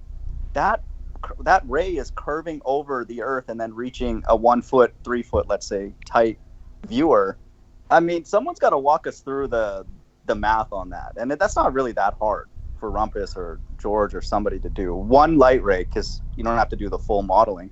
Give us comfort as to what environment is inducing, allowing that ray to go over a curve. That, you know, what are they going to tell us? what voodoo are they going to tell us? It's not going to work, man. I mean, the only explanation I could have come up with for them on this would have to be some kind of deep depression of, you know, sort of like atmospheric pressure that was pushing down on the ocean. Yeah. That would be the only thing that I could think of, because you can get some effects like in a hurricane or the eye of the storm and things like that, you know, that will, you know, allow water to rise up and be pushed down as well. So the only thing I could think of is if there was an incredible amount of pressure there that was pushing down on that water to get that image, because there's no way I can see that they can waffle all they like. It's literally, you're seeing 30 miles probably. You're probably seeing 30 miles from a foot. You know, that horizon is probably 30 miles away. So that the size of, you know, the amount of refraction to get that is just, it's off the charts. Yeah. It would have to be on literally like a remote control. You know, that ray would have to be controlled to steer itself. When you said that. That's not going to work. Dude. Well, that's what Rumpus said. He said, well, lots of lights leave this brick, right? Because we were talking about a brick about a week ago. So there are lots of lights leave the brick. And that light ray, and they all go in different directions, and eventually one of them will make it to your eyeball. Mm-hmm. Yeah. Huh. I'm like, so are you telling me that, let's say, I don't know, this square inch of brick that we're looking at here, and it's each shooting off, say, 100 different rays, but it would each one of those 100 parts of where the rays originated from would have to be sending off 1 million rays to actually for one of them to get to your eyeball, because the rest are going to miss him in his mind. And I'm like, that's actually what it would be. Yes, it would be like a new sort of experiment, a new interaction every step that the rays. So, and that we have no reason to believe that. That doesn't make sense. Welcome back, George. Hello there, Randy. So George, you're a double E. You know about waveguides and all these kind of things. Help us understand this ray guiding itself across the surface of the Earth. Like, I mean, we want to make you a flat earther by the end of this evening. Ranty's tired. Well, He's look. been putting a lot of time in this stuff. You know, if Yeah, we get this is you kind on of our late side- for Ranty. I'm really surprised he's still going. He's a real animal. Yeah, I'm keeping at it. Why not? You know, at the end of the day, the conversation's going quite well, so I might as well keep the stream going as long as people are happy to talk. That's it. All right. Well, the refraction aspect is just one aspect. I mean, light is a TEM wave. You know that, mind of God. It's a transverse electric magnetic wave. It has a coupled electric and magnetic field. The electric field can be guided along the surface of the Earth. This is something different than refraction, is that if you have, say, a body of water, salt body of water, or conductive soil, that the Earth will guide the wave to some extent over the curve of the Earth or So around is that the objects. explanation? Pardon? But is that you believe that it's No, like no, literally that's not the okay. only. Look Okay. there's many contributions. There's also diffraction. You know that light, just like sound, will diffract around edges and corners. Is that you know what we mean by diffraction? Is that if a light, say, Interference kind of thing? Yeah. well, if you have a corner and the light, say you have a wall and the light is coming incident on the wall, that light will go around the edge a little bit. That's diffraction. It will go out behind the wall. It will get diffracted. So there's many effects. You've got refraction, you've got diffraction. You also have the guided wave effect of, just like, light is just like any RF energy, like your TV signal, a microwave signal. It's a transverse electromagnetic wave. And just like, like a coaxial cable or a waveguide is the center conductor having conductivity, is it will guide the TEM wave along. I mean, that's why we can have coaxial cables go around corners and stuff to take your signal from room to room. No, I don't think anyone has an issue with the fact that it's at least like technically possible. Like, it's not like we're violating any properties of wave motion. Yeah. That's not the issue. It's like, what will motivate it to constantly literally keep turning? That's why I was using the car analogy.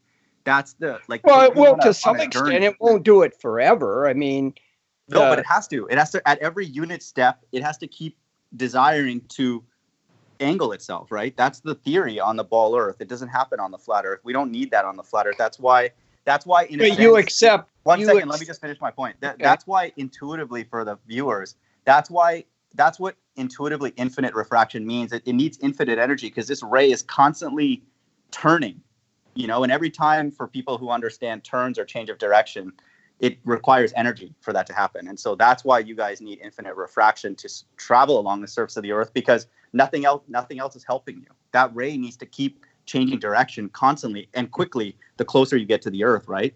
It's a longer distance scale when you're further away from the Earth. So that's why you guys need that. So you're aware of that position, right? That K=1 is infinite refraction, as Rufus said, and other people correctly said. That's the wrong term to be used. That's not infinite refraction. Sure, it's a lot. It's a lot. No, it isn't. It's not that much.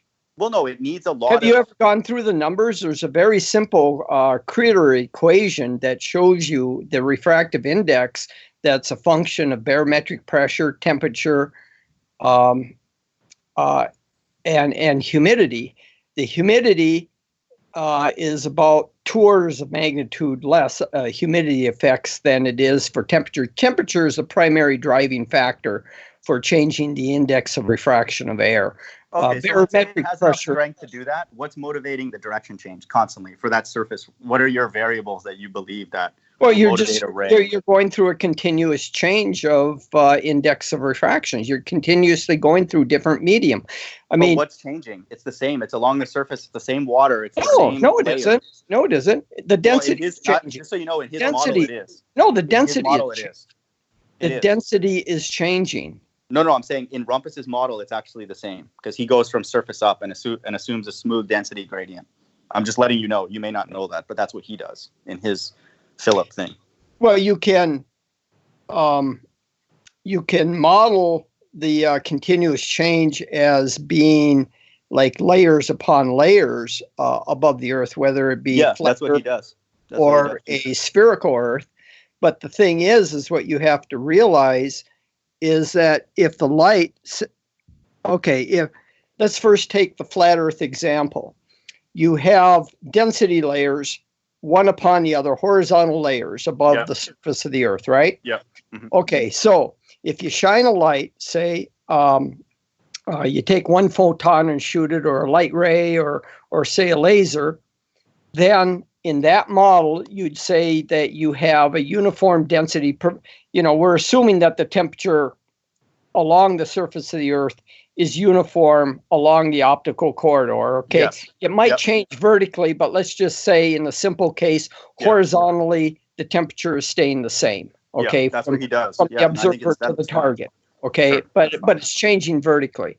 Yes. So if you shoot your laser beam, say, you can imagine that these are layers, or as you might say, tubes of different layer densities, one upon the other. Now, if you're shooting down one layer, there's no reason for the light to bend because it's in this uniform, homogeneous, horizontal layer above the flat Earth, right? Exactly. Yes. Okay. Yep. Now, let's look at what happens, say, if we have a curved surface, all right, a spherical surface. Now, we still have these layers. They're laying down parallel to the surface of the Earth, okay? Yep. Now, I don't have a diagram here, so you're going to have to picture this. Yeah, you have these curved concentric layers, one on top of the other. Now, if you're trying to shoot straight out, you will initially start in, say, one layer, but before too long, because it's curving downward, that layer is curving downward, you are going to exit that layer into another layer. And then you will go from that layer for a while until you reach the end of that layer, because it's also curving down. You'll go out of that layer into the next layer. Okay. Yeah, that's our issue. When is that ray ever going to get back to the surface? It doesn't seem that it will want to. That's our point. It's curving downward. No, it's curving downward. No, it started tangent. Think about it. Is the ray is starting in one layer. Now, because the layer is being curved, that ray is not orthogonally incident on that layer boundary to the next layer. It's going in at an angle. So it's going to get refracted at a much sharper angle downward. So it goes downward a little bit into the next layer, going through that layer at an angle downward from the horizontal that it started at, because it's being refracted at that boundary. So it's going downward. Now it reaches the next layer. It's now hitting that layer, not orthogonally. It's hitting it at some angle, and so it's going to refract downward even a little more. Just so you know, that ray needs to make it back to the first layer to help us understand that point. How is that ray that you're walking us through needs to make it back to the first surface layer before it reaches the observer? Yeah, it's reciprocity. What happens in one direction also happens in what happens in the forward direction is exactly what happens in the reverse direction. But there's no medium change that's going to motivate that thing to come back. That's our issue. Yes, there is. Where? Of course, there's a medium change. No, you're drawing us through the medium changes right now, and you're saying that it's leaving the surface one, then it's going to the second one, then it's going to the third one, and it's changing angles, and then that's all well and good. What's going to motivate that to come back down? What do you mean, come back down? To the surface. George, your position with this K value of 1 is that there are rays that travel, wherever they travel, they're honoring what is at the base and presenting that as the lowest light ray to the observer, right? That's the position, that the light ray that leaves the base of, let's say, a lighthouse or an oil rig is traveling through some medium and making it back as the, quote, lowest ray that is visible at the observer. Do you agree with that? What I said? Do you know what I mean? Run that by me again. Okay. So let's picture a lighthouse that is on the other side of Earth curve. Okay. So the sun is illuminating it. Then there is a ray that is bouncing off the base of it. Okay. Tangent to the surface of the Earth, right? Well, that's not the only ray. I mean, I agree. Rays are being bounced off in all directions. True, but let's just work with the one. Well, I agree. That might not be the ray that's going to make it to your eye. Let's. There are other let's- rays. They're True. reflected But in all directions. True. Yes, but for the sake of this, let's model the one that does. That's my point.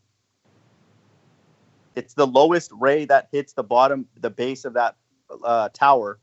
And Yes, it is. but the thing is, you got to remember, is the light is illuminating that tower, and say at the base of the tower, say you have a brick at the base of the tower, okay? Yep.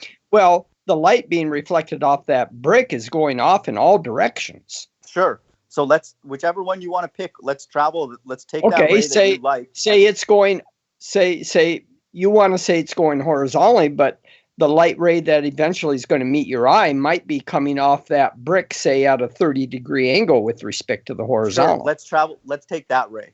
It's not might be. Rumpus is doing the modeling, so he knows exactly which rays are representing objects. So let's go to that one. So take us through that ray that honors that brick at the base of that lighthouse.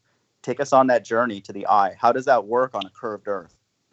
Okay, well, initially the ray is in a particular density layer, right? Yeah.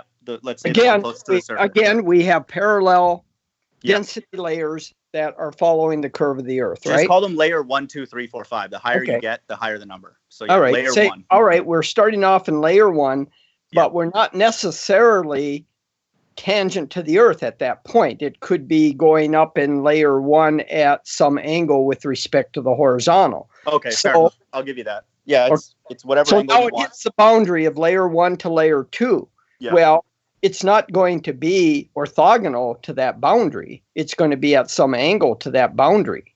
So it's going to get refracted. So it's going to get refracted, curved, in some direction, probably downward. The point I also, while you do this, sorry to interrupt, George, just to make sure we're clear, the observer is in layer 1 on the other side. So that ray needs to get back to layer 1. Do you agree with that? Okay. Sure. So sorry, keep going. Yep.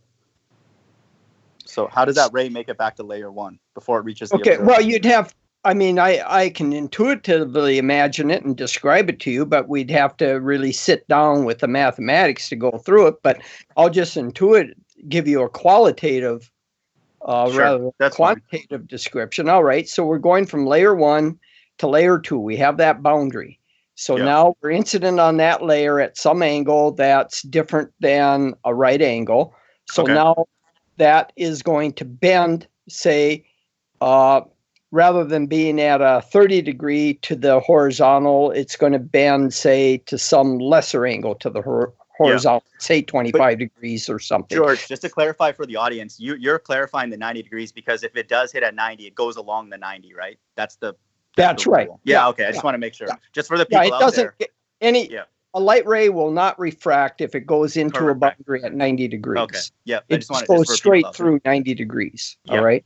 Perfect. Yep. So whenever you're off the boundary layer, when the ray is not incident on the boundary layer at 90 degrees, it will refract. It will get bent. Yeah. Right? Cool with that. Yep.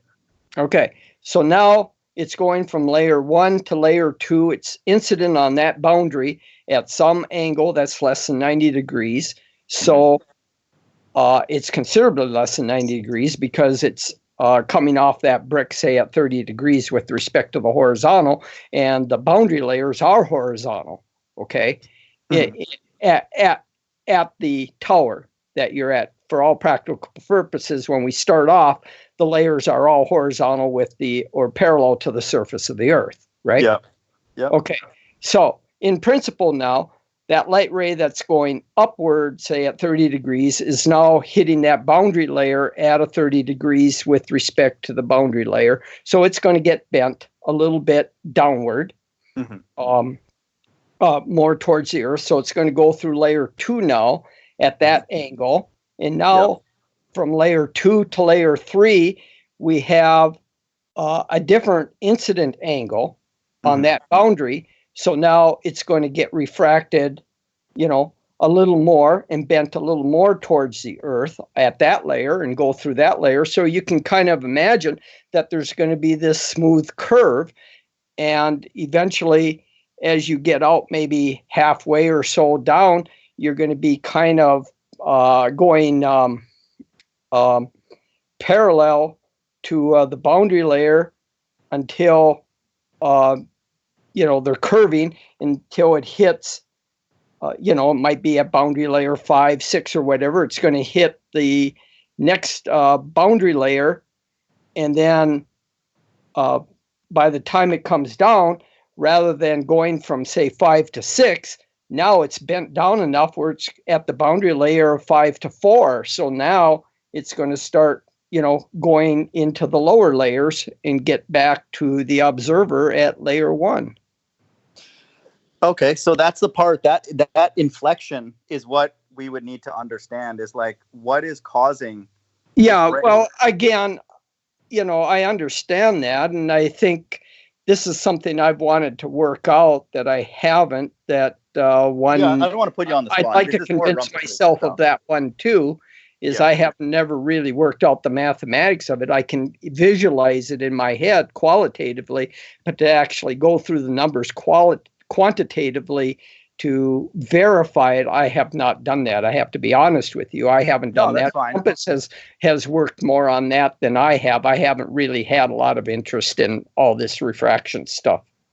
Yeah, and I think that's the part that, I mean, maybe he would actually be able to, in his ray tracing software, just do one ray. Like he can actually isolate and shoot one ray and go through the medium and see what it will do. So I don't want to put you on the spot because there's obviously math that would be required. But my position is that when that ray does that first motion where it's going out of first layer into the second layer and third layer and all that, we would need an explanation as to how is it inflecting back, and then not just back, but all the way back down to the surface layer. Because I can see that. Yeah, I can see that concern. And again, I can visualize it in my head with these different layers that eventually it's going to get bent enough where it's not going to be going into higher layers. It's going to start bending back down into lower layers because it's refracted enough over distance where it's going to start curving back down towards the Earth. Just to fast forward, George, the punchline is that it doesn't do that.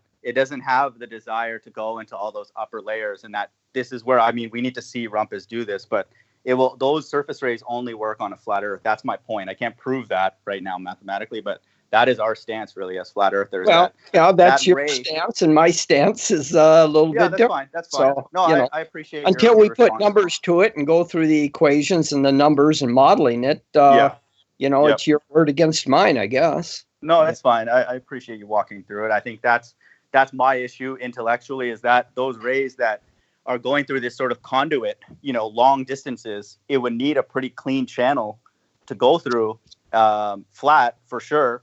And have obviously favorable conditions for that light ray to not have resistance to make it to that observer, because it not only has challenges of making it a long distance, but it's at a tight angle to the Earth. Yeah. So those rays. We know these sorts of things happen because, I mean, very obviously we see refractive conditions. I see it all the time out on the ice and during the summertime. I mean, I have photographs and videos where I'm looking out at this channel marker 3 miles from my dock, and I have targets on it. I have this thing surveyed quite exactly. I've gone to this island and actually with a tape measure very precisely measured every aspect of the structure of that tower. It's 30 No, that's cool. high. That's cool. And I know where all the markers are on this thing. And when I set up my auto level, my theodolite at my dock and view it over 3 miles, on some days, I see this thing moving up and down in the course of a day. And I can record very exactly and very precisely how much the movement is. So we do know these refractive conditions are occurring because I can measure with very precise equipment, surveyor's theodolite and auto level. I can measure exactly the amount of angular shift that they undergo during the course of a day, and sometimes it's rather spectacular. But George, you agreed that when the ray experiences the interfaces, it's exhausting the ray some, right? Because it has to change direction, just like any car or any intuition. What do you mean? Attenuation is growing. Like it's attenuating the ray as it goes through these different interfaces, right? Well, the bending of it isn't the attenuation. The attenuation is how it interacts with the gas molecules. But just, every time we recalculate this new angle, right, through layer 1, layer 2, and all that, that's curved, that is a form of exhausting the light. No, I disagree with that. Okay. Because No, just that's like fine. just like a guided wave in a coax, if you had a perfect dielectric medium in a coax, you wouldn't have any attenuation.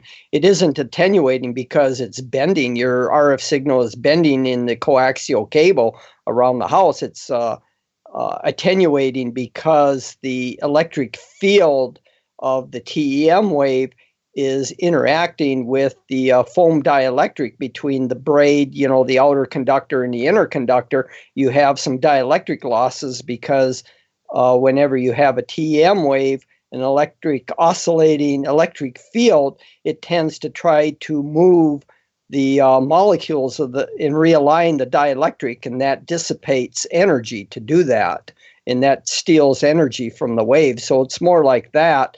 The attenuation comes about because you are the light electric field is interacting with the molecules of the air. Okay. I think, George, we can actually do this. I definitely don't want to put you on the spot. I can do this myself, but maybe we can chat again.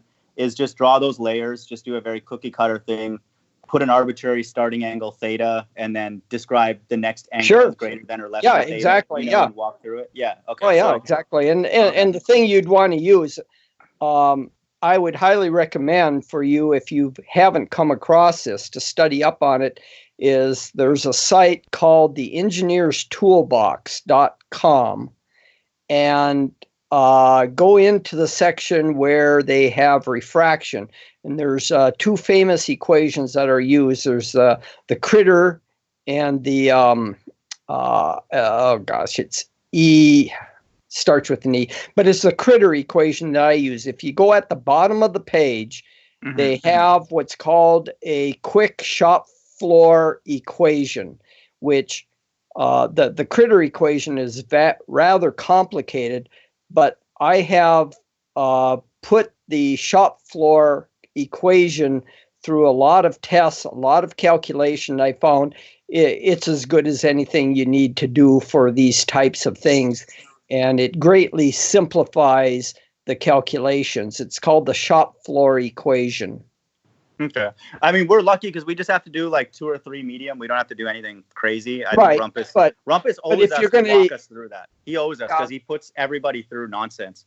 All those PDF files and stuff. But the thing is with this equation, I'm just telling you from my own experience in using this equation and testing it against measured data, is that you can pretty much neglect the humidity and the barometric pressure parameters in it and just use the temperature parameters, and it greatly simplifies the equation and your calculations, and it would be very easy to sit down with a piece of paper and pencil and do exactly what you're asking.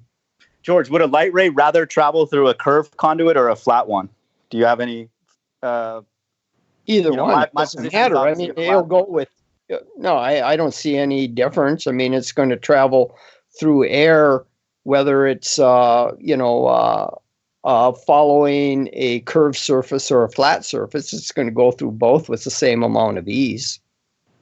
Okay, we can agree to disagree, but I'll do the math on that, and then maybe we'll intersect somewhere down the road, and I'll make a little, maybe even a video of it. So. Yeah, well, what I'm saying is if the gas molecules are the same, say if you put it on a flat earth or a curved earth or any kind of earth, as long as we're talking the same sort of gas composition, I don't see that there's going to be any difference in attenuation from one to the other. So that's fine. So just to clarify though, so if you imagine yourself on a flat plane, and you've got upward refraction, so the light's bending down in the lower portions.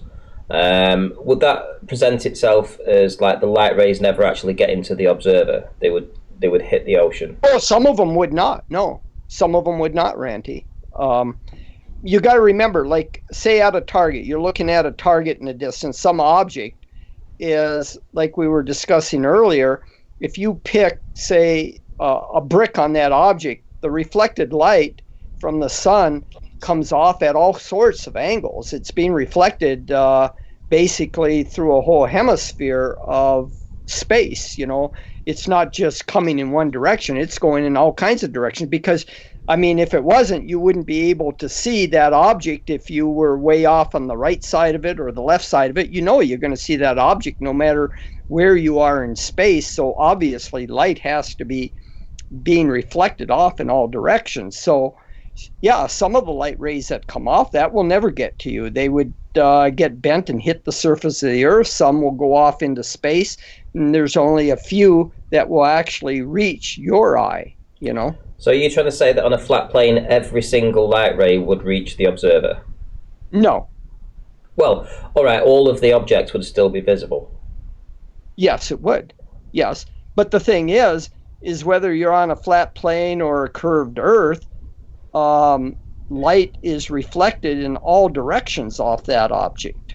Yeah, that's our position, George. That's our position, that the same difficulty that those rays have reflecting off that brick, they're going to experience the same resistance in a flat or a curved channel. Yes, I agree. Yeah, so that's all we were saying. So all the rays will not make it to the observer, even on a flat Earth, that we know. That's right. That's right. Okay, that's what Ranty was asking. Well, my point is that, you know, we're told that this bottom, let's say anything under 15 meters is going to be the area where you're going to expect to see a lot of this upward refraction take place. Yeah. Excuse me a sec. I've got a moth. I've been trying to catch. Anyway, so the bottom 15 meters or so is where you're going to get these severe gradients, which is, it for the most part, is going to be pulling the light rays down. So if the light leaves the object at, say, 5 meters in height, it's already going to be in that gradient that the light, no matter how many light rays leave from that 5 meter height, the chances that any can go up when the medium says they should just head down, they wouldn't escape. They wouldn't be able to go up. Got it. They wouldn't be able to go up because they're in that gradient that's very, very dense. Well, yeah, it would depend on the gradient, the nature of the gradient, because, you know, gradients can bend the light up or down. It would depend on the temperature gradient that you're dealing with. But as the rumpus says, and my own experience has proven that this bottom 15 meters or so, it's always a bit warmer there. It's, you know, it's always where the most, you know, if these lights are going to be going down, they're going to be going down in that area. They're never going to go up to go down on a flat plane. They would just have to go straight down. They couldn't go up. They couldn't escape upwards because that would be against the gradient. Oh yeah, you'd be in a uniform, homogeneous atmosphere. You're right. Yeah. So in that case, if that's the case, then they would just head downwards. Yeah. Well, I mean, that's assuming that the temperature is uniform between the observer and the object or the target. Now, suppose you do have a gradient going horizontally, not just vertically. I mean, I experience this all the time when I take my temperature array out on the Earth, is you can have gradients as you move, you know, away. Of course you can. Of course you can. But my whole point here is that things will disappear from the bottom up on a homogeneous flat plane. Well, I'd have to think about that. It's possible, man. Just by what you said. The light rays wouldn't be able to escape because they're in that denser area. They would just have to navigate down. As you've already explained, most of these rays would already be hitting the ocean. I would say all of them would, because they couldn't escape upwards because the nature of the area that it's in. But on a flat plane, though, Ranty, if you have this uniform layer, why would the rays of light want to go up or down? Why wouldn't they not just go straight out towards you? Well, you've just explained that's how light works. Yes, that's what I'm saying. And you also just explained about 15 minutes ago that it would apply on both a globe and a flat plane. In a homogeneous layer. It's only when I've put you in this position and asked you this question that now you're asking me to go back on No, something that no. you've already asserted. No, I'm not. No, I'm not. You changing already No, asserted what that I'm it would saying happen. George, we were comfortable with the fact that they can go long distances along a flat plane, but now Ranty's adding on, which is fair. Some cases they will bend towards the water and then not make it. You know, and that But they I'm only have two asking options. why. That's I'm his asking you point. why would that occur? What would be the mechanism to make that happen? Well, the surface above the water is different, and the ray would prefer to go down. You know, in some Huh? cases, when the temperature is a certain way. No. You're saying we have a uniform, homogeneous layer of air above the flat Earth. Okay. Yeah. So the light ray leaves the object straight towards your eye. Yeah. So why would it not continue in a straight line? Because it would be pulling down through the layers. The layers would pull it down. No, it's in the same layer. That's the thing. It doesn't go out of the layer on a flat surface. Why wouldn't it? Well, why would it? Why wouldn't it? That's the point. Why wouldn't it? Because it's uniform. Well, the Rumpus has presented me with a fish tank with some layers in this fish tank, and he's shone a laser through it. And what happens is once it's from the parallel, and it just starts to head down. And the Rumpus has already told me that this laser light would eventually just hit the floor. It would just go straight down. So from setting off from a parallel in a gradient in a fish tank modeled, Let me it think would go about down. that a second. Okay, I remember something about that. Gosh, I would have to get back to you on that. There is some phenomena there I vaguely remember that I'm not taking into consideration here. Oh, shoot. Like, George, why would the gradients neighboring that channel always prefer it to stay perfectly straight in that thing, right? There would be times where maybe it's not uniform, or there's a gradient where it will motivate the light ray to shoot down, you know, into the water, let's say, or not make it to the observer. Like, why is that mathematically not possible? Yeah, you're getting a little out of my expertise on that.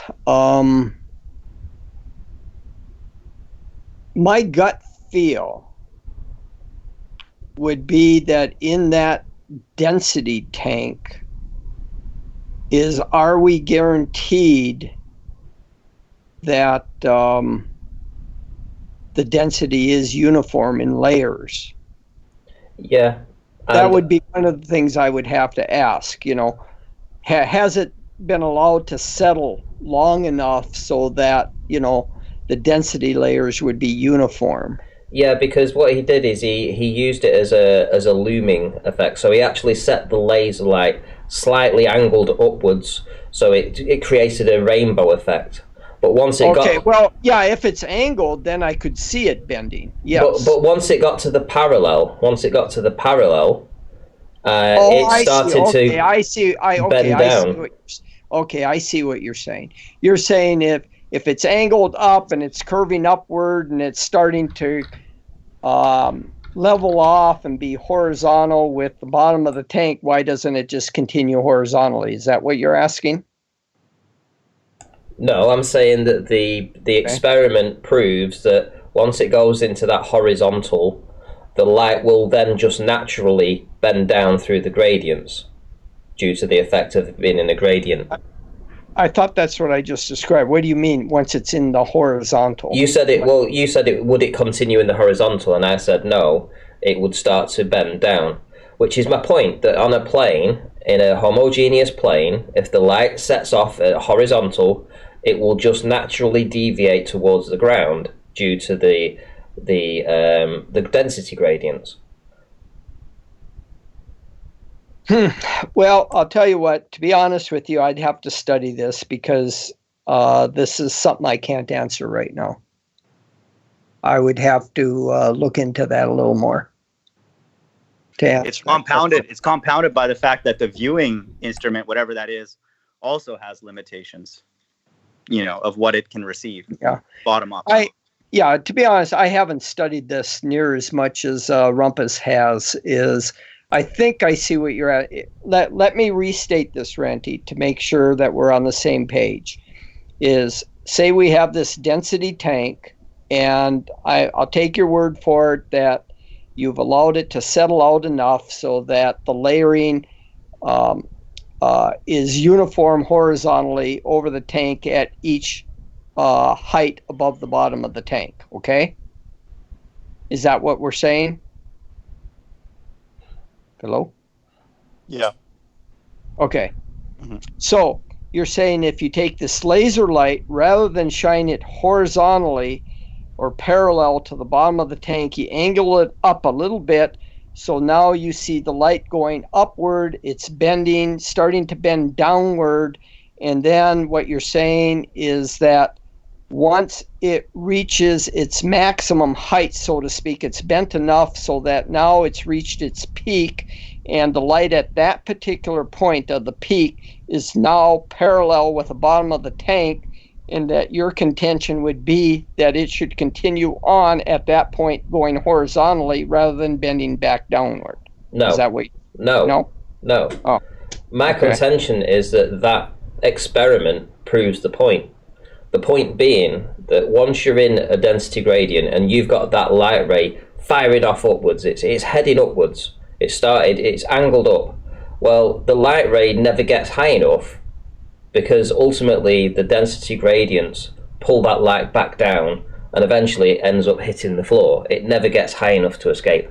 And if light rays leave parallel from the object on a flat plane, the same thing will happen, except it'll be at a greater speed the lower down you are, simply because, as this experiment proves, that the light will be being bent down. Yeah, well, there's a couple problems. And it's not just the Rumpus that has done this, though. There's been the Rumpus. We had that guy that was debating last night. He said he agreed the same thing. I also had somebody else model it. It was Stingray, and he agreed too that it would sink. You would get this sinking effect on a flat plane. So everyone else seems to be in full agreement with this. I just wanted to know what your position was. Yeah, well, like I said, I can't really give you an answer because this is beyond my knowledge in the area of refraction of what I've looked into. I haven't really looked into these density tanks, and what they do is, of course, they're artificial. The indexes of refraction are orders of magnitude more than what you're ever going to find in the atmosphere. So, it's just to demonstrate the principle of bending down. So I don't know if you would have as much a gradient, density-wise or temperature-wise to cause the kind of bending that you're asking for. I would have to look into it. I just don't know those numbers offhand. Well, of course you'd have to have that much because in the globe model it's even worse. You've got to go around a ball first. Exactly. You've got to go around a ball and then go down. The curvature is ever so slight. It isn't that much of a curvature. Yeah, with us it's much easier. No, we don't need as much. We don't need as much refraction on this sort of thought process. It's just straight down. That's it. You've got to go around a ball. But George, let's say let's say it bends down on a flat plane. Now imagine you take that flat plane and you curve it into a sphere. You can see that it could possibly follow the sphere. Indeed, but you'd also concede that it could also be indicative from bottom-up obstruction using just refraction and this downward navigation of the light, that things would disappear from the bottom up on a flat plane. Yeah. Well, I see what you're getting at now, but the thing is... No, never mind seeing what I'm getting at. You've got to just concede that's the point. I see what you're saying, is you're not going to see the light from the bottom, but the thing is, you got to remember that it's just not one light ray that's being reflected off there. You have... The same with the globe, but we have missing on the globe too, and the same with that. There's light leaving the same object, a million different light rays from the same object beyond the curve, but some of them don't reach us. So it's like... That's true, but some do. which allows you to see the bottom. But we have literally missing on the curve calculator, which means that those rays aren't actually getting to us. George, you see his point from a high level. If the rays can go around a curved strata and make it back down to the observer's eye, that is strong proof that if that's flattened out, that's bottom-up obstruction for us, at least possible, theoretically. Are you okay with that? You don't have to agree that it happens every time in all conditions. I'm trying to hang on. I'm trying to visualize what you guys are getting at here. Is sinking, George. That gradient motivates rays to shoot up and then down somehow, right?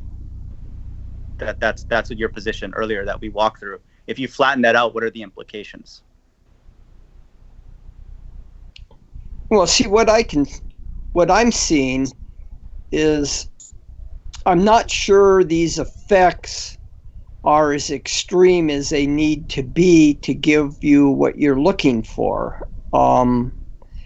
I would have to go through the numbers to see from the measurements that I've made and what I know typically occurs in even under extreme conditions, whether or not it can give you what you're looking for. It's one thing to say, yeah, it's possible, but the thing is it in line with conditions that can actually occur? That's what I need to convince myself of. The way I'm looking at it is that we start off from an exceptional picture, an exceptional clarity of an image, and 9 times out of 10, when I show an image like that, which is absolutely a beautiful, beautiful image, I'll be told that it's all being loomed up. There's no evidence of any waviness going on. There's no inferior mirage. There's no superior mirage. It's just an image of some distant building somewhere, right? And yeah. I'm told that that's being loomed up and it's being refracted around the curvature of the Earth because the curve calculator tells me that. But from the flat Earth perspective that is just the optimum conditions on a beautiful day where you was just able to see it, right? And then everything from that is then reverse engineered, backwards. Yeah. Well, let me tell you this. The thing that I have done is I've made a lot of refraction measurements, a lot of observations over the last 2 years on the lake. I first started off doing some research on refraction, and then when I had my optical corridor set up and describing it to people once on Steve McRae's hangout, Jesse Kozlowski was there and Jaron Campanella was there, and they all got very interested. And in fact, Jesse Kozlowski and Soundly came and spent 3 days with me because they were so interested in what I was doing in the laboratory natural laboratory I have here. And I have determined, and you've probably noticed this too, Ranty, after you make a lot of observations, you kind of get a feel for atmospheric conditions and what they might do for you. And just because you have a very clear, crisp day does not mean that your refraction is at a minimum. In fact, I found some very extreme refractive conditions occur in very still, clear air. The very best conditions that you can ask for minimizing refraction tends to be, I find, at least what I found on the water out here, is sometime about 2-3 hours after sunrise, about 3 hours after sunrise, and before 3 hours before sunset. If you're within 3 hours of sunrise and 3 hours of sunset, all bets are off. I mean, you get some really bad things occurring in the atmosphere. So about midday, particularly before noon, I tend to find the very best conditions, and you don't want to be in still air. You want to have kind of a breeze going on down your optical corridor, not exactly parallel to it, but kind of like a crosswind, not a direct crosswind, where it would be a shear, but kind of at an angle down your optical corridor at about 5 to 10 miles an hour to mix up the air, to give you a good temperature mixing. What do you see with this image, George? These were from the same height, same location, same tide height, the same conditions on the ocean, actually. I mean, the ocean conditions were exactly the same. There was no difference at all except for the result of the image. There may have been some temperature differences, for instance, that I've not recorded, but essentially the observer height and everything was exactly the same. The tide heights were the same. Everything was identical. But what we have here is this top image. Obviously this is the spire, that's the spire. This top image, everything that we don't see underneath it that we do in this is where the curve calculator says the Earth curve should be. This is so everything above that we should see. Wait! Stop a minute. I'm still trying to understand what you have here. What's this very foggy, kind of out of focus image at the top? What is that one? This is an image with an inferior mirage on. So this inferior mirage that happens here. So where the fold line is.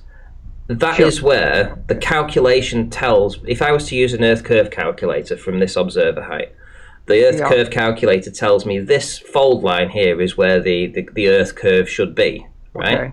Right. But on a different day, same location, exactly, it's on a video, they're both on videos, and I've actually released them together, one after the other, and compared them perfectly, so you actually know this. Exactly the same tide height, exactly the same observer height, everything. Same location, but yet on this particular image, everything that's a very clear image, we're just seeing shore to shore. Seeing a truck on the shoreline there, actually. I actually went over and filmed from this location here back to Blackpool, and I actually know this spot. I went down here, and then I walked down to this part here, and it's got some little stones just down the bottom here. Yeah. And then I was able to film back to Blackpool Tower from this spot here. So I know this location here, and it's literally a shore-to-shore observation.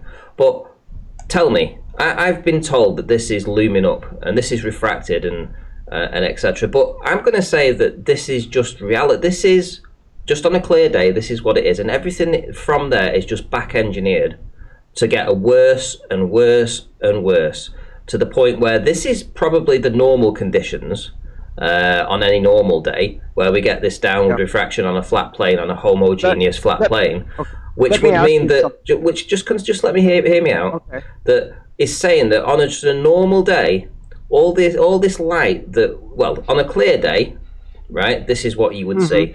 But on the most days when we got this refraction going on, is that this is what the result we get, which is just the light rays are not able to reach the camera, and this is what we actually get in the camera lens, because of this downward trajectory of the light.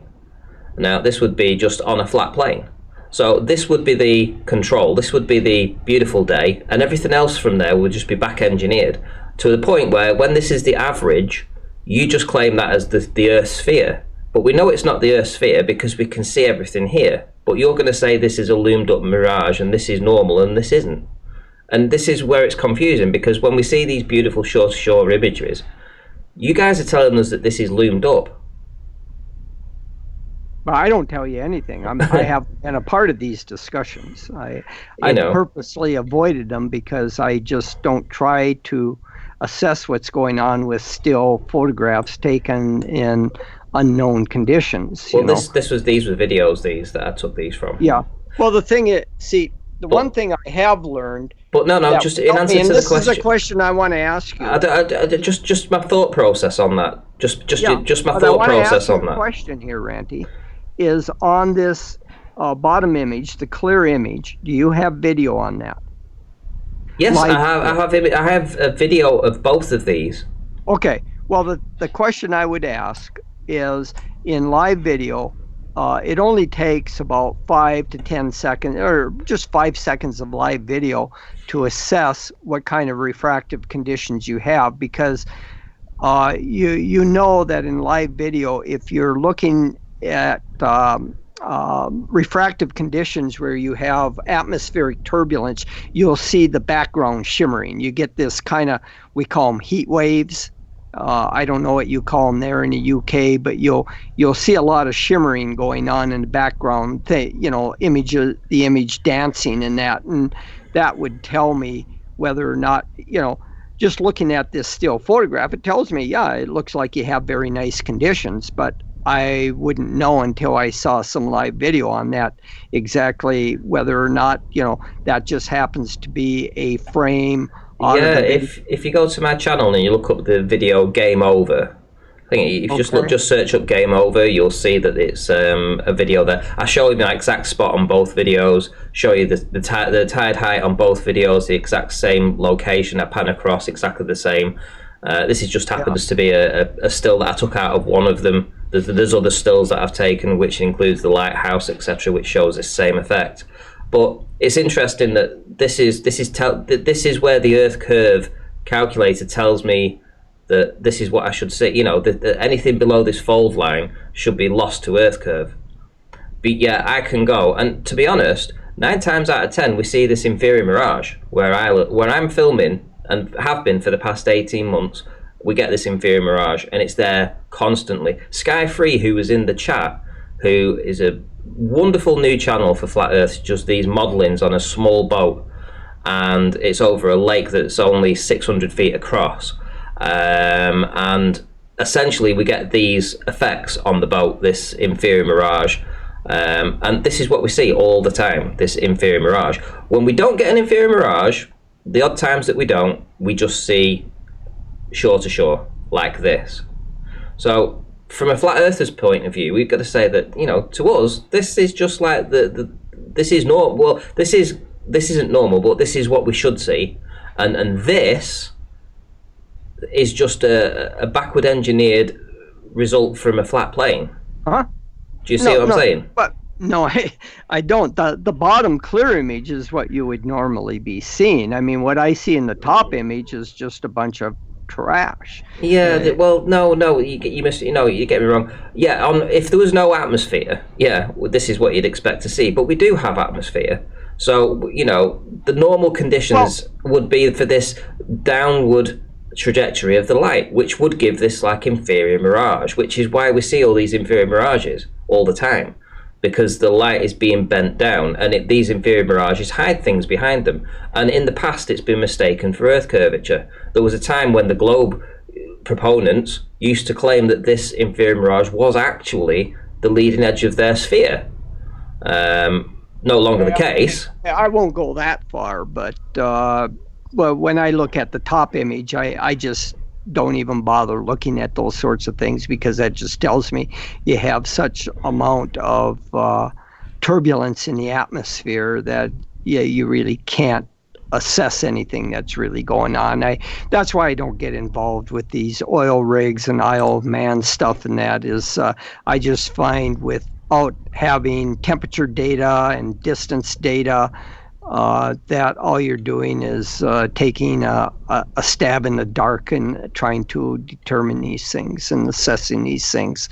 So, I'll defer from trying to make any pronouncement as to what's going on there, as I would have to study this stuff a little more. On a homogeneous plane, 2 boats, one in the background, one in the foreground, a very big boat in the background actually, which is only 7.5 miles away. And I'm actually at quite an elevation here, so essentially there should be no earth curve between myself and the back boat, certainly none between myself and the boat in the foreground. But what we do see is this inferior mirage again, and I don't get all this fascination of mirages that you and Rumpus and everybody wants to get involved with. I do. Do you know why? I try to go for the minimum refraction days in order to assess what's going on. Well, yeah, so do we, but when we go for the minimum refraction days and we see this is minimum refraction to me. This is just a shore-to-shore observation. But in your... Well, no, that's not minimum refraction. This got to obvious us, miraging going on. Yeah, that's what I'm saying. This to us, this bottom image where we're seeing shore-to-shore, this to me is a minimum refraction day, that it's just a day when we just see a very long way. And to you, because your Earth curve calculator tells you that anything, sort of like just beneath this spire, anything just beneath this spire. No, I'm not even using that as a consideration. The fact that you got a miraging going on tells me that you don't have. There's no miraging on this bottom image. That's right. That tells me that you're probably near a minimum refraction condition. I don't know for sure. So that's I see that live video. Well, that's a problem. That's a problem for you then, because if that's the case, if this is a minimum refraction, this is a shore-to-shore observation on a flat plane. Because half of this should be missing to Earth curve. I don't know. Like I said, I don't know until I see the live video. I don't know if this is minimum refraction. I don't have. See, the only way I would really know for sure how to assess refraction is if you could give me the temperature on that shore and the temperature at your shore and maybe a few data points temperature in between. Without having that temperature data, you're just taking a shot in the dark. Well, you've literally just made our point for us, which is whenever we've showed these to other globers, they've said this, if you just showed them this image originally without... Randy, you're not talking to a normal glober here. Okay. I disagree with a lot of the assessments that they make on a lot of these images. Like, I will not get involved with this unless I know what the temperature conditions are, because I can't assess what's going on here. Well, it's a guess. Well, so this would be my point, is that when we show, if you show any normal person on the street this image, they say, oh, it's a beautiful photograph, that. Where did you take that from? They wouldn't for a minute think that it's some kind of, it's all being loomed up or what have you. Yeah. But yet, when you put it into the curve calculator, and the curve calculator says that half of this island sort of observation should be missing, then essentially, this top image, where I've taken it from the same day, this now becomes the norm. This is now the norm. Auntie, I hear what you're saying, and the thing is this will never get resolved using photographs, because I can show you photographs that I've taken in my optical corridor looking 6 miles out to Home Island, which is 6 miles from my dock, and on very low refractive days where I've actually gone out with a boat, or in the wintertime with a truck, gone out, measured the temperatures along the corridor and found it to be uniform, so that I know that I'm on a low refractive day, that I can show you that when I'm filming or photographing, say 6 feet above the water, that there is stuff that I'm not seeing that should be there, okay? And because there's reefs in front of this island 6 miles out, and I don't see them on low refractive days. And, the obvious, from the glober's perspective would be, it's being hidden by the bulge of the earth, the water. If I go up a little higher, I see these reefs and I see these little islands in front. If I go up, say, 30 feet, where I don't have, up at 30 feet, you got a clear view to 6 miles out. There's no bulge of the earth in between the observer and the objects that you're looking at. But if you get down to 6 feet, your geometric horizon line's 3 miles out, and you're looking out to 6 miles, so you're going to have six feet hidden out at 6 miles. And indeed, I find that there are objects that are below the 6 foot line out on Home Island that are indeed not there when I take these photographs. So, there's counterpoint on all this stuff. So I don't think any of this is going to get resolved using photographs, because you can show me photographs that you say should show, prove the flat earth, and I can show you photographs that I'll say show you that there has to be obvious earth curves. So I don't like getting involved with this stuff. Well, see, the thing is, I can show you probably hundreds of images like this of these inferior mirages.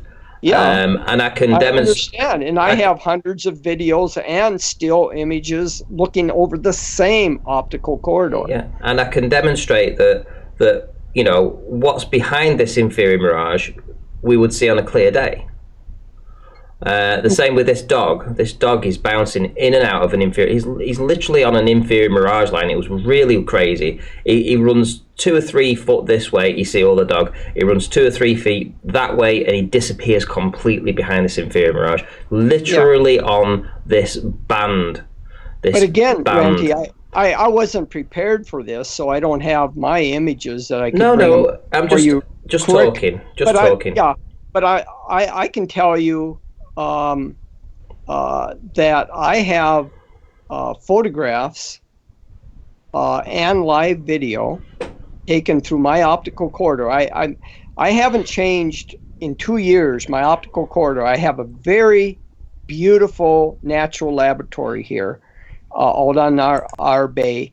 At 2.72 miles out, there's an island that has a channel marker on it that I know all the dimensions on this channel marker, all the struts, all the channel marker signs, all the blocks on it. I've gone there and physically spent a whole afternoon with a tape measure, measuring everything and marking it all down. I know exactly the dimensions of this thing. Also out on Home Island, that is 6 miles away, I have the same sorts of things with rocks. The rocks on our islands out here are very characteristic near the shoreline. They tend to be white, and they get darker as you go up into the hills. So the white rock near the water level is very easy to spot and see. And we also have a lot of islands that are between my dock and Home Island at 6 miles out. So I know exactly how far these islands are out, and their tips of these islands are all lined up on this particular optical corridor. So these islands act as very nice distance gauges, because I can recognize the islands, I know the trees on them, and I have targets on them, and I know which island I'm looking at. So I can easily tell how far out I'm looking, and I can see these horizon lines. They shift and might be in line with one island one day, another island another day. So I can kind of tell and gauge from these islands about how far out the horizon line seems to be. So I can show you things where, it would be counter to what your intuition is, just as you're showing me things that support what you're trying to tell me. So, again, I'll address that in a second. Just 1 second.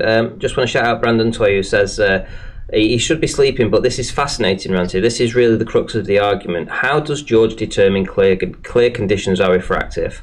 So we'll get to that in a second. But I noticed you said about the horizon. But what happens if this calculation, this mathematical calculation that you claim, what you use as 7.6R, but let's suppose this mathematical equation was recalculated on a flat plane, and we were able to back engineer the distance that we would normally see on a normal day for this upward refraction in the lower areas, that's pulling the light down in this gradient. So essentially, you could go up as high as you want, but Rumpus has said 15 meters, but we'll just go for 15 meters now. So this downward refraction, upward refraction that would cause the light to go down. Well, what happens if a 6 foot observer at 3 miles, that's the limit. That's where it starts to actually fall down. It's not the leading edge of a sphere. It's just the leading edge of where this refraction starts to take place on a homogeneous flat plane.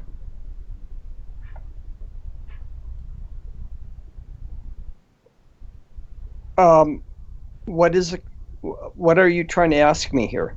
I'm asking, have you actually considered, you've obviously considered the globe position, but have you actually considered the flat position along with this perhaps new information that might be worth looking into?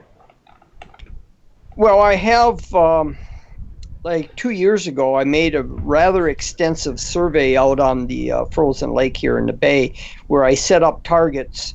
I set up 6 targets between my dock, my point of observation, and home island that is 6 miles out. I had a target at 0.7 miles, 1.36, 2, 2.72, 3, 4, and 6 miles.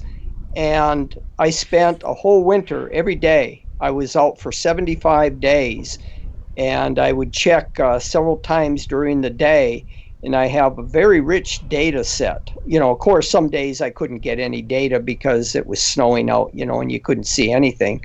But it started about mid-January until the beginning of April that I was actually, it was about the mid-April was the last time I went out, that I couldn't drive out on the ice anymore. It was getting too dangerous. So I had a period of about 75 days that I made all these observations, and I took my surveying equipment out and made very precise measurements. And some of it is reported. I don't know if you've gone to Walter Bislin's channel. It's Walter Bislin's, Bislins. And he has taken some of my data and modeled it both on a flat Earth and on a globe Earth. And if you haven't seen that, he really did a fantastic job. He did some animations and compared the theoretical flat Earth and globe Earth and fitted them against my actual photographs taken through my auto level and theodolites and matched them up. And I recommend you really go to his channel. I'll post in the chat here a link to a thread on one of my videos. The video doesn't, it's the first video of my survey, and just go to the pinned comment on my video. There's all the links there that you need for the updates and to Walter Bislin's channel. And I highly recommend you go and look and see what he did. And then if you want more photographs or whatever, I've got, so many more photographs that you can see the way that the targets line up or don't line up. I did 2 types of measurements. I did a Bedford level type experiment where I set all the targets the same height, 73 inches above the ice or above the water surface. And then there was an upper set of targets where I lined them all up with a tangent to the Earth as established by an auto level. So there were 2 types of tests done. The upper targets that were lined up in a straight tangent to the Earth, after they were all aligned to be along the same tangent, I went out and I measured the distance from the center of the targets down to the surface of the water. That would give you the drop distance, and I found that over the 6 miles that the targets, once they were all lined up with a straight line tangent, their heights above the surface of the water agreed with the 8 inches per mile squared. By the time I got out to 6 miles, the drop distance was 24 feet, whereas at a mile away, it was only 8 inches. And so that was one confirmation. Another one was on the lower set of targets, where all the targets were lined up at 73 inches above the surface of the water. If you lined up the first 2 targets, you went up and set your spotting scope, like on my theodolite or the auto level, at 73 inches, the same as the height above the water as the center of the targets, you found that the targets did not line up. On a flat Earth, they should have all lined up, but they did not all line up. As the targets got further and further away from the observation station, they appeared lower and lower and lower, closer to the surface of the Earth. Would that be indicative of upward refraction on a homogeneous flat plane? Well, the thing is again, I made these observations over a period of 75 days, and on the days that I could see, that we didn't have snowstorms or bad or ground storms due to wind, I made observations 3 times during the day, one around 10 in the morning, one around 1 in the afternoon, one around 3 in the afternoon, to get an average to see, how things would shift around so that I would get to understand what was minimum. The days Did that any of those fit the flat case, George? Say what? Did any of those test results encompass the flat Earth, or were they all indicative of some form of curvature, whether down or up? Yeah, they always gave me most of the time, the vast majority was indicative of a curved Earth. Never did it ever be where it would show flat. There would be some conditions when I got really bad refraction where the further targets rose up so high that you would have to conclude that it was a concave Earth. Yeah, so somewhere in between there, it must have been a flat Earth. And that's really our position with this black swan, is that in your search space is a flat Earth. That's what's been concluded. And Ruhif and Rumpus have gone through it, that this infinite over 6, whatever you call it, a lot of refraction is needed. So that flat Earth is in your, quote, search space. And so just from what you just admitted, the flat Earth is also in your search space in that test. And so, you know, mathematics, we're looking for uniqueness. I agree, images are not the best place, but when you have enough of them, like Ranty has, he can have comfort for sure that the Earth is flat. And we don't have technical comfort with infinite over 6 refraction. That's crazy. No one would rest their 1 second. No one would ever rest their hat on that in a technical sense when you're talking any other discipline. Yeah. But the thing that, mind to God, on the lower targets, the Bedford level style target, where all the targets were set so that their centers were 73 inches above the ice, or above, not the ice, above the water level, never did they ever line up as they would be on a flat Earth. They were always, the further targets were always lower than the targets that were closer to the observation point in every case. No, we're talking about your test. We're talking about your test that you just did. You just That's said what that. I'm talking about. That's what I'm talking about. But you just said it just bent it up and bent down. I did on the upper targets, on the ones that were lined up. The targets were lined up, initially were lined up to be lined up to a tangent, a straight line, okay? You have the graticule of your auto level, and you're peering through there, and what I did is I went out and I adjusted each target individually so that they lined up with the crosshairs of the auto level, so that I was guaranteed that they were all in line, all in a straight line to a tangent, okay?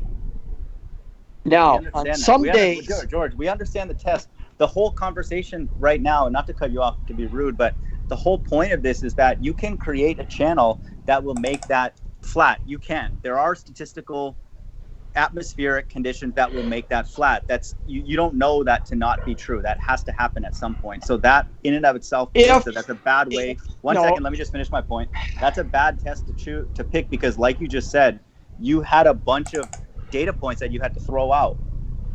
So I don't understand why somebody like you, who's a technical person, would hang his hat. I'm not saying that's completely dismissive, because it's a result. It's a finding if you did it accurately. But no one would ever hang their hat on that as conclusive, right? We have this black swan, which the opposing argument to it is infinite refraction. That is a much more solid place for a person to stand on, because that's not physical. That's I disagree. That's why, one second, last point, then you can go. That's why we need to see this notion of k equals 1. That's really your last hope to ever get us off of the black swan, because we need to see that technically, and I have a feeling it's not going to be good.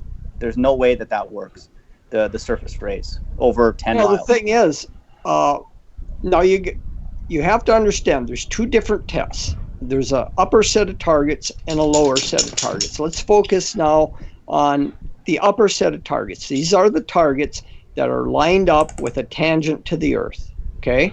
No, I'm cool with that, but you just admitted you threw away a bunch of the results. So why? No, I didn't throw anything away. You just said there was... No, I did not. I did not say I threw it away. Now, if you'd listen a minute, I'll explain what's going on. Okay. Now, I observed once the targets were lined up, it took me about 2 weeks to get all the targets lined up, because I was just working with myself here. And once I got all the targets lined up to the tangent, is what I had to ensure when I was doing this is it took about 2 weeks because there would be some days in which I adjusted the targets when there was maybe more refraction than I expected. So when I went back and looked at it the next day, the target was no longer lined up. So it took about 2 weeks of adjusting targets up and down to get a good average of where they should be. And then by that time, I started learning what sort of atmospheric conditions, weather conditions I had that would give me low refraction. It turned out, see, my targets are almost lined up in a east-northeasterly direction. So if I have a northwest breeze blowing behind me down the optical corridor, and about 10 to 11 in the morning tend to give me the best conditions. There's a number of things you have to keep in mind up here on the Canadian border of Minnesota. By the time you get into late January and this time of year, most of the moisture has been precipitated out of the atmosphere. We have very cold days in January where it gets to like minus 30 Celsius, and during those cold weather conditions, the moisture precipitates out of the air and the air gets extremely dry and it's very crisp. George, how far apart were those pillars? How far apart were these posts?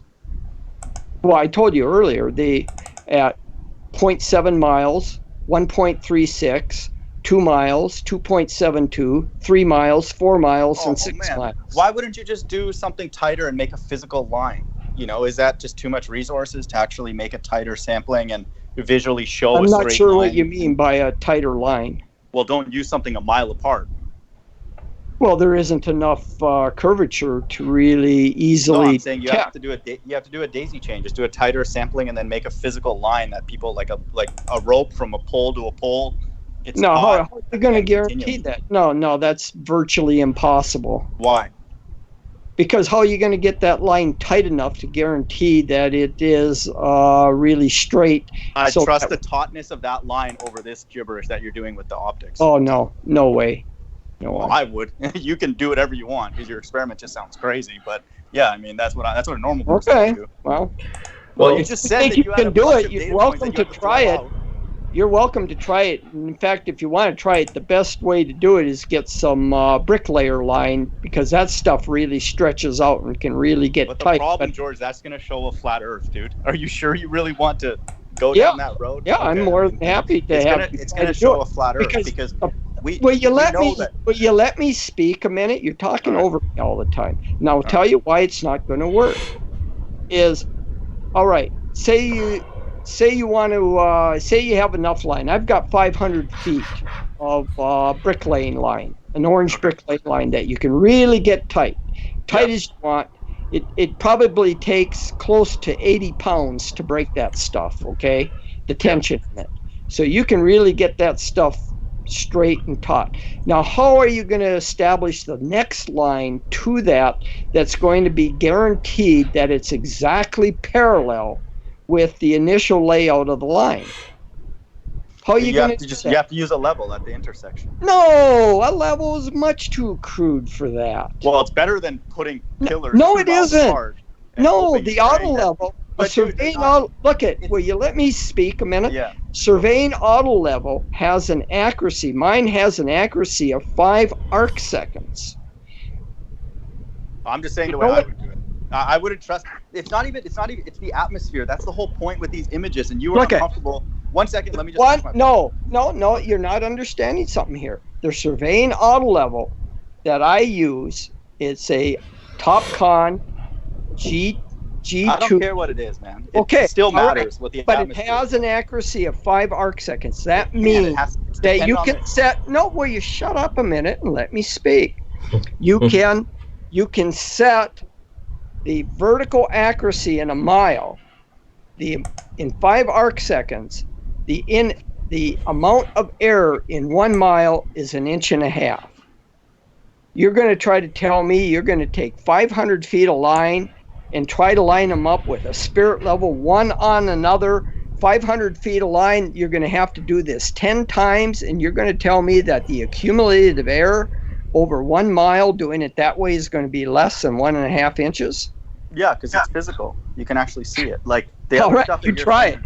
You try it. You're quoting all those numbers. I'll tell you what. I'll give you $1,000 if you can do that. Over 1 second. If you You're can take quoting 500 feet of line and line them up so that after doing it 10 times, so that you get out to a mile, yeah, that you're going to be that. better than the auto level. I'll give you $1,000. Well, how are you quoting that stuff with the auto level when it's doing that measurement through the atmosphere? Why are you quoting that number? It depends on the day, like you just said, because you have to calibrate the whole setup, right? You said you went out on multiple days and set them, right? Well, the way a auto level, there's a thing. It's called the pole test, and what you do is you can do two ways. You can shoot the auto level, say for the full mile. You can have a range pole a mile away, and you can set your auto level up so its crosshairs are 6 inches up above the water, and you have someone go out with a range pole a mile away, and you sight that range pole, and you get your marking, okay, and with a perfect instrument, perfect atmosphere, it should be right on at 6 feet. Now, there's going to be errors because of the accuracy of the auto level and also with atmospheric conditions. Now, correct. The way you can verify it, no, you can't, is what you do with the auto level is you take and you do just like you did what you're proposing to do with the stretching of a string or this bricklayer's line. Mm-hmm. Is you have, say, someone go out 300 feet, say 500 feet with a range pole, you shoot it from your position, then you set up at that range pole and you shoot to the next one. Now, the auto level is guaranteed that when you do that you will be off no more than 1.5 inches in a mile. That is what that spec means. So why wouldn't you use both? Why couldn't you use you can, and that's what I do. Well, you can if you think you can use a stretched line to do better than the auto level over a mile. I will give you $1,000. No questions asked. We don't need $1,000. It just means you'll reject the result. That's the whole point. No, I won't.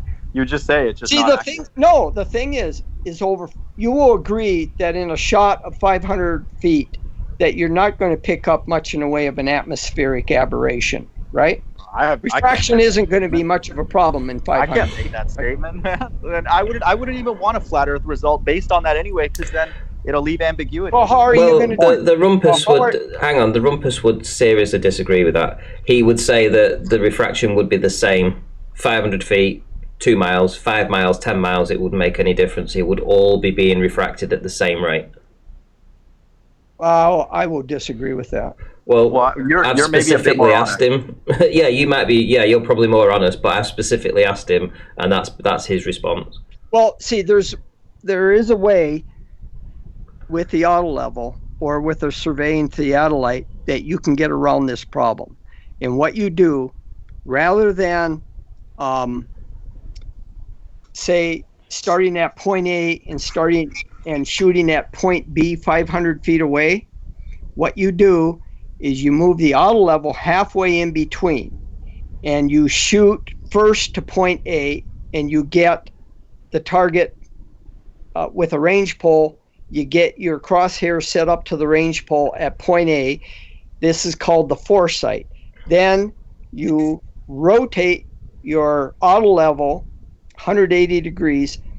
Actually, a theodolite would be better in this case doing this. Is you use a theodolite, you shoot in a forward direction, say to shoot horizontally. You get on the range pole, you get your mark. Then what you do is you rotate your theodolite 180 degrees and then flip the spotting scope so you're shooting again at the same target, and any inaccuracies in the theodolite drop out in that case when you take the average, because in one case, shooting in the forward direction, you're going to have, say, an accuracy, a minus inaccuracy, and then when you rotate it and flip the spotting scope, the inaccuracy becomes positive, and by averaging the two, the inaccuracy drops out. So by setting your theodolite in the middle and establishing your point A and point B, that way you're guaranteed that they're exactly at the same height. It takes care of refraction. It takes care of the inaccuracies of the theodolite. So hang on. So the theodolite can take care of refraction? No. Yes, it can. What did you say? By doing what? No, because think about it a minute. You're in the middle. The refraction is going to be the same thing in the forward direction as in the back direction. You're in the middle, so you set up your heights, say 250 feet. Say you're set up, you're going to shoot east-west. So you go in the middle. You shoot 250 feet to the west. You shoot 250 feet to the east. And did you do that? Yes. You went to the middle, and then you turned and then you leveled it for refraction. George, be honest.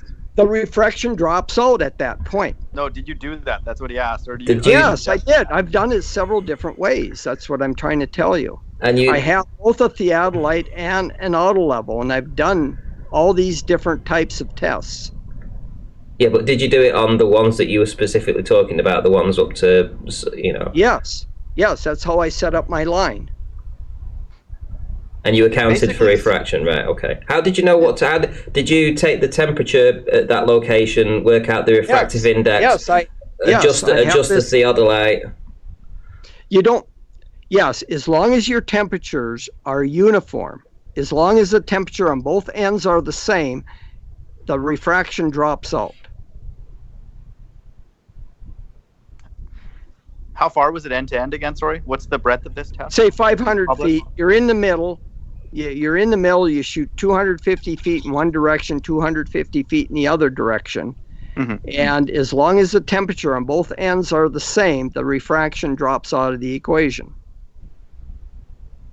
No, I meant the whole thing, like from end to end. What was the amount 6 miles. 6 miles. 6 mile. Okay, interesting.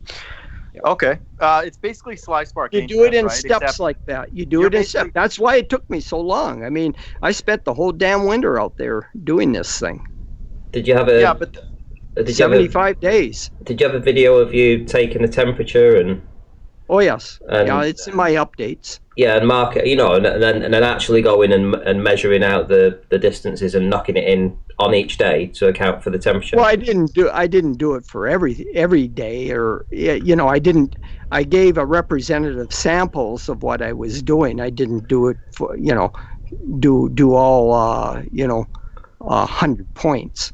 Do you have the ability to see it as at a profile? Can you put lights on all your markers and then show us from 90 degrees? Well, I could. Yeah, we did do it when Jesse Kozlowski and Sonley came out. We put lights at all the Bedford level targets, but I didn't think it was a very good test, because at nighttime we were starting to see a fair amount of refraction. So nighttime is not a very good time to be doing these sorts of things. Okay, there's just one thing I want to just ask you, because it is getting to 4 o'clock and I want to go to bed. But there was a comment that was made before by Flat Earth Data, who asks you again. He never used it, so he's going back to the Walter Bislin thing again. He never used the angular resolution of the eye, no different than Walter Bislin. Bislin used the 8-inch formula for the flat Earth model and didn't use the angular resolution. No, he didn't. And he says to check this. No, Bislin didn't do that. He did two different models. One, he made a flat Earth model, and another model, he made a globe Earth model. But did he use the angular resolution for the flat Earth? Or did he use the 8-inch formula? What do you mean by that? Well, what do you mean, 8-inch formula? This is how it's stated. Again, he never used the angular resolution in the human eye. So obviously you've got 0.02 the diffraction limit of the human eye is 0.02 degrees. So I don't get what the point is here. Well, the point is I that don't think he knows what he's asking. this is his statement. I'm asking whether or not you're aware. Well, I don't understand the statement. That's the problem. I don't understand what he's asking. I mean, in the flat Earth model, you don't use 8 inches per mile squared. No, that's what he's saying. He's saying that you should use the angular resolution Of what? of the human eye. Things getting Use smaller it with how? distance. Use it how? This is his point. Well, that's what I'm not understanding. Using it how? All my targets were scaled to take perspective into account. The targets near the observation point were smaller than the targets. They were all scaled appropriately so that they all appear to be the same size to the human eye. The target out at 6 miles was actually a little over 5 feet in height, whereas the target at 0.7 miles was about 8 inches in height. They were all scaled appropriately to take perspective into account. Assuming what surface? That's the whole issue, George. That's just a bad test, man. Assuming what All surface. right, do your own scale. test. Do your Hold own on. test. Well, I You mean, know, you like nitpick- you like criticizing my test, but you and I have discussed this thing over and over. You've proposed tests. I've helped you to propose tests, but you've done nothing.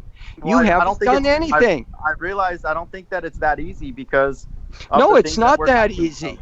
Yeah, And that's why I spent a whole winter doing this thing. It isn't a sort of thing that you're going to go out in an afternoon and get the data. Correct. Not like these FE core guys that think they can take care of something in an afternoon or in one day. I spent 2.5 months.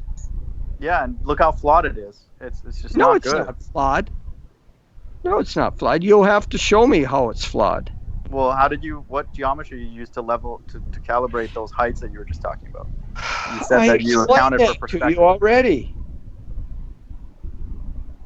Okay, it took away the dependence on the surface beneath us. Yes.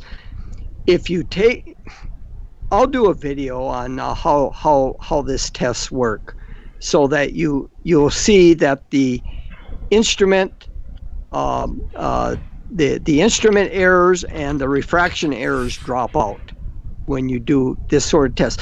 Surveyors have developed these techniques over decades. They have some very wonderful techniques for making measurements, and this was all taught to me by the National Geodetic Surveyor advisor for the Midwest U.S. And I mean, once you look at how these tests that they've developed and these techniques, you go, wow, that's really cool, because the refraction drops out, the instrument errors drop out, and you're dead nuts on. You're guaranteed to be dead nuts on.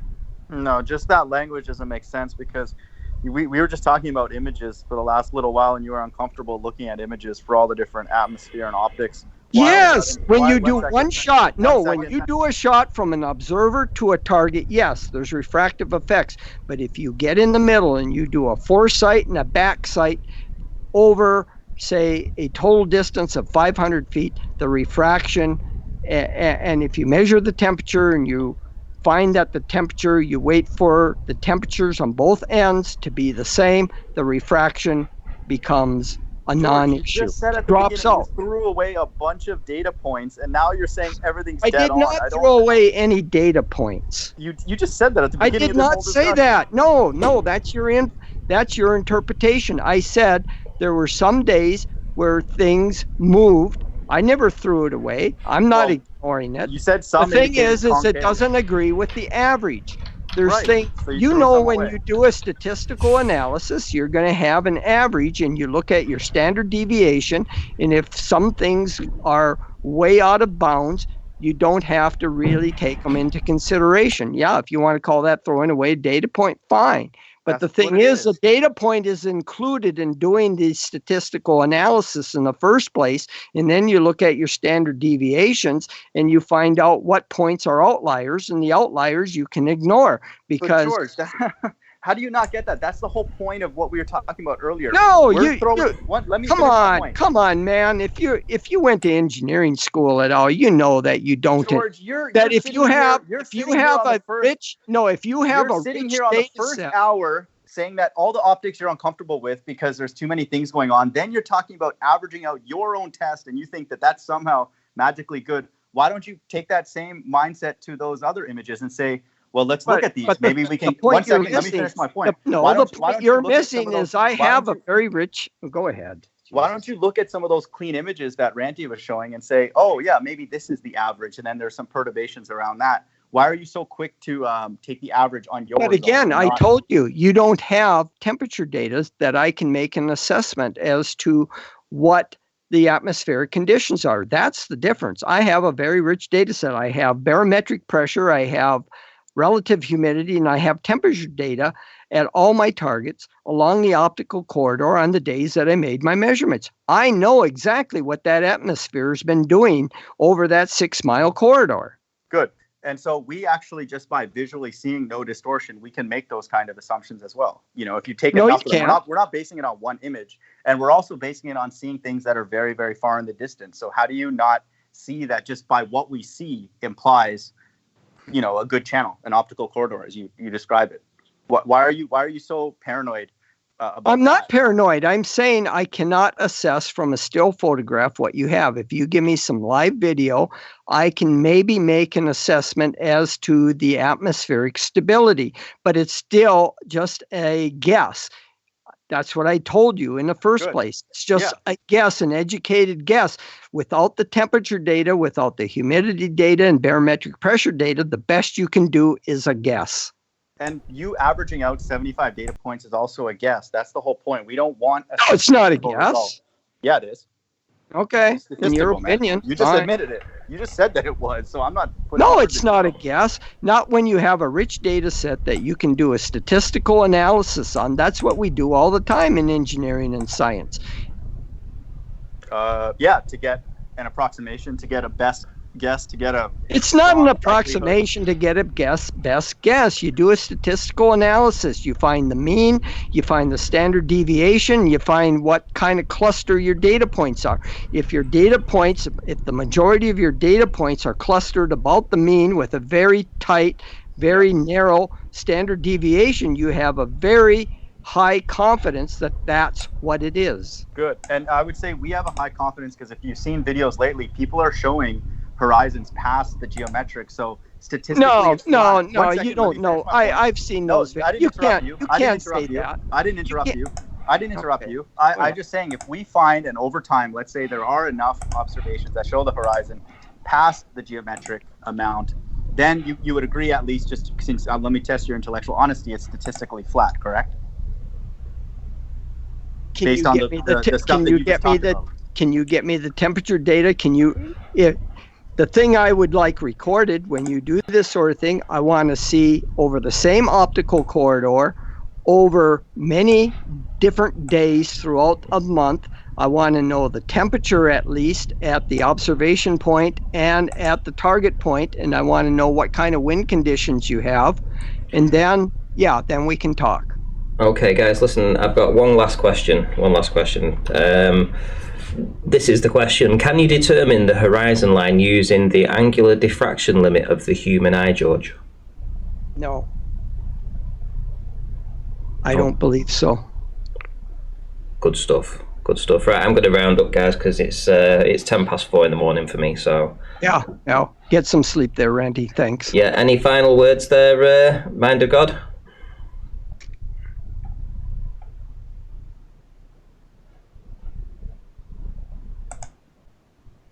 Is he dropped? He's dropped, hasn't he? What a shame. Right, okay, George, thanks for joining. Thanks for stopping by and coming back. Appreciate it. Yeah. The reason why I had to leave earlier is I just refused to be on the same panel as Pete because he just ends up being disruptive. So, but I invite Mind of God or anybody that has an objection to what I've done, or they feel that the tests and the measurements that I've gone through are not accurate enough that they do their own. Find that it is not all that easy to do these tests. You're not going to do it in an afternoon.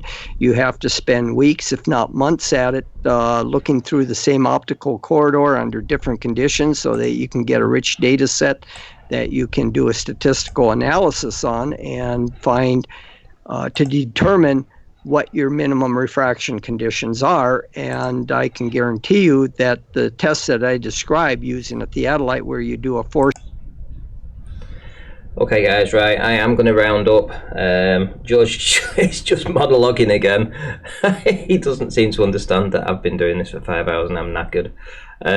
Right, so with that, tune in tomorrow for Geronisms, and that'll do for now, and I'll see you all in the next one.